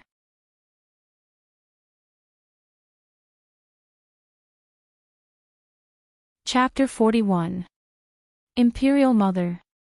The consort dowager sneered and looked at Imo Jingli helplessly. Li, you really made a mistake this time. Although Imperial Mother couldn't see through third young Miss Ye's depth, how could that girl really be a barren daughter like others say? Besides, even if she really is a barren daughter, as long as she isn't a fool, she is still more valuable than Yi Ying. I heard that the head of the Su family, Su Hongyu, and several other young masters have arrived in the capital. Now you should know how important Yi Li is to the Su family. Mo Jingli coldly snorted. No matter how old the Su family is, they have already withdrawn from the imperial court. Besides, that Yi Li has no virtue to speak of. She is unfit to be the princess consort of the Li Palace. The consort dowager sighed and nodded. Forget it, as long as you know what you are doing. Mo Jingli didn't know that the recent days were just the beginning of his bad luck. Even if they had already withdrawn from the imperial court, the power of the aristocratic families that had spanned across 2 dynasties for hundreds of years was not something a mere prince could resist. Ding Kingdom Residence, Prince, third young master Feng is here. Hearing the guard's report, Mo Xiuya put down the brush he was painting and frowned. Let him in. After a while, Feng Xiao appeared at the door of the study, looking like a hedonistic son of rich parents. He said with a grin, the wedding is near and you can still sit still. Mo Xiuya didn't look at him and said indifferently, what are you doing here? It won't be good to let people know that you are in contact with me. Feng Xiao helplessly shrugged. I didn't want to come. Someone wants to see you. The threshold of your Ding Kingdom residence is too high, so they came to find me. Mo Xiuyao stopped painting and pondered for a moment before raising his head. Su Qingchen. Prince Ding is well informed. You really live up to your reputation. Someone outside the door laughed. Su Qingchen, dressed in white, gracefully walked in. The study suddenly accommodated 3 outstanding men with their own characteristics, making it seem a little crowded in an instant. Mo Xiuyao looked at Su Qingchen in silence for a moment, then sighed and said, Thank you for your hard work, great Mr. Su. Su Qingchen nodded in satisfaction and said, There's no need for that. Even if it wasn't you, if it was someone else, Father would still personally come to the capital. You should know that Li is the only daughter of our Su family. Feng Xiao raised his eyebrows and found a place to sit as he looked at Mo Xiuyao mockingly. Like he said, the future Ding Wang Fei's backing was very big. Su Qingchen clearly had no intention of being courteous. He walked over to an empty chair and sat down. Sizing up Mo Xiuyao, he said, Who would have thought that the #1 young general in the capital would become so cultured and refined? When Su Qingchen became famous, Mo Xiuyao was also at the peak of his fame, so the two of them had some friendship. However, one was a martial artist, the other was a scholar. Their personalities were as different as heaven and earth, so they didn't have a deep friendship. Mo Xiuyao lowered his eyes and smiled bitterly. Is Brother Su rubbing salt on someone's wound by mentioning this? Su Qingchen raised his eyebrows and smiled. If Prince can't even accept the current situation, why should the Su family hand Li over to you? Furthermore, this one doesn't see that Prince feels hurt. Mo Xiuyao raised his eyes carrying a faint indifference. If this one feels hurt, will Brother Su not mention it? Feng Xiao rolled his eyes at the 2 people in front of him. I say, do the 2 of you intend to keep talking about this meaningless nonsense? Su Qingchen smiled apologetically. All right, this one has been rude. However, I believe that Prince will forgive the feelings of an elder brother who is about to marry off his sister, right?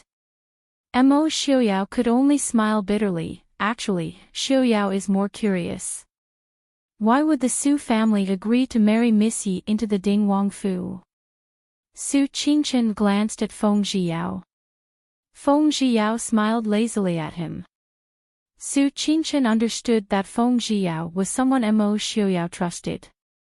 Although he didn't know why Emo Xiuyao would trust a son of the Feng family who was obviously on the emperor's side, Su Qingchen didn't plan to get to the bottom of it, because the emperor won't give us the chance to freely choose.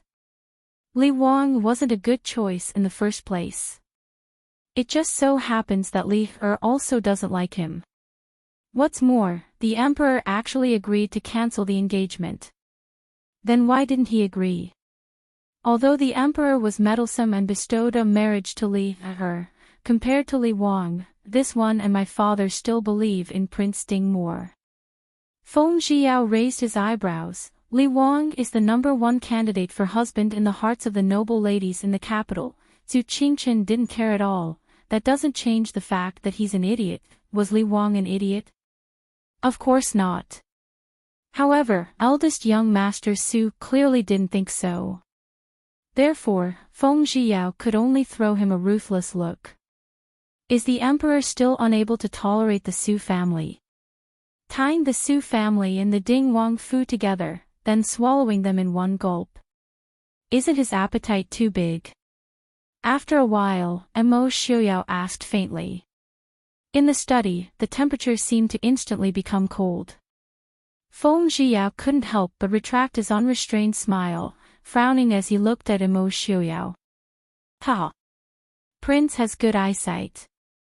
Su Qingchen smiled, his slender fingers lightly tapping the armrest, his actions still boundless elegance. The emperor probably thinks that the Su family and the Ding Wang Fu are no longer as powerful as they used to be. If we act separately, it's hard to avoid alerting the enemy. It's better to capture them all in one go. After all, the Su family is estranged from Mount Li, the #1 school in Dechu State. At least half of the officials in the imperial court came from Mount Li. How can you let the emperor, who has great talent and bold vision, rest assured? For some reason, Feng Zhiyao felt that the words great talent and bold vision coming out of Su Qingchen's mouth were more like sarcasm. Emo Xiuyao nodded, saying, the Ding Wang Fu's vitality is indeed greatly damaged. No wonder the emperor is so confident. Su Qingchen smiled. This one doesn't think the emperor should have that much confidence. Otherwise, all these years, why would the Ding Wang Fu still exist? The Ding Wang Fu was definitely a thorn in the side of the emperor. Back then, when the Ding Wang Fu encountered a huge change, if it wasn't for the man in front of him withstanding his illness to turn the tide, the Ding Wang Fu would probably only exist in the memories of the people. Feng Zhiyao looked at the two equally cultured and refined men in front of him and couldn't help but shiver from the bottom of his heart. To turn the two families that he feared the most into in-laws, the emperor, do you really hate your own vast territory so much? I say, can the two of you discuss something that normal people can accept? He was only a hedonistic son, a hedonistic son. Why did they have to discuss something that could lead to the execution of the entire family in front of him? Su Qingchen nodded in agreement, very considerately changing his words. All right, I feel that there will be some changes in the marriage between Prince and Li Er.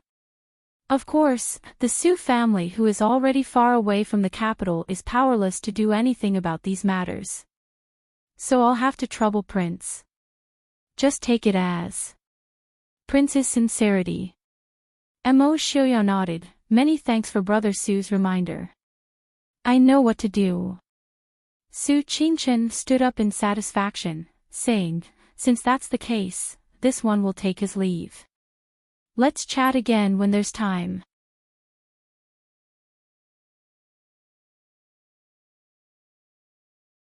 Chapter 42. Emo Xiuyao nodded. His fingers lightly tapped on the armrest of the wheelchair a few times. A brown-clothed youth appeared at the door. Prince. Send young Master Su out. Su Qingchen's handsome brows raised slightly. He didn't say anything else and followed the youth out. Only the two of them were left in the study. Feng Zhiyao looked at his good friend with a puzzled expression. Ah Yao, why do I feel that this Su Qingchen is different from the rumors? Are you, young Master Feng, the same inside and outside. Feng Zhiyao was speechless. Who in this world did not live with a few masks on their faces? What does Su Qingchen mean? Does that person in the palace really want to wipe out the Su family and the Ding royal estate in one fell swoop? Feng Zhiyao asked. The Su family is the head of the literati in the Chu state. The Ding royal estate has always held a large number of troops. They are indeed an eyesore to him. But there's no need to pull the two families together, right? Isn't he afraid that you guys will work together to pull him down from the top? Was he too confident, or did the emperor himself have a hidden trump card? Mo Xiaoyao smiled faintly. The Su family won't rebel. He only needs to implicate the Su family when the Ding royal estate is unlucky. He is very clear in his heart that as long as Sir Qingyun is around, the Su family will definitely not betray the Chu state. Even if they become in-laws, the Su family won't provide much help to the Ding royal estate. Feng Zhiyao shrugged his shoulders. He secretly thought that he didn't see that Su Qingchen as a subject who would pledge his loyalty to the emperor. Get someone to keep a close eye on Mo Jingli. Mo Xiaoya picked up his brush again to finish the unfinished painting. Feng Zhiyao lazily fanned himself. Mo Jingli is very busy right now. Who do you think spread those rumors? When he first heard those rumors, Feng Zhiyao felt that Mo Jingli was so unlucky this year because he didn't burn incense properly. Mo Xiaoyao did not even raise his head. Su family, Murong family, Duqua family, Lu family, Censorate, Chu Xiang Pavilion, and Feng Zhiyao was speechless. Fine, he shouldn't have asked. After offending so many people, if Mo Jingli wasn't unlucky, then who would be? At the end of the 4th month, the Yi residence sent someone to bring Yi Li back to the Yi residence. Yi Ying's wedding was set to be held on the last day of April. It was said to be the only auspicious day in April. Su Hongyu calmly dismissed the people sent by the Yi family to pick up Yi Li. He only asked Su Qingbai and Su Qingyan to personally send Yi Li back the day before Yi Ying's wedding.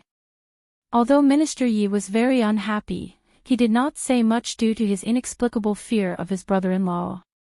He only asked Yi Li to return to Qing Yi Xian to rest. When Yi Li went to the Su residence, she only brought 2 maids, Qing Shuang and Qing Xia. When she returned, she brought Mother Lin, Mother Wei, and more than a dozen people. There were also 2 maids, Qing Wan and Qing Yu, personally chosen by her grandfather. Qing Yi Xian, which was not big to begin with, seemed a little crowded.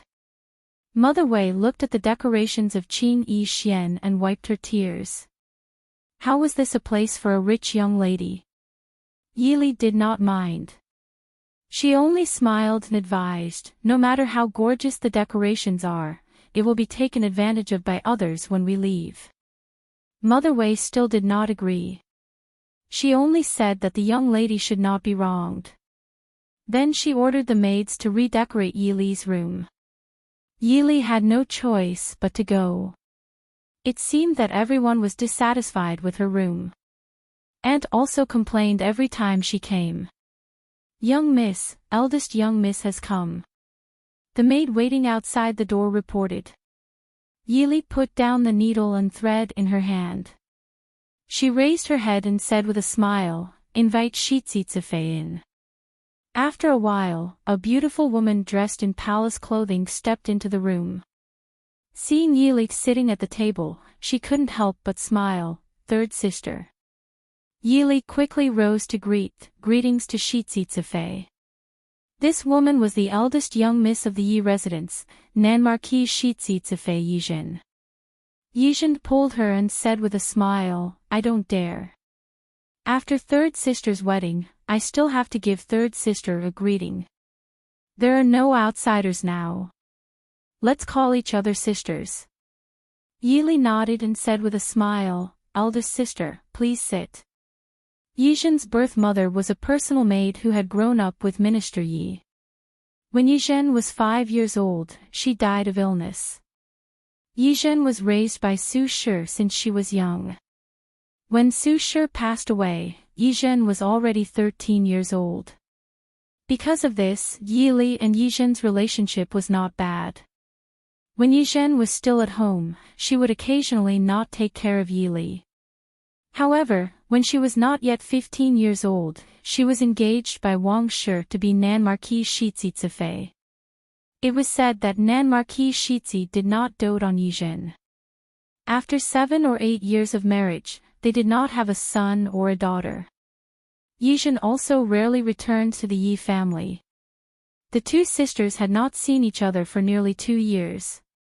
This time, they came back to add to Yi Ying's dowry.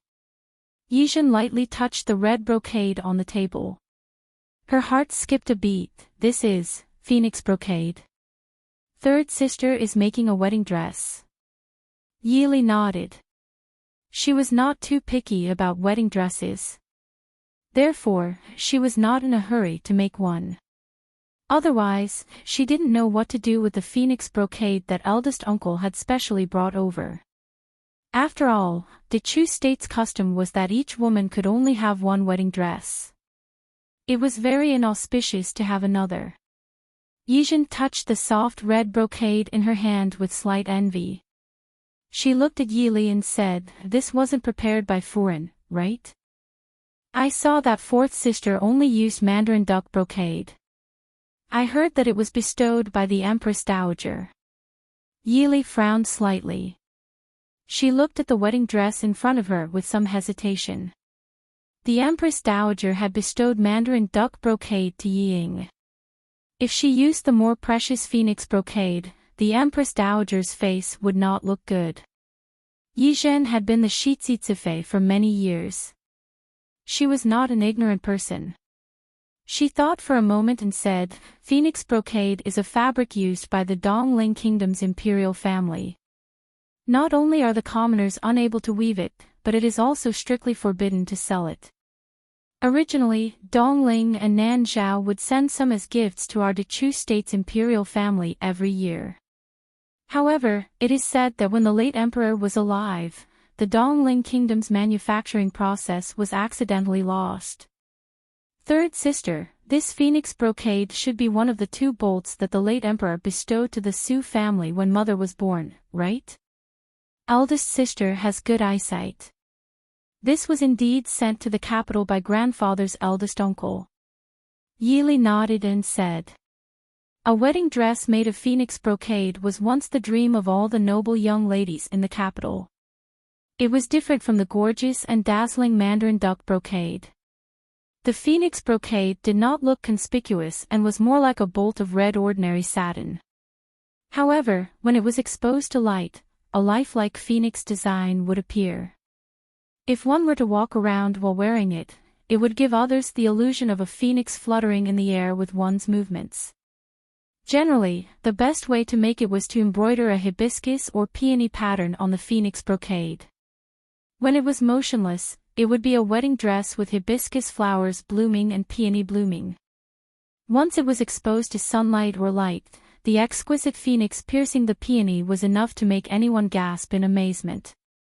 Yili had already made the veil on her head. She had already discovered to her surprise that under sunlight and light, even the intensity of the light would change the phoenix's color and shape. The craftsmanship of this world truly made Yili, who could be said to be experienced and knowledgeable, very surprised. Moreover, unlike the mandarin duck brocade, which was rare but could still be found, the phoenix brocade was not only found in the Dechu state. It was likely that there were only a few bolts of phoenix brocade in every country. It could even be said that it was the loss of phoenix brocade that created the current reputation of mandarin duck brocade in Nanzhao.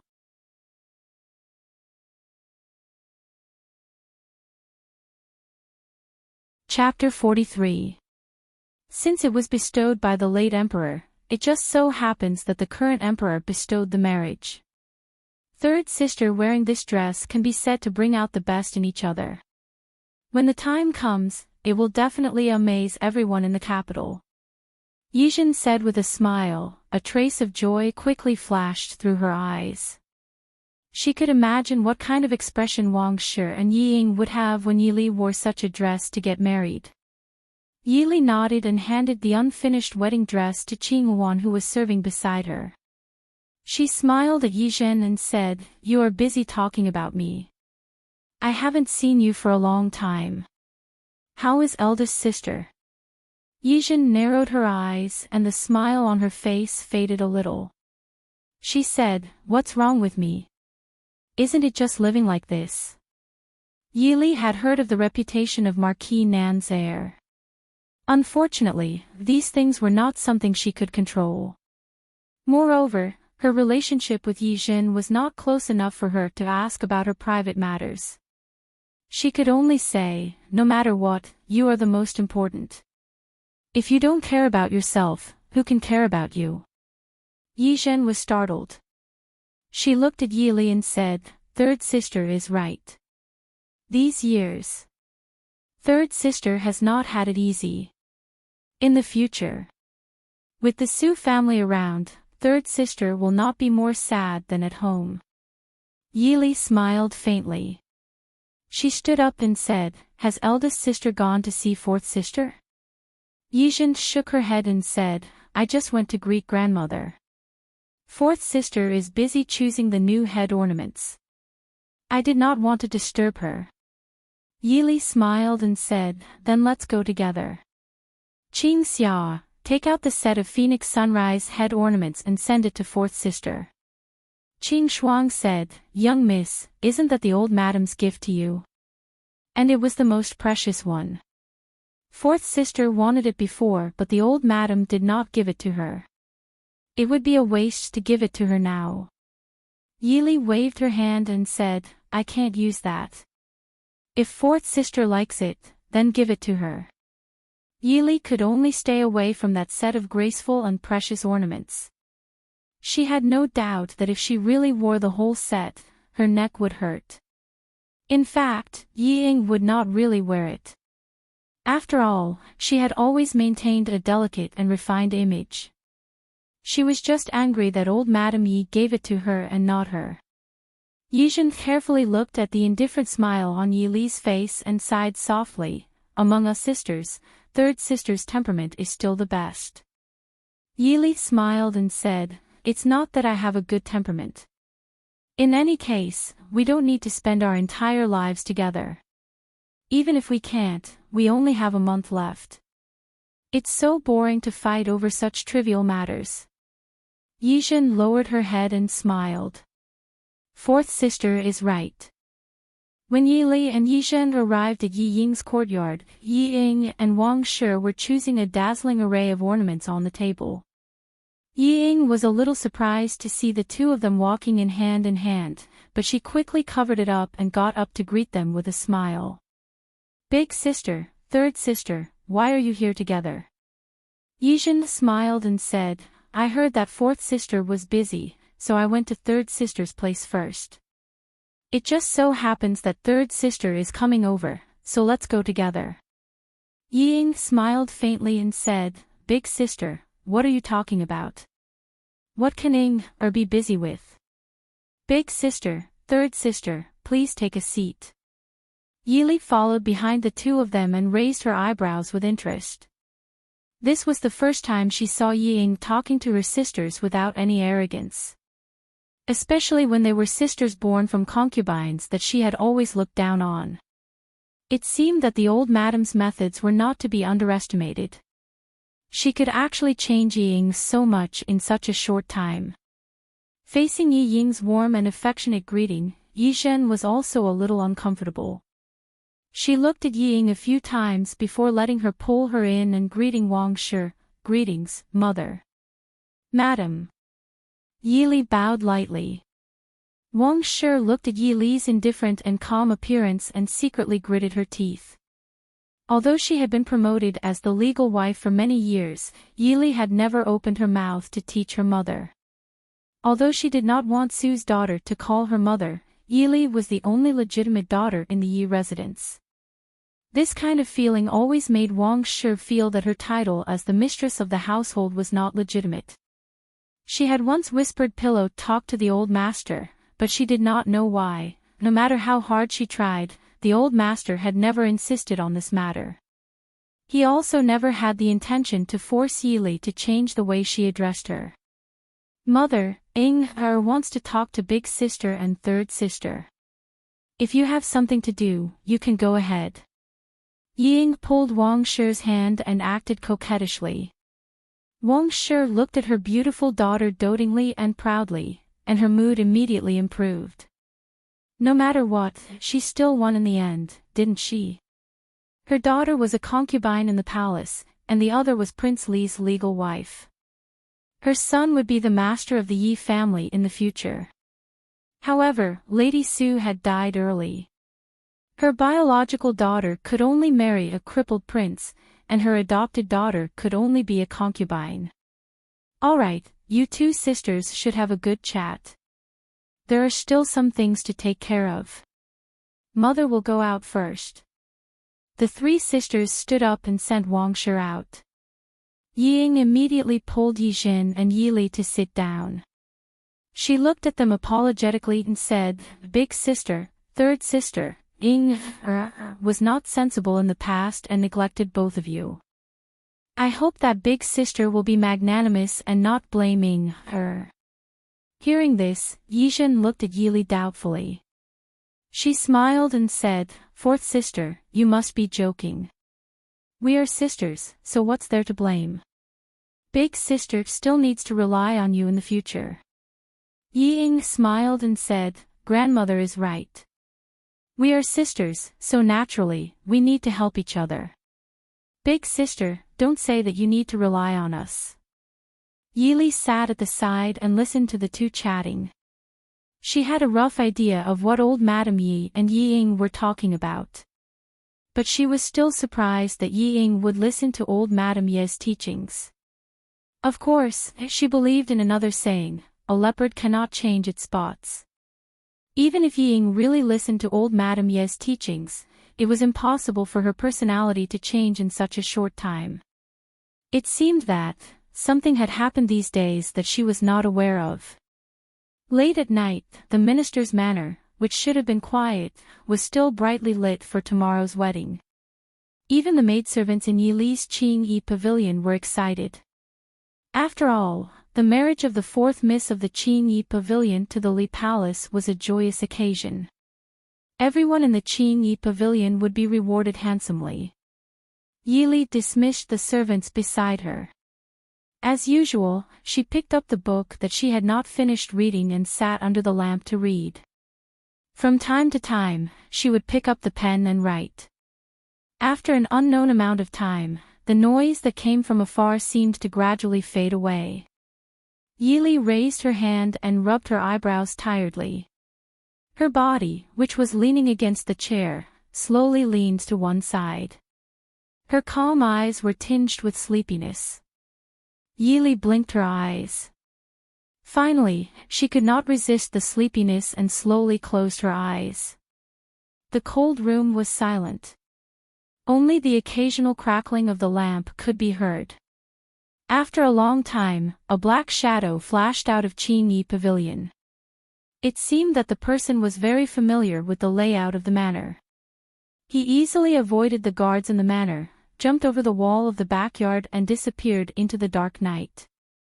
In Qingyi Pavilion, there was no trace of the owner in the cold and elegant boudoir. Only an open book was left on the ground beside the desk.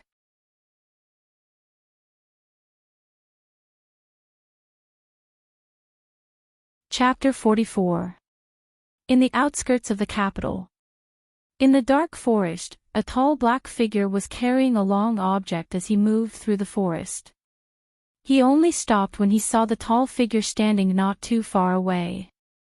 "You're late," the man in the shadows said in a deep voice. "No, you're the one who's early."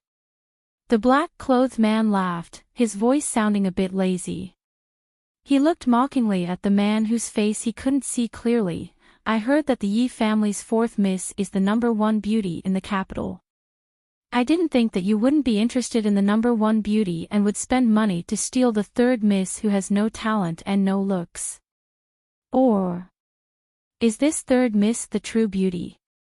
I was in a hurry before and didn't get a good look. Now that I've seen it, it's not bad. As he said this, he put down the person on his shoulder and brushed away the hair on the sleeping girl's face. Enough. You can leave. The man's voice sounded a bit angry as he coldly said. The black-clothed man shrugged and smiled. Since it's like this, I wish you good luck. After he said this, he didn't delay and simply put the girl on the ground. He shrugged his shoulders and disappeared into the forest. The man in the shadows looked at the girl on the ground for a while before walking out of the shadows. Under the dim light of the night, a cold face vaguely appeared, staring fiercely at the girl on the ground. His originally handsome face was somewhat sinister under the dim light of the night. Yili, don't blame me for being ruthless. If you want to blame someone, blame your bad luck. Even if it's something that I don't want, it's not Imo Shioyao's turn to pick it up. He bent down and reached out to grab the girl's collar. But the moment he touched her, he felt his vision go black and then a pain in his neck, causing him to fall down. The originally unconscious girl opened her eyes and pushed the person who looked like her backwards. As for the sound of something hitting the ground, she naturally ignored it. Yili slowly tidied up her clothes before looking at the man on the ground. Her expression was a bit disappointed. When she noticed that there was something wrong with the incense in the room, she thought that someone was trying to harm her. It turned out that it was Imo Jingli, and the reason was so stupid. Circling around Imo Jingli, Yili wondered for the first time if this Prince Li's brain had been spoiled by his brother, the Emperor. After thinking for a while, she decided not to waste any more effort. He leisurely took out a ball of inconspicuous silk thread from his sleeve and neatly tied up the person on the ground. Looking at the man who was tied up by her, Yili nodded with satisfaction. Don't be fooled by the fact that this ball of silk thread looked unremarkable. Regardless of whether it was in terms of hardness or toughness, it was very good. Unless Imo Jingli had the legendary profound internal energy, it would be impossible for a normal person to do this. As for her tying technique, Yili was even more assured. Unless Imo Jingli had the ability to shrink his bones, he could only wait for someone to save him. She just didn't know if Imo Jingli had brought any bodyguards with him to do this kind of sneaky thing. However, based on the current situation, it seemed that he didn't. Hopefully, he could make it in time for tomorrow's wedding. Yili irresponsibly thought. In the end, she still kicked the unconscious person to vent her anger. Then, she followed the path she remembered and walked towards the edge of the forest. Yao, what did I just see? After a long time, a stuttering voice sounded from the dark forest. 3 figures walked out from the forest. Feng Zhiyao's image of an elegant young master was once again shattered. He stared dumbfoundedly at the unconscious man on the ground. Imo Shioyao looked at everything in front of him calmly and said, "It's just like what you just saw.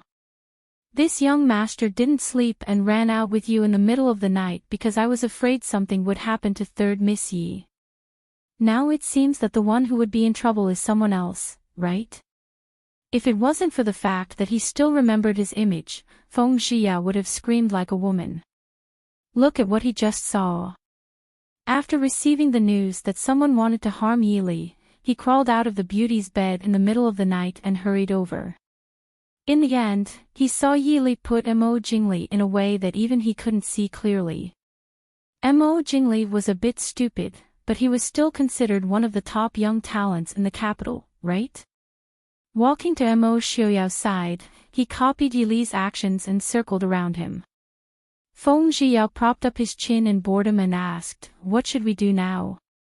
"Throw him into the pool over there," Imo Shioyao said without a frown. "That's a cold pool, he will die," Feng Zhiyao advised without any sincerity. Take off his clothes as well. Mo Xiaoyao said calmly. I'm afraid that won't work. Your future princess is very skilled at tying people up. Feng Zhiyao squatted on the ground and studied the knots on Mo Jingli's body. Yao, don't make third Miss Yi angry in the future. Women are too scary. After thinking for a long time, Feng Zhiyao still couldn't think of how he would be able to escape without help if this kind of rope was tied on his body. However, this method is worth learning. Jean. Yes, Prince. The youth standing behind Mo Xiaoyao and pushing the wheelchair responded. He went forward to grab the person on the ground and walked into the depths of the forest. After a while, there was a splash. Clearly, someone had been thrown into the water. Feng Zhiyao couldn't help but stomp his feet. Yao, you'll teach the child the wrong things. What if Mo Jingli drowns? A prince dying in the capital, and also the emperor's younger brother, was not a small matter. Mo Xiaoyao calmly looked at his hand on the armrest and said calmly, Jean has always known propriety. Propriety. Did Jean have such a thing as propriety in his head? Feng Zhiyao stomped his feet and ran over to see. He was speechless. Mo Jingli had been thrown into the pool. The area above his chest was still above the water. Most importantly, the rope that tied him up was obviously a lot longer, and the end of the rope was tied to a tree at the edge of the pool. This could ensure that Mo Jingli would not be accidentally brought to the center of the pool. He really knew propriety. Jean. I'll send your prince back. You stay here and watch. If it's too early, it'll wake up the person he brought. Don't drown him to death. Jean frowned. He hesitated for a moment, then nodded. Feng Zhiyao looked at Mo Jingli sympathetically, then waved his fan in satisfaction as he walked in the direction of Mo Xiaoyao. Yao, I'm almost curious about your future princess. Feng Zhiyao walked back into the forest. Mo Xiaoyao was still sitting in the shade of the trees. In the dark night, he didn't look very happy. No one knew what he was thinking. Mo Xiaoyao raised his head and said calmly, It's time to go back. Feng Zhiyao looked curiously at Mo Xiaoyao. You're letting him go so easily. Mo Xiaoyao had cultivated his character over the years and seemed to have a good temper. But Feng Zhiyao knew very well that Mo Xiaoyao had never been a kind person. Mo Xiaoyao's gentle eyes flashed with coldness. Tomorrow is Jingli's wedding. If something happens to the groom, it'll be too disappointing. Feng Zhiyao wanted to sigh. I thought you didn't want Mo Jingli to have anything to do with the Yi family. Don't forget, if he marries Ying, you and he will be brother-in-law. Wasn't that an unpleasant relationship? Mo Xiaoyao snorted. He exerted force and the wheelchair turned and headed out of the forest. Feng Zhiyao raised his brows, shrugged, and followed. He didn't know what interesting things would happen at the wedding tomorrow. It was best to get a good seat to watch the show.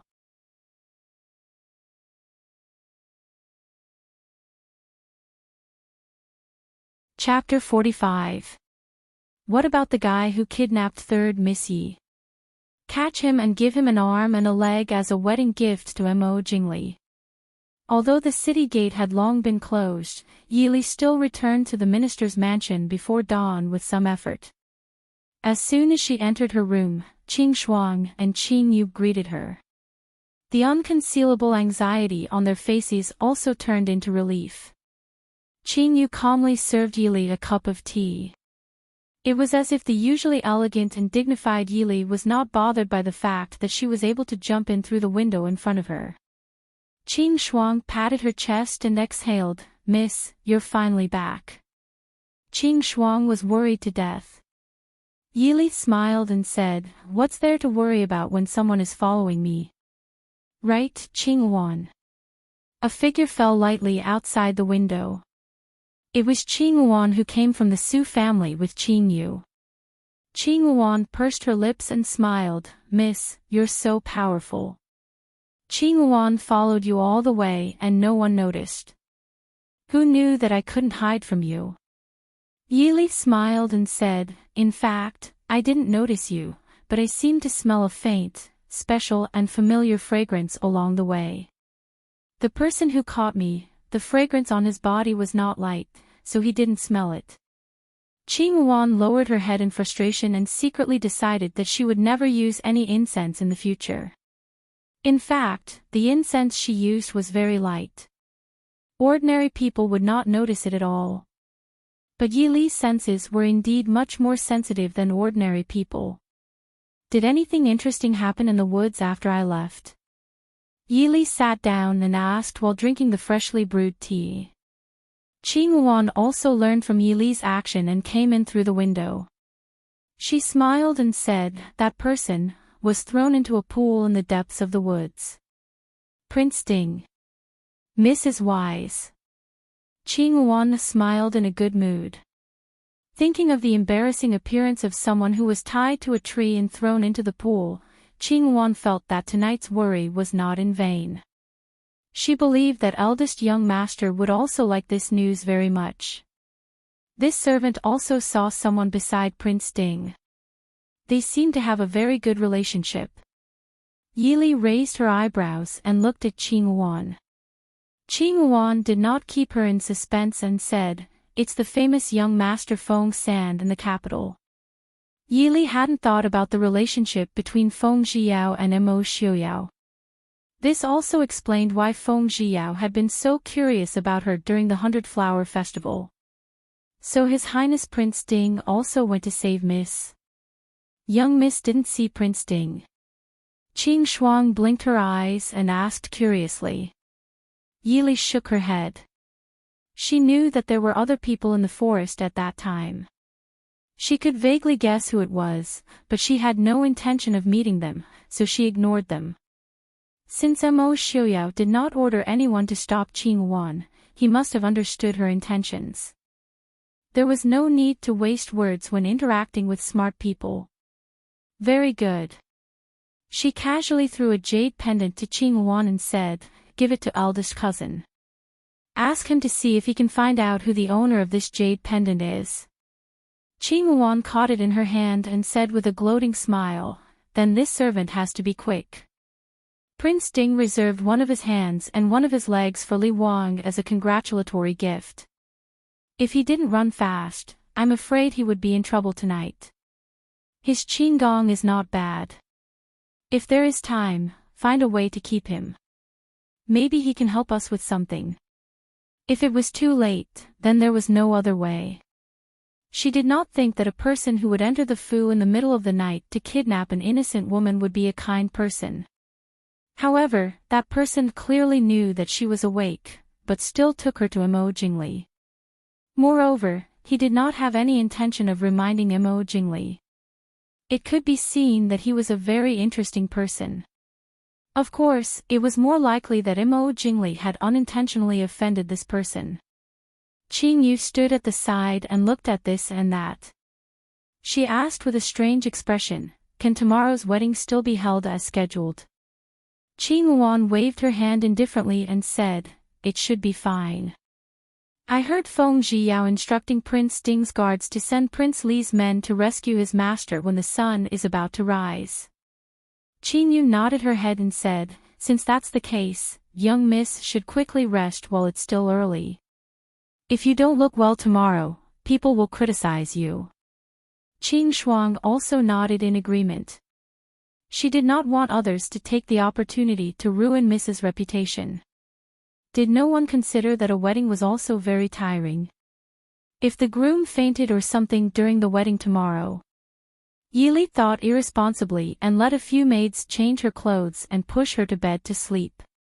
Shangshu Fu early in the morning, there were people coming and going. Yi Li brought Yi Shan and Yi Lin to sit in old Madame Ye's Rongla Hall to accompany her. The courtyard where Ying lived was already busy before dawn. Wang Shi disliked Yilin and Yi Shan for being a hindrance and was even more afraid that Yili would take the opportunity to do something. She did not want them to accompany her. Instead, she brought two nieces from her maternal family to accompany Ying. Yili was naturally happy and relaxed. She came to greet old madam early in the morning and stayed here to accompany old madam. Anyway, she could not stay in Qing Yi Xian for the whole day. That would only be gossiped about. Old Madame Ye's face was full of joy. Even her face was much more amiable when facing everyone.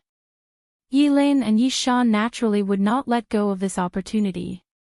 They joked and flattered in front of old Madame Yi. Yili drank tea calmly while silently wondering if she should join in the fun and watch a play in the next few days. When it was close to noon, old Madame Ye's white eyebrows gradually frowned. She ordered the people around her, "Go out and see if the wedding party has arrived." After a while, the people who were sent out hurriedly came back. They wiped their sweat and reported, "Old Madam, the wedding party has not arrived yet." Old Madame Ye's smiling face suddenly darkened. It was almost noon. It was inauspicious to come in the afternoon to escort the bride. Is Prince Li really going to abandon fourth sister again? The youngest, Yi Shan, suddenly asked. Shan Yi Shan's birth mother was so scared that her face turned pale. How dare you? Today is fourth sister's big day. What nonsense are you talking about? Go out. Yili said sternly. She glanced at Yi Shan before old Madame Yi got angry. Yi Shan moved her lips and wanted to say something. Yilin quickly pulled her and her birth mother and dragged Yi Shan out. Shan is young and speaks without thinking. It's Li Er's fault for not teaching her properly. Grandmother, please don't be angry. Yili looked at old Madame Yi and said softly. Third miss is right. Sixth miss is a little girl. It's inevitable that she has some thoughts. Fortunately, everyone here is our family. Old madam, please don't be angry because today is fourth miss's big day. Because Yi Shan was pregnant, concubine Zhao was given a seat as an exception. At this time, she quickly stood up and pleaded with old Madame Yi. Old Madame Yi was not in the mood to argue with Yi Shan. She waved her hand and said, "Go and ask master to come here. Also, send someone to check." Knowing that old Madame Yi was not in a good mood, the servant did not dare to say anything and hurriedly left.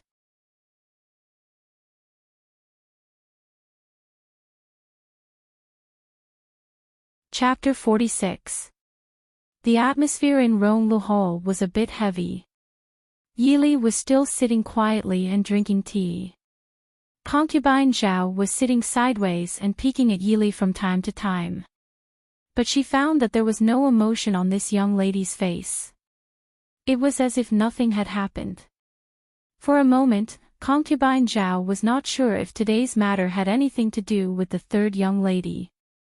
Seemingly aware of concubine Zhao's gaze, Yili raised her head and glanced at her. The completely unreadable gaze made concubine Zhao's heart go cold. She nodded slightly to Yili, then leaned her head against the back of the chair and closed her eyes to rest. Seeing that noon had passed, the messenger who had been waiting outside the gate had not returned. It seemed that Prince Li's wedding was destined to be late. Minister Yi came in with Wang Shi in a hurry. Old Madame Yi stared at her son and daughter-in-law and said sternly, "What happened? Did you find out?" Minister Ye's face was also clouded. He said in a deep voice, "Mother, calm down. The people who were sent to find out have returned. Prince Li's mansion has already set off." Already set off. Old Madame Yi was so angry that she laughed. She said a few good words and pointed at Minister Yi, "Which family's daughter is getting married and the husband's family can forget the auspicious time of the wedding? After a few days, our Yi family will be the joke of the whole capital. What does Prince Li's mansion mean? The daughter-in-law has not married into the family and they are already slapping our Yi family's face. Minister Yi frowned and said, perhaps there really is something that delayed them. Old Madam Yi snorted and said, what is more important than the wedding? Minister Yi was suddenly speechless. Old Madam Yi could only sigh. Today, it was already a joke that Prince Li's mansion was late. But no matter how angry they were, they still had to send Yi Ying out. Otherwise, Yi Ying's reputation would really be ruined. She glared at Wang Shi angrily and said, what are you waiting for? See if Ying is ready. When the wedding's people come, send Ying out immediately. Wang Shi did not care about her grievances and anger at this time. She quickly said, it has already been ready. We are just waiting to say goodbye. Old Madam can go out. Old Madam Yi snorted and did not speak. When the servants finally came to report that the wedding's procession was about to arrive, it was already the end of the night. Yi Ying was supported by her maidservants and nannies to Rongla Hall to bid farewell to old Madam Yi. Although her face was painted with exquisite makeup, Yi Li, who was sitting close to her, could see that her face was a little pale and her eyes were a little red and swollen. It was obvious that Yi Ying had cried before, too. Yi Mo Jingli was wearing a red four-clawed golden dragon wedding robe. His already handsome face was even more majestic and dignified. However, Yi Li could clearly see the stiffness in his indifferent expression that was different from usual. Then she looked at the unnatural pale face and the shadows in his eyes. Yi Li was forced to sit in silence for the whole morning. Her mood miraculously improved a lot. She dared to bet with her cousin's title of Zhuang Yuan that Mo Jingli's face was definitely made up. Mo Jingli almost saw Yi Li, who was wearing a lavender dress beside Minister Yi at first sight. A fire flashed in his eyes. His eyes were so enthusiastic that he even ignored his bride. Minister Yi coughed a little unhappily. Mo Jingli reluctantly moved his eyes and saluted Minister Yi. I came late. Please forgive me, father-in-law. If he didn't mention it, it would be fine. But when he mentioned it, Minister Yi was full of anger. His tone was a little light, I don't dare. I only hope that Prince will treat Ying well in the future. Mo Jingli knew that he was in the wrong. He hurriedly said yes and promised to treat Yi Ying well. When he looked up, he happened to see Yi Li's face with a faint smile. Thinking of his experience last night, Mo Jingli couldn't wait to rush over and tear Yi Li apart. From childhood to adulthood, he was the one who tortured others. Except for the former Mo Xiuyao, this was the first time he was tortured so badly. Before dawn, he woke up from his sleep and found that he was tied up and left in the pool. But no matter how he screamed, the guards he brought to the forest came to find him after dawn. Although it was close to May, the pool was cold all year round. When he was pulled out, he was frozen and couldn't move. It was not easy to get to the courtyard outside the city. He drank ginger soup and medicine to drive the cold. After he recovered, he hurried back to the city. He endured the discomfort all over his body to pick up the bride, but he still missed the auspicious hour. Compared with himself, Yi Li, who was looking at him with a calm smile at this time, was so good that it made him gnash his teeth. I will never let you go. Mo Jingli's eyes were gloomy and cruel. Yi Li faintly curled her lips. She had no hope for Mo Jingli's IQ. She simply gave him a look back, I'll be waiting for you. Yi Li didn't know that the brief exchange of glances between her and Mo Jingli at this time became completely different in the eyes of people with ulterior motives. Wang Shi, who was standing beside Yi Ying, saw the interaction between the two in her eyes. A trace of ruthlessness flashed through her half-closed eyes. After sending Yi Ying out, what should be done on the surface had been done. Yi Li ignored the complicated and unpredictable eyes of the people and went back to Qing Yi Xian in a good mood. As soon as she stepped into the study, Yi Li paused for a moment. Then she turned back and ordered, Qing Wan, stay here to serve. Everyone else go to rest. Although Qing Shuang and others were a little puzzled, they also knew that Yi Li had never liked to follow others. They just thought that she had something to tell Qing Wan alone, so they bowed and left. Qing Wan stood quietly by the door and waited for Mrs. Order. Yi Li walked to the window and stood still. She looked around the study and finally fell on the gauze curtain that separated the inside and outside of the study. She asked softly, still not coming out. There was no movement in the study. Qing Wan already had 2 cold short thorns in her hands. Her usually docile and harmless eyes also had a trace of fierce murderous intent. After waiting for a moment, there was still no movement. Yi Li frowned with some displeasure. She threw something the size of a pigeon egg in her hand in the direction of the gauze curtain. A strong white smoke rose. For a moment, a figure in the white smoke rushed towards Yi Li's direction. But when he was about to reach the window, he suddenly fell to the ground. The cold short thorns on his back had been pressed against his back. But there was no figure of Yi Li in front of him. He didn't know when Yi Li had stood a few feet away from him. I really didn't expect third Miss Yi to be so skillful. I admit defeat. The man smiled bitterly. He helplessly relaxed his soft body and fell to the ground. Yi Li looked as usual, I'm still far worse than you. It's just that after last night's adventure, I think it's necessary to make some preparations. The man raised his eyebrows. It seemed that he didn't care that someone was still pressing against his back. He looked at Yi Li with a smile and said, You know it was me last night. Is it, because of what happened last night that you can't forget me? Even Yi Li had to admit that the man in front of her was very handsome. Unlike Feng Zhiyao's unruly appearance, there was more evil and deliberate ambiguity between his eyebrows. If it was an ordinary woman, she would inevitably be angry or blush with shame and cover her face. Unfortunately, Yi Li was not in this ordinary category. I thought what you should pay attention to now is not me, but the thing behind you. Believe me, as long as I put 30% more strength in that place, although your life will not be in danger, I guarantee that you can spend the rest of your life lying in bed. As if to confirm Yi Li's words, the sharp short thorns on his back were pushed forward. The sharp pain suddenly spread from his back to his whole body. The man's face changed slightly. He forced a smile and said, Third Miss Yi is not going to kill me, right?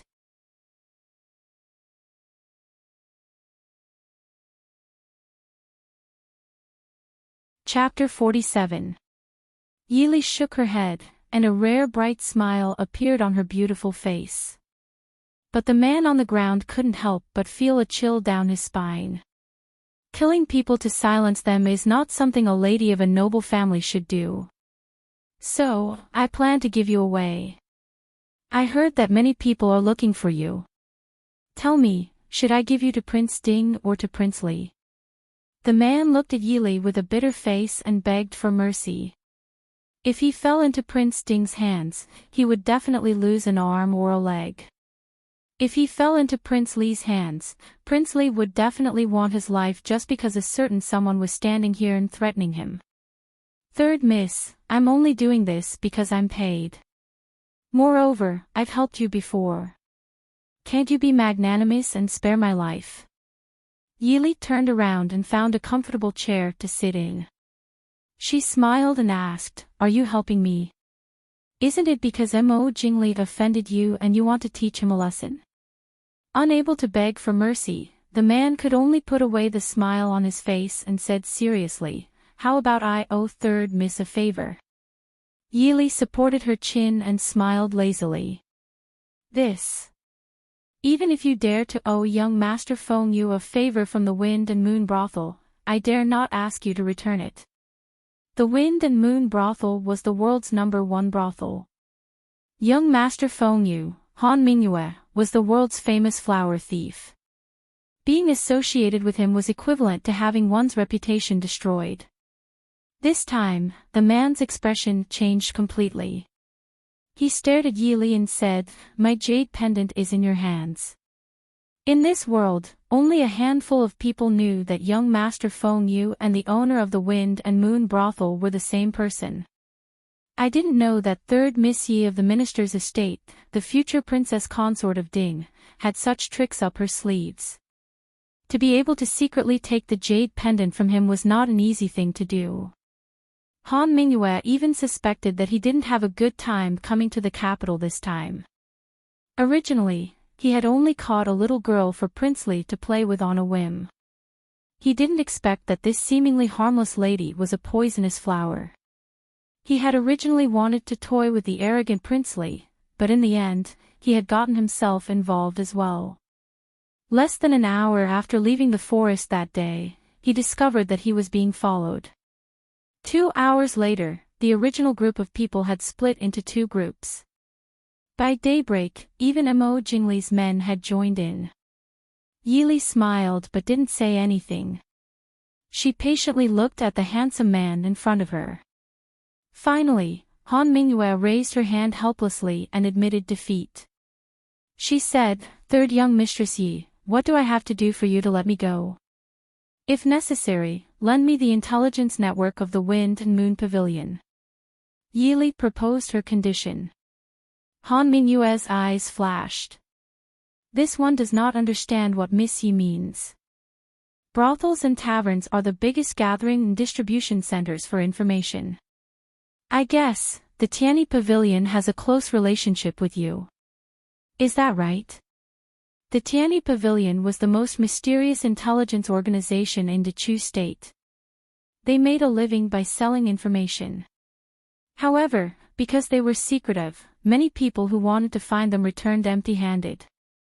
Young Master Han, you can get up. If I'm not wrong, the effects of the drug have already worn off. Yili looked at the person who was still lying on the ground powerlessly and reminded him indifferently. Han Mingyue didn't feel embarrassed at being exposed. She stood up calmly and patted the non-existent dust off her body. She cupped her hands and said to Yili, "Third young Mistress Yi is so sharp that this one is amazed." It was indeed surprising that a lady of the boudoir could deduce the relationship between the Wind and Moon Pavilion and the Tianyi Pavilion. "I'll give the jade pendant to third young mistress. If third young mistress needs anything, just send someone to find me with the jade pendant. I believe that with third young mistress's ability, you should know where to find people." Yili didn't refuse. She nodded and said, "Thank you very much. I'll ask Prince Ding to exchange a gift for His Highness Prince Li." Han Mingyue smiled bitterly and looked at Yili. "Aren't you afraid that I'll go back on my word?" Yili smiled sweetly.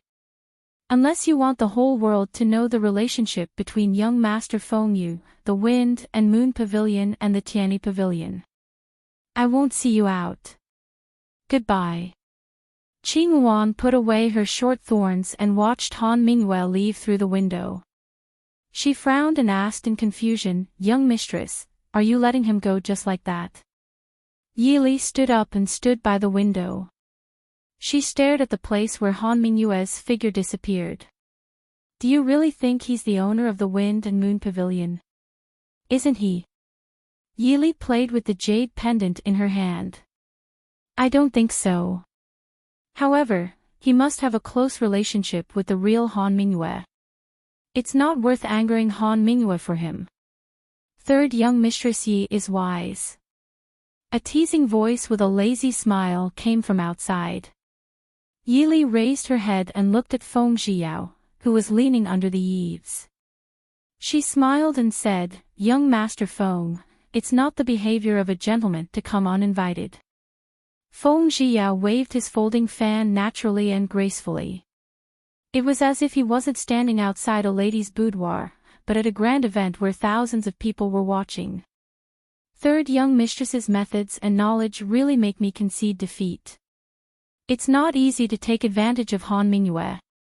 Yili smiled faintly and said, "I never take advantage of others. I believe that Pavilion Master Han will think so too." However, young Master Feng Yu's Qigong, which allows him to enter and leave the minister's residence as if no one was there, is almost comparable to young Master Feng Yu. The veins on Feng Zhiyao's forehead couldn't help but twitch. He tried his best to show his elegance. His Highness Prince Ding invites third young Mistress Yi to attend Prince Li's wedding. Yi Li raised her brows. Prince Ding will attend such an event. She remembered that ever since Mo Xiuyao's accident, he had never appeared in public. Feng Zhiyao smiled and said, "That was then and this is now." Originally, there was no such plan. Apparently, it was only decided this morning. I believe that third young mistress will not be disappointed. Yi Li blinked and immediately understood the meaning behind Feng Zhiyao's words. She nodded and smiled. "Thank you, young Master Feng Yu, for sending the message. Feng Yu will be waiting for you at that time." Yi Li, who wasn't part of the wedding procession, originally didn't need to attend her younger sister's wedding. But since Mo Xiuyao had sent Feng Yu to send the message, Yi Li believed that there would be a good show to watch. And she felt that there was a need to personally communicate with her fiancé about Han Mingyue. Good communication was good for mutual trust. After changing into a suitable set of clothes, Yi Li sent someone to report to Old Furen. Before she left the door, a servant came in to report that Prince Ding had come to pick up third young mistress. Old Furen knew that it wasn't convenient for Mo Xiuyao and didn't dare delay. She hurriedly let Yi Li go. Coming out of the gates of the Yi Fu, she saw the carriage with the symbol of the Ding King's Fu. The young guard called Ah Jin saw Yi Li come out and immediately came forward. Ah Jin greets Wang Fei. Yi Li was a bit embarrassed. Even though this was only the second time they had met, but Yi Li could see that this youth called Ah Jin wasn't very clever. Nodding and saying thank you, Yi Li got off the carriage. Mo Xiuyao was leaning against the carriage, his head lowered as he read a book in his hand. Seeing Yi Li come up, he put the book to one side and said with a faint smile, "Sit, were you frightened last night?" Yi Li walked in front of him and sat down. She smiled and replied, "I was fine, I had to trouble you to go over." Mo Xiuyao seemed to have thought of something interesting and the faint smile in his eyes became more real. "It was fortunate that I went over. Otherwise, I wouldn't have known that Wang Fei had such methods." Yi Li shrugged her shoulders indifferently. She didn't mind Mo Xiuyao seeing some of her true colors. After all, they would be husband and wife in the future and there were many things that couldn't be hidden from him. "It's just a small trick, I've embarrassed myself in front of your highness."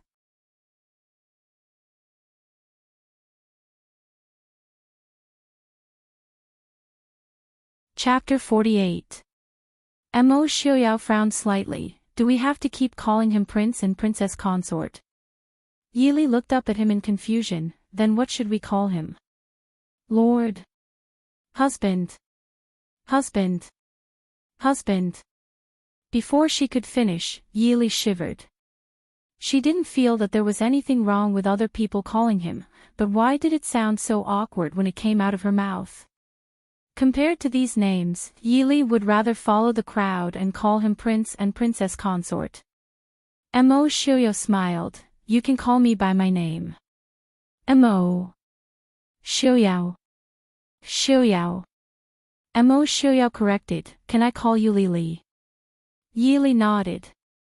She was glad that he didn't call her Li, her. To be honest, other than the elders, it was hard for her to get used to being called that intimately. "Do you mind if I release that person from yesterday?" Yi Li looked at Mo Xiuyao seriously. Mo Xiuyao shook his head. His expression was relaxed as he smiled. "It's fine. Since you don't mind, then forget it. After all, Han Mingyue isn't someone you can offend." Yi Li raised an eyebrow. "You don't seem to be surprised at his relationship with Han Mingyue." "When I was young, I had a bit of friendship with Han Mingyue."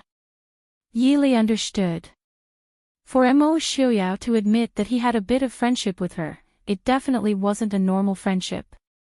"Prince, we've arrived at the Li Palace." As the two of them chatted idly, they had already arrived outside the Li Palace. The two of them weren't talkative people, but Yili found that talking to Mo Xiuyao was never boring. Yili was about to get out of the carriage when Mo Xiuyao suddenly called out. Yili turned around and looked at him in confusion. Mo Xiuyao looked at her quietly. "Are you really ready? Do I need to prepare anything?" Yili raised her eyebrows. For a moment, she couldn't remember if she had really forgotten anything. Mo Xiuyao was taken aback. Then, a faint smile appeared on his face as he said softly, "It's nothing. You may leave." Since Prince Ding had personally congratulated her, the Li Palace naturally could not neglect it. Especially now that Prince Ding had not appeared in the capital for nearly 8 years, personally attending Prince Li's wedding could be said to be giving Prince Li enough face. And according to the seniority of the imperial family, Prince Ding, who was about the same age as King Li, was of the same generation as King Li. Thus, not only King Li himself, even the imperial relatives who had come to attend the wedding also came out to welcome him. The Ding King's residence did not have any ostentation, and under the watchful eyes of the crowd, the first person to alight from the horse carriage was a young lady dressed in purple. Her lilac-colored dress was embroidered with elegant lotus flowers. Her hair was loosely tied up and the jeweled butterflies in her hair were dazzling. Just by slightly tilting her face, everyone could see a beautiful face with light makeup. Very quickly, 2 guards lifted up the curtain of the horse carriage and gently lifted Mo Xiuyao and the wheelchair that he was sitting on out of the horse carriage. Mo Xiuyao indifferently swept his gaze over the stunned people at the entrance of the Li Palace. He turned his head to look at Yili, who was standing by the side, and extended his hand towards her. Yili raised her hand and allowed Mo Xiuyao to hold her hand. Behind her, Jin had already pushed the wheelchair towards the entrance of the Li Palace. Cough. Greetings to Prince Dinghua. Finally, someone reacted. Glancing at the unresponsive King Li, who was still staring at the approaching Prince Ding, the person who regained his senses gave a light cough as a reminder to the host to welcome the guest. Greetings to Prince Dinghua. Today is King Li's wedding, no need to be so courteous, Mo Xiuyao said warmly and then looked at Mo Jingli with a smile. Jingli, congratulations. Many thanks. Mo Jingli glared viciously at Yili, who was standing next to Mo Xiuyao, and said through gritted teeth. Mo Xiuyao raised an eyebrow, "You're not inviting us in." Mo Jingli could only move to the side and let the two in. But he was not willing to say another word. Mo Xiuyao clearly understood Mo Jingli's temper. He raised his head and smiled at Yili. "Let's go in." Yili pursed her lips and smiled, nodding without a word. She followed Mo Xiuyao through the gates of the Li Palace. Out of the corner of her eye, she saw Feng Zhiyao standing in an inconspicuous corner, looking at the 3 people at the door with a smile that was especially annoying. Entering the Li Palace, the virtuous consort was personally waiting in the main hall to welcome them. Seeing Mo Xiuyao and Yili walk in side by side, her eyes flashed. She quickly stood and walked forward with a smile. Li's wedding, it's rare that Xiuyao is willing to personally come. It's really an honor for the Li Palace. It seems that Xiuyao and the future Wang Fei have a very good relationship.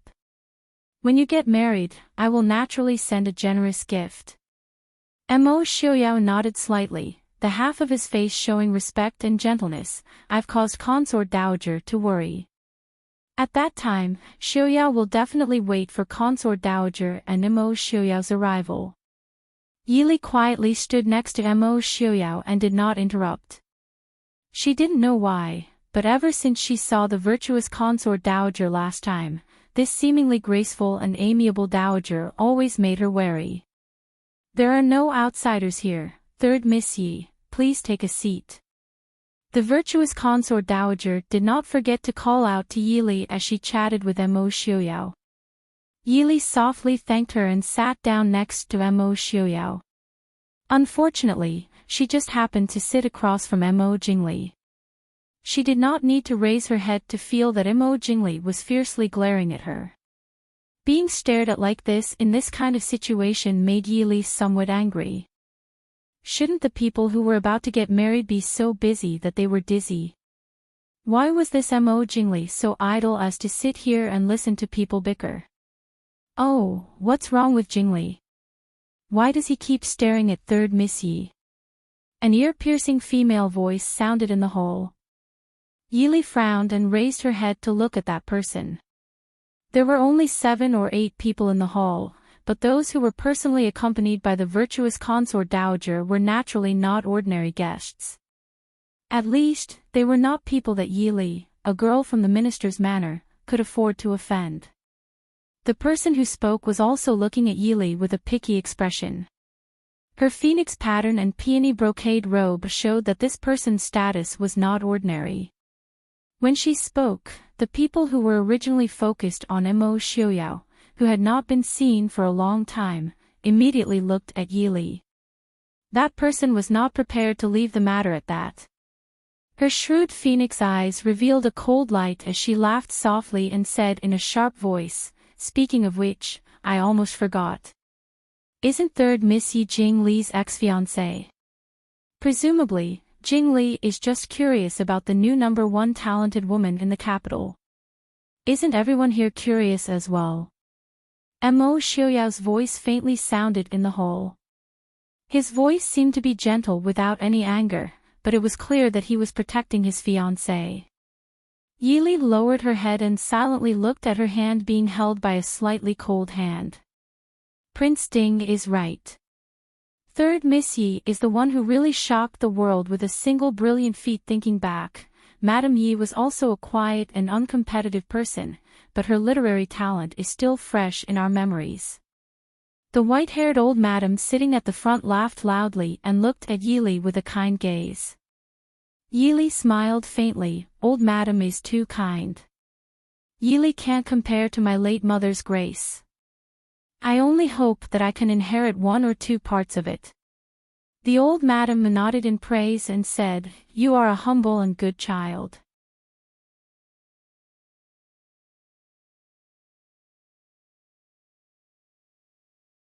Chapter 49. This is the old madam of Hua State. Mo Xiaoyao introduced her to Yili in a soft voice. Only then did Yili realize that this woman was actually Tian Xiang's grandmother. Then Mo Xiaoyao introduced Yili to each of the people present. Unsurprisingly, they were all relatives of high officials or members of the royal family. The woman who spoke first was the Emperor and Prince Li's aunt, Princess Xiaoran. She was also Princess Ronghua's biological mother. Thinking of Princess Ronghua's arrogant appearance at the 100-Flower Festival, Yili could only sigh.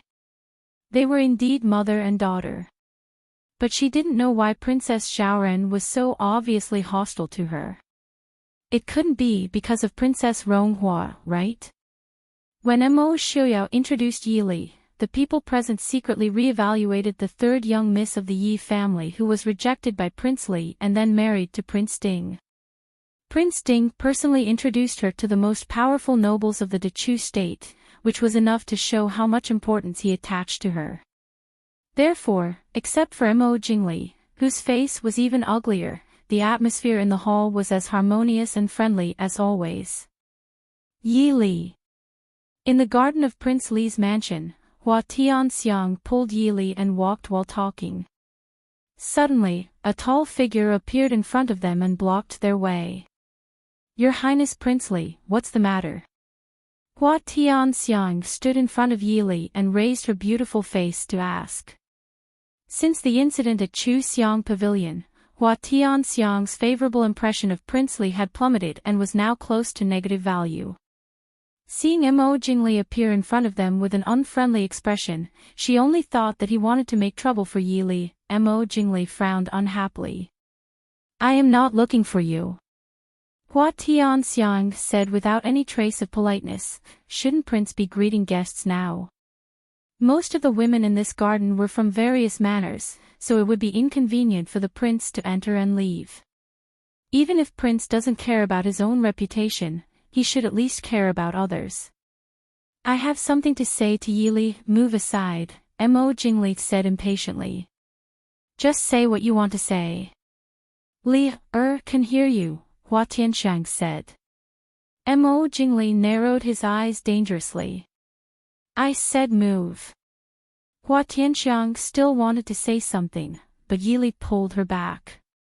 Tianxiang, go and see if Murong and the others have arrived. I'll be right there.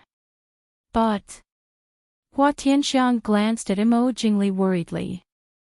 Yili said with a smile, don't worry, Xiuyao will come to find me after he's done talking with old Madame Hua. Hearing this, Hua Tianxiang blinked her eyes at Yili playfully and said with a teasing tone, Xiu. Yao. Okay, I'll go find Murong. Be careful. After saying that, she gave Mo Jingli a warning look, then waved to Yili and turned to leave. Looking at Hua Tianxiang's rare childish behavior, Yili found it funny, but she was also very touched. Hua Tianxiang was a real girl from a noble family. If it weren't for herself, she would never take the initiative to provoke Mo Jingli. Looking at Hua Tianxiang's departing figure, Mo Jingli's originally gloomy face could drip ink. When Hua Tianxiang disappeared into the garden, Yili put away the smile on her face and turned to look at Mo Jingli. Prince, what do you want to say? Yili, good job. Mo Jingli gritted his teeth. Yili looked at Mo Jingli from head to toe and said gently, I don't understand what Prince is talking about. Humph. Do you think I will just let go of what happened last night? Mo Jingli stared at her and sneered. I thought, it wasn't Prince's turn to say these words. It was clearly him who found people to kidnap her and wanted to do something bad to her. Why did it seem like she had done something wrong to him? What was wrong with this world? Yili couldn't help but wonder. Don't tell me you want to take revenge on I. Mo Jingli ridiculed disdainfully. That's not necessary. It's not a big deal. This girl will take revenge on the spot. If Prince doesn't have anything else, Yili will take her leave. Stop right there. Mo Jingli said angrily. He grabbed Yili and pushed her behind the fake mountain. Yili looked down at the hand holding her wrist and her face darkened. Your Highness Princely, please have some self-respect. Self-respect? Mo Jingli sneered disdainfully. Who do you think you are? You're just a woman that I don't want. Do you think you can do anything just because you're related to Mo Xiuyao? Tell me, if someone comes over and sees this, do you still have the face to marry Mo Xiuyao? Or should I say, even that trash Mo Xiuyao will despise you? Yili's half-closed eyes flashed with danger. Your Highness Princely, please let me go. What can you do if I don't let you go? Mo Jingli sneered. He looked at the delicate woman in front of him as if he was looking at a caged bird. It was a pity that he didn't know that the woman in front of him looked delicate and graceful, but inside, she was a falcon that could devour people. Yili's lips curled up. How is it? Like this. Her free hand grabbed Mo Jingli's arm with agility and strength. With just a little bit of force, he felt a piercing pain. Before Mo Jingli could react, he was thrown to the ground. What was even more unfortunate was that because the two of them were standing under the fake mountain, the back of Mo Jingli's head hit the fake mountain and he fainted on the spot. Yili also didn't expect this to happen. She immediately retracted her attack and bent down to check that Mo Jingli was fine. Then she stood up and lifted her leg to kick Mo Jingli a few times to appease her anger. Her previous profession made her more familiar with the human body than most people. Naturally, she knew how to inflict pain without leaving a scar. After calming down the anger in her heart, Yili couldn't help but frown. It wasn't a good thing to knock out Princely in the princely manner, especially on the day of his wedding. However, it wasn't an unexplainable problem. Glancing at the unconscious person on the ground, Yili calmly stepped over the obstacle and calmly walked out. After leaving the fake mountain and passing through a few corners, she saw Hua Tianxiang and Mu Rongting waiting there with worried expressions. Seeing Yili walk over, they quickly went up to her. "Lili, are you alright? Did Prince Li do anything to you?" Mu Rongting anxiously grabbed Yili and asked. Yili smiled, "Don't you see that I'm fine? What can he do to me in broad daylight?" Mu Rongting smiled embarrassedly, "I thought too much. However, you should stay away from Prince Li." Hua Tianxiang nodded in agreement and curiously asked, "Why are you done so quickly?" Yili spread her hands and said, "There wasn't much to say in the first place. Let's not talk about these dampeners. Let's go sit down and drink some tea. I really envy Xing He. Lord Qin never forces Xing He to attend a banquet she doesn't like." Yili nodded and walked with the two of them to a place with many people. The wedding was held as scheduled. This made the wedding, which was a little awkward because they had missed the wedding, look forward to a happy ending. That was if they could ignore Prince Li's face, which looked more like he was attending a funeral. Yili sat next to Hua Tianxiang and saw Mo Xiaoyao looking at her with a smile. Then his gaze moved to Mo Jingli, who was holding a piece of red silk and walking side by side with Yi Ying. The smile in his eyes deepened. Almost immediately, Yili understood that Mo Xiaoyao must have known about what happened to Mo Jingli in the afternoon. However, seeing Mo Xiaoyao's gaze, Yili felt that perhaps the matter wasn't over yet.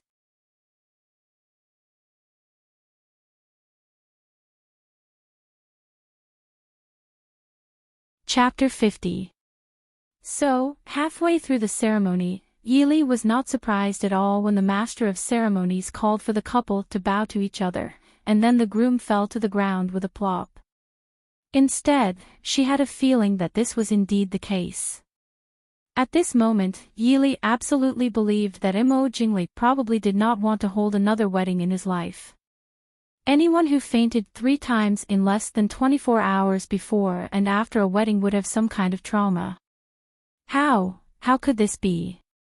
Mu Rongting was so shocked that she almost could not close her mouth. Hua Tianxiang was also stunned. She did not know what to say. In fact, she began to sympathize with Yi Ying. It was bad enough that the groom missed the auspicious time, but the groom fainted during the wedding. Phew. Li, this Li Wang's health is too poor. Fortunately, everyone was stunned by this sudden change. Only Xian Zhao Taifei reacted and hurriedly sent the bride and groom back to their rooms, and called for the imperial physician. The groom fainted, but the wedding banquet still had to continue, but the guests were somewhat tasteless. The noblewomen guessed the real reason for Li Wang's fainting, and thought about the latest gossip that would appear in the capital tomorrow. Yili mentally simulated the consequences of making Mo Jingli faint this afternoon. She felt that there was no big problem, and then enjoyed the delicious food with Hua Tianxiang and Mu Rongting. When she glanced at a certain smiling man in an inconspicuous corner and shook a toast to her, she nodded slightly in return. This wedding was really interesting. Madam is here. In the comfortable and elegant Qingyi pavilion, Yili was holding a needle and thread and thinking about the embroidery in her hands when Qing Xia came in to report. Yili put down the embroidery and looked up. How does she have time to come here? Ever since the blunder at Yi Ying's wedding 2 days ago, Wang Shi had been the busiest mess. These 2 days, there was news in the Fu that concubine Zhao's child and Yi Rong's were incompatible, and it was even more chaotic. Minister Yi also had a headache. On one hand, it was the daughter and only son of Princess Li. On the other hand, it was the most favored concubine and future son. It wasn't that Minister Yi couldn't tell which was more important. But looking at concubine Zhao's weeping face, he still couldn't bear to part with her. Unfortunately, on the second day of Yi Ying's wedding, Yi Rong was inexplicably startled by the carriage on his way to school. He was so frightened that he had to lie in bed for 2 days. Wang Shi made an even bigger fuss. When Wang Shi walked in, she had a rare amiable look on her face when she faced Yili. Unfortunately, Yili was neither a concubine-born child who had to live at her whims, nor was she a pitiful young girl who didn't know anything. Therefore, she only stood up and greeted her indifferently. Fourth sister is about to return home. How come Madam has the time to come over? With what she thought was an amiable smile, Wang Shi said, the Prince Ding mansion has already chosen a date, and the betrothal gifts will be delivered in 2 days. Li, your wedding date is near. I came to see if there is anything that hasn't been fully prepared. Yili asked Wang Shi to sit down and said, Mother Lin and the wet nurse will take care of it. Aunt and Aunt have also come to check on it several times. There is no problem. Thank you for your concern. The smile on Wang Shi's face stiffened. Yili's words sounded like she was saying that she had neglected her duty as a legal mother. In fact, Yili didn't have such an idea in her heart. Because in her heart, she never thought that Wang Shi had the obligation to organize her wedding. As long as her face was acceptable, it was fine. Actually, I came here today to discuss something with Yili. Wang Shi quickly regained her composure and looked at Yili eagerly. Yili raised her eyebrows and looked at her in confusion. Wang Shi sighed, Li, you must have heard about what happened in the past few days. It's not that I, as the legal wife and legal mother, can't tolerate it. It's just that Zhao's child is at odds with the Yi family's legal child. The day before yesterday, I specially went to Master Ling Su of the Water Cloud Temple. He said that Zhao's child had a grudge with our family in her previous life. She was born to harm our Yi family. You see, ever since the news of her pregnancy spread, our family has been in trouble. But Master still blindly protects her. Yili calmly listened to Wang Shi ramble on about her dissatisfaction with Zhao and Minister Yi. Wang Shi deliberately brought up the fact that Zhao's child was at odds with the Yi family's legal child. In terms of legal children, who in the Yi family was more authentic than Yili? If she didn't know and didn't believe these things, after seeing Yi Ying's unlucky wedding, she was afraid that she would have a grudge against Zhao and her child. Madam, what do you mean? No matter what, that child is our Yi family's flesh and blood, and also Li Er's biological brother. Father naturally loves him. Yili lightly threw the question back to Wang Shi. If Zhao hadn't been on guard against Wang Shi and couldn't find a chance to make a move, why would she come to discuss with her? If she really fell for it and gave her advice, if something happened in the future, she would naturally have to bear the consequences. Wang Shi was startled. She gritted her teeth and forced a smile. No matter what, I'm afraid that child is. Ying's matter has already caused the Yi family to lose face. If something happens to Li Er's marriage, our family will really lose face. Yili lowered her eyebrows and smiled faintly. I'm afraid I can't make the decision on this matter. Madam, you should discuss it with father and grandmother. A woman should follow her husband. What's more, Li Er's wedding has no face to speak of. After getting married, she changed her surname to Mo. Even if that child really wanted to jinx someone, it should be someone with the surname Yi first, right? Seeing that Yili was so stubborn, Wang Shi also knew that she couldn't get the result she wanted here. She pretended to comfort Yili for a while before holding the almost deformed handkerchief in her hand and left. Miss, Wang Shi's intentions are so sinister. You must not be fooled by her. As soon as Wang Shi left, Mother Lin and Mother Wei came out from the inner room. Mother Wei said with a face full of anger. Yili raised her eyebrows and smiled. Nanny, did you see through her intentions? Mother Wei said, what other intentions can there be? She wants to harm concubine Zhao, but she dragged Miss into it. If Miss is soft-hearted and really listens to her words, in the future, when word spreads that a woman interferes with her father's affairs and is heartless to her stepmother and stepbrother, it will ruin Miss's reputation. Mother Lin smiled and comforted Mother Wei, younger sister, don't be anxious. I think Miss must have a plan in mind. Yili nodded and said, Wang Shi certainly can't tolerate concubine Zhao. It's just that there are so many things going on in the Fu right now that she doesn't have the opportunity to act. Mother Lin thoughtfully said, Miss means to save that concubine Zhao. Yili shook her head and said, it can't be counted as saving her. These days, concubine Zhao has also helped me a lot. What's more, I think Rong has been taught by Madame to be somewhat improper. Yi family still has a trace of descendants in the future. Mother Lin said, I'm afraid that concubine Zhao will be ambitious in the future. Yili waved her hand and smiled, if she's smart, she should know that I have no conflict of interest with her.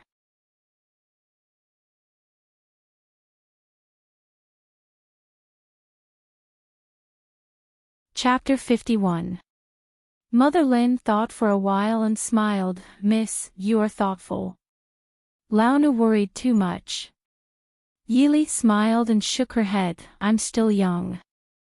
There are always things I can't consider. In the future, I'll need more advice from mother and wet nurse. In the evening, Wang Shi somehow persuaded Minister Yi to send concubine Zhao back to the Yi family's old house to wait for delivery. Concubine Zhao naturally cried and begged for a long time. The remaining concubines looked at her miserable appearance and couldn't bear it. Yi family's old house wasn't a flat and rich land. It was Bingzhou in the southwest of Dechu State near the border. Not only was it barren, but it was also thousands of miles away from the capital. Since Minister Yi came to the capital and took old Madame Yi over, the Yi family never returned to their old house. In the early years, even the ancestral hall was moved to the capital. In Bingzhou, there was only an old house and some land left for the family to take care of. Not to mention whether concubine Zhao could live well when she went back, whether she could survive the journey while pregnant was a test. Minister Ye's expression was also somewhat unbearable. But looking at his former beloved concubine begging, he didn't relent. Yili looked at concubine Zhao's expression faintly. The initial sadness gradually turned into despair.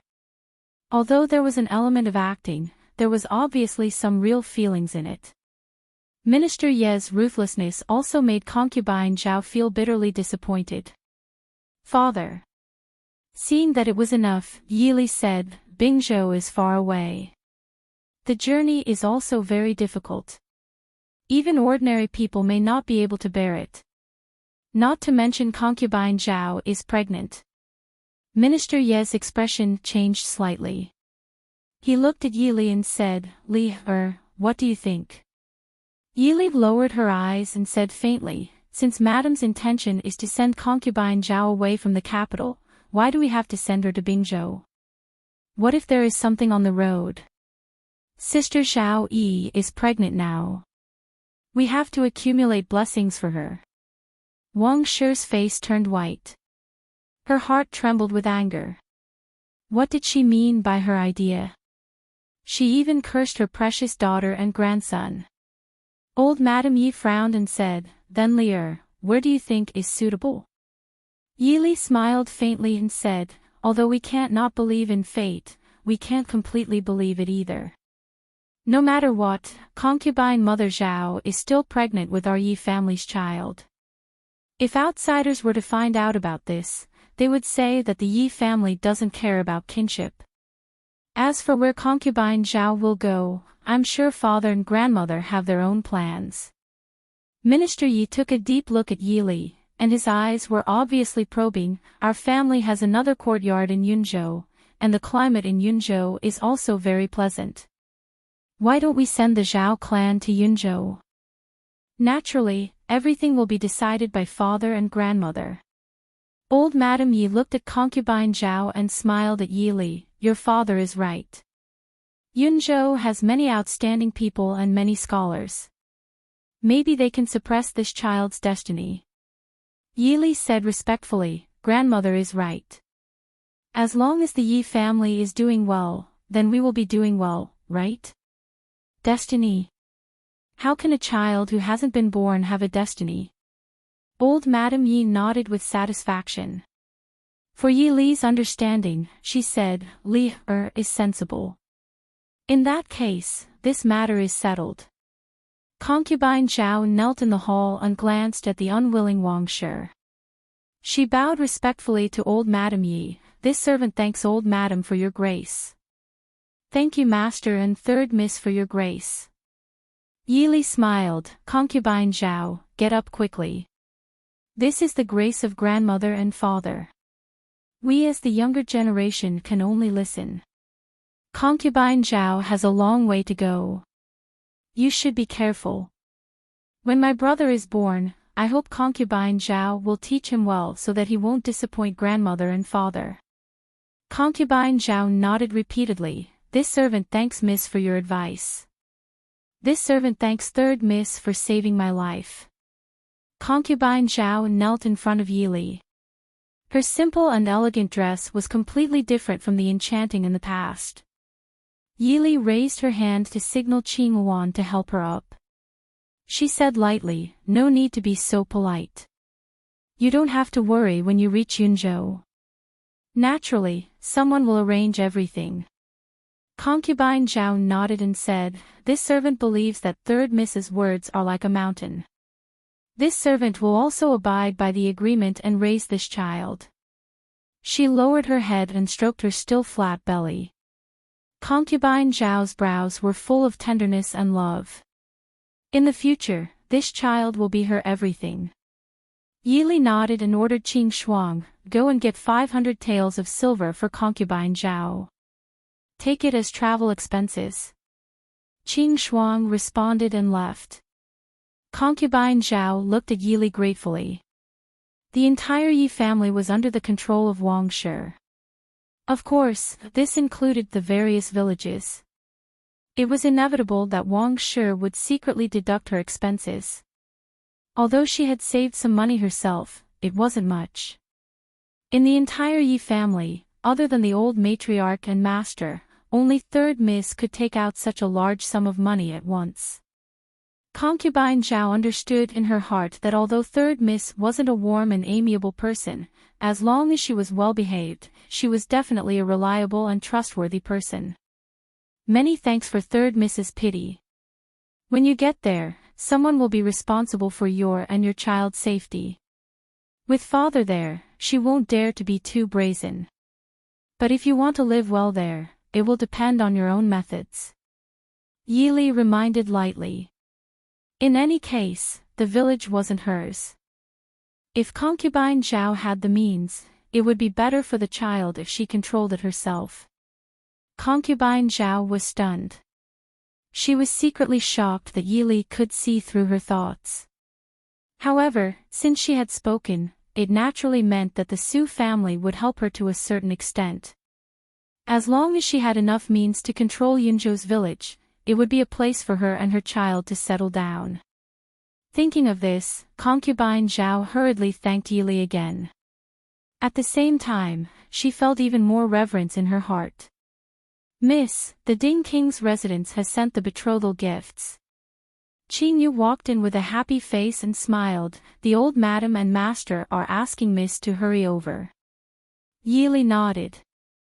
Seeing Qing Yu's strange expression, she raised her eyebrows and asked, is there something else? Qing Yu's happy expression was somewhat conflicted. Looking at Yili, she said, His Highness King Li and fourth Miss have also returned. Today was the day that Yiying would return home.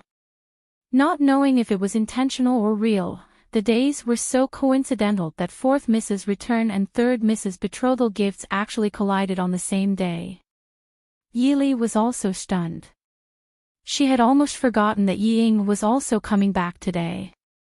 What happened? Qing Yu curled her small mouth and said, King Li and son-in-law arrived at about the same time.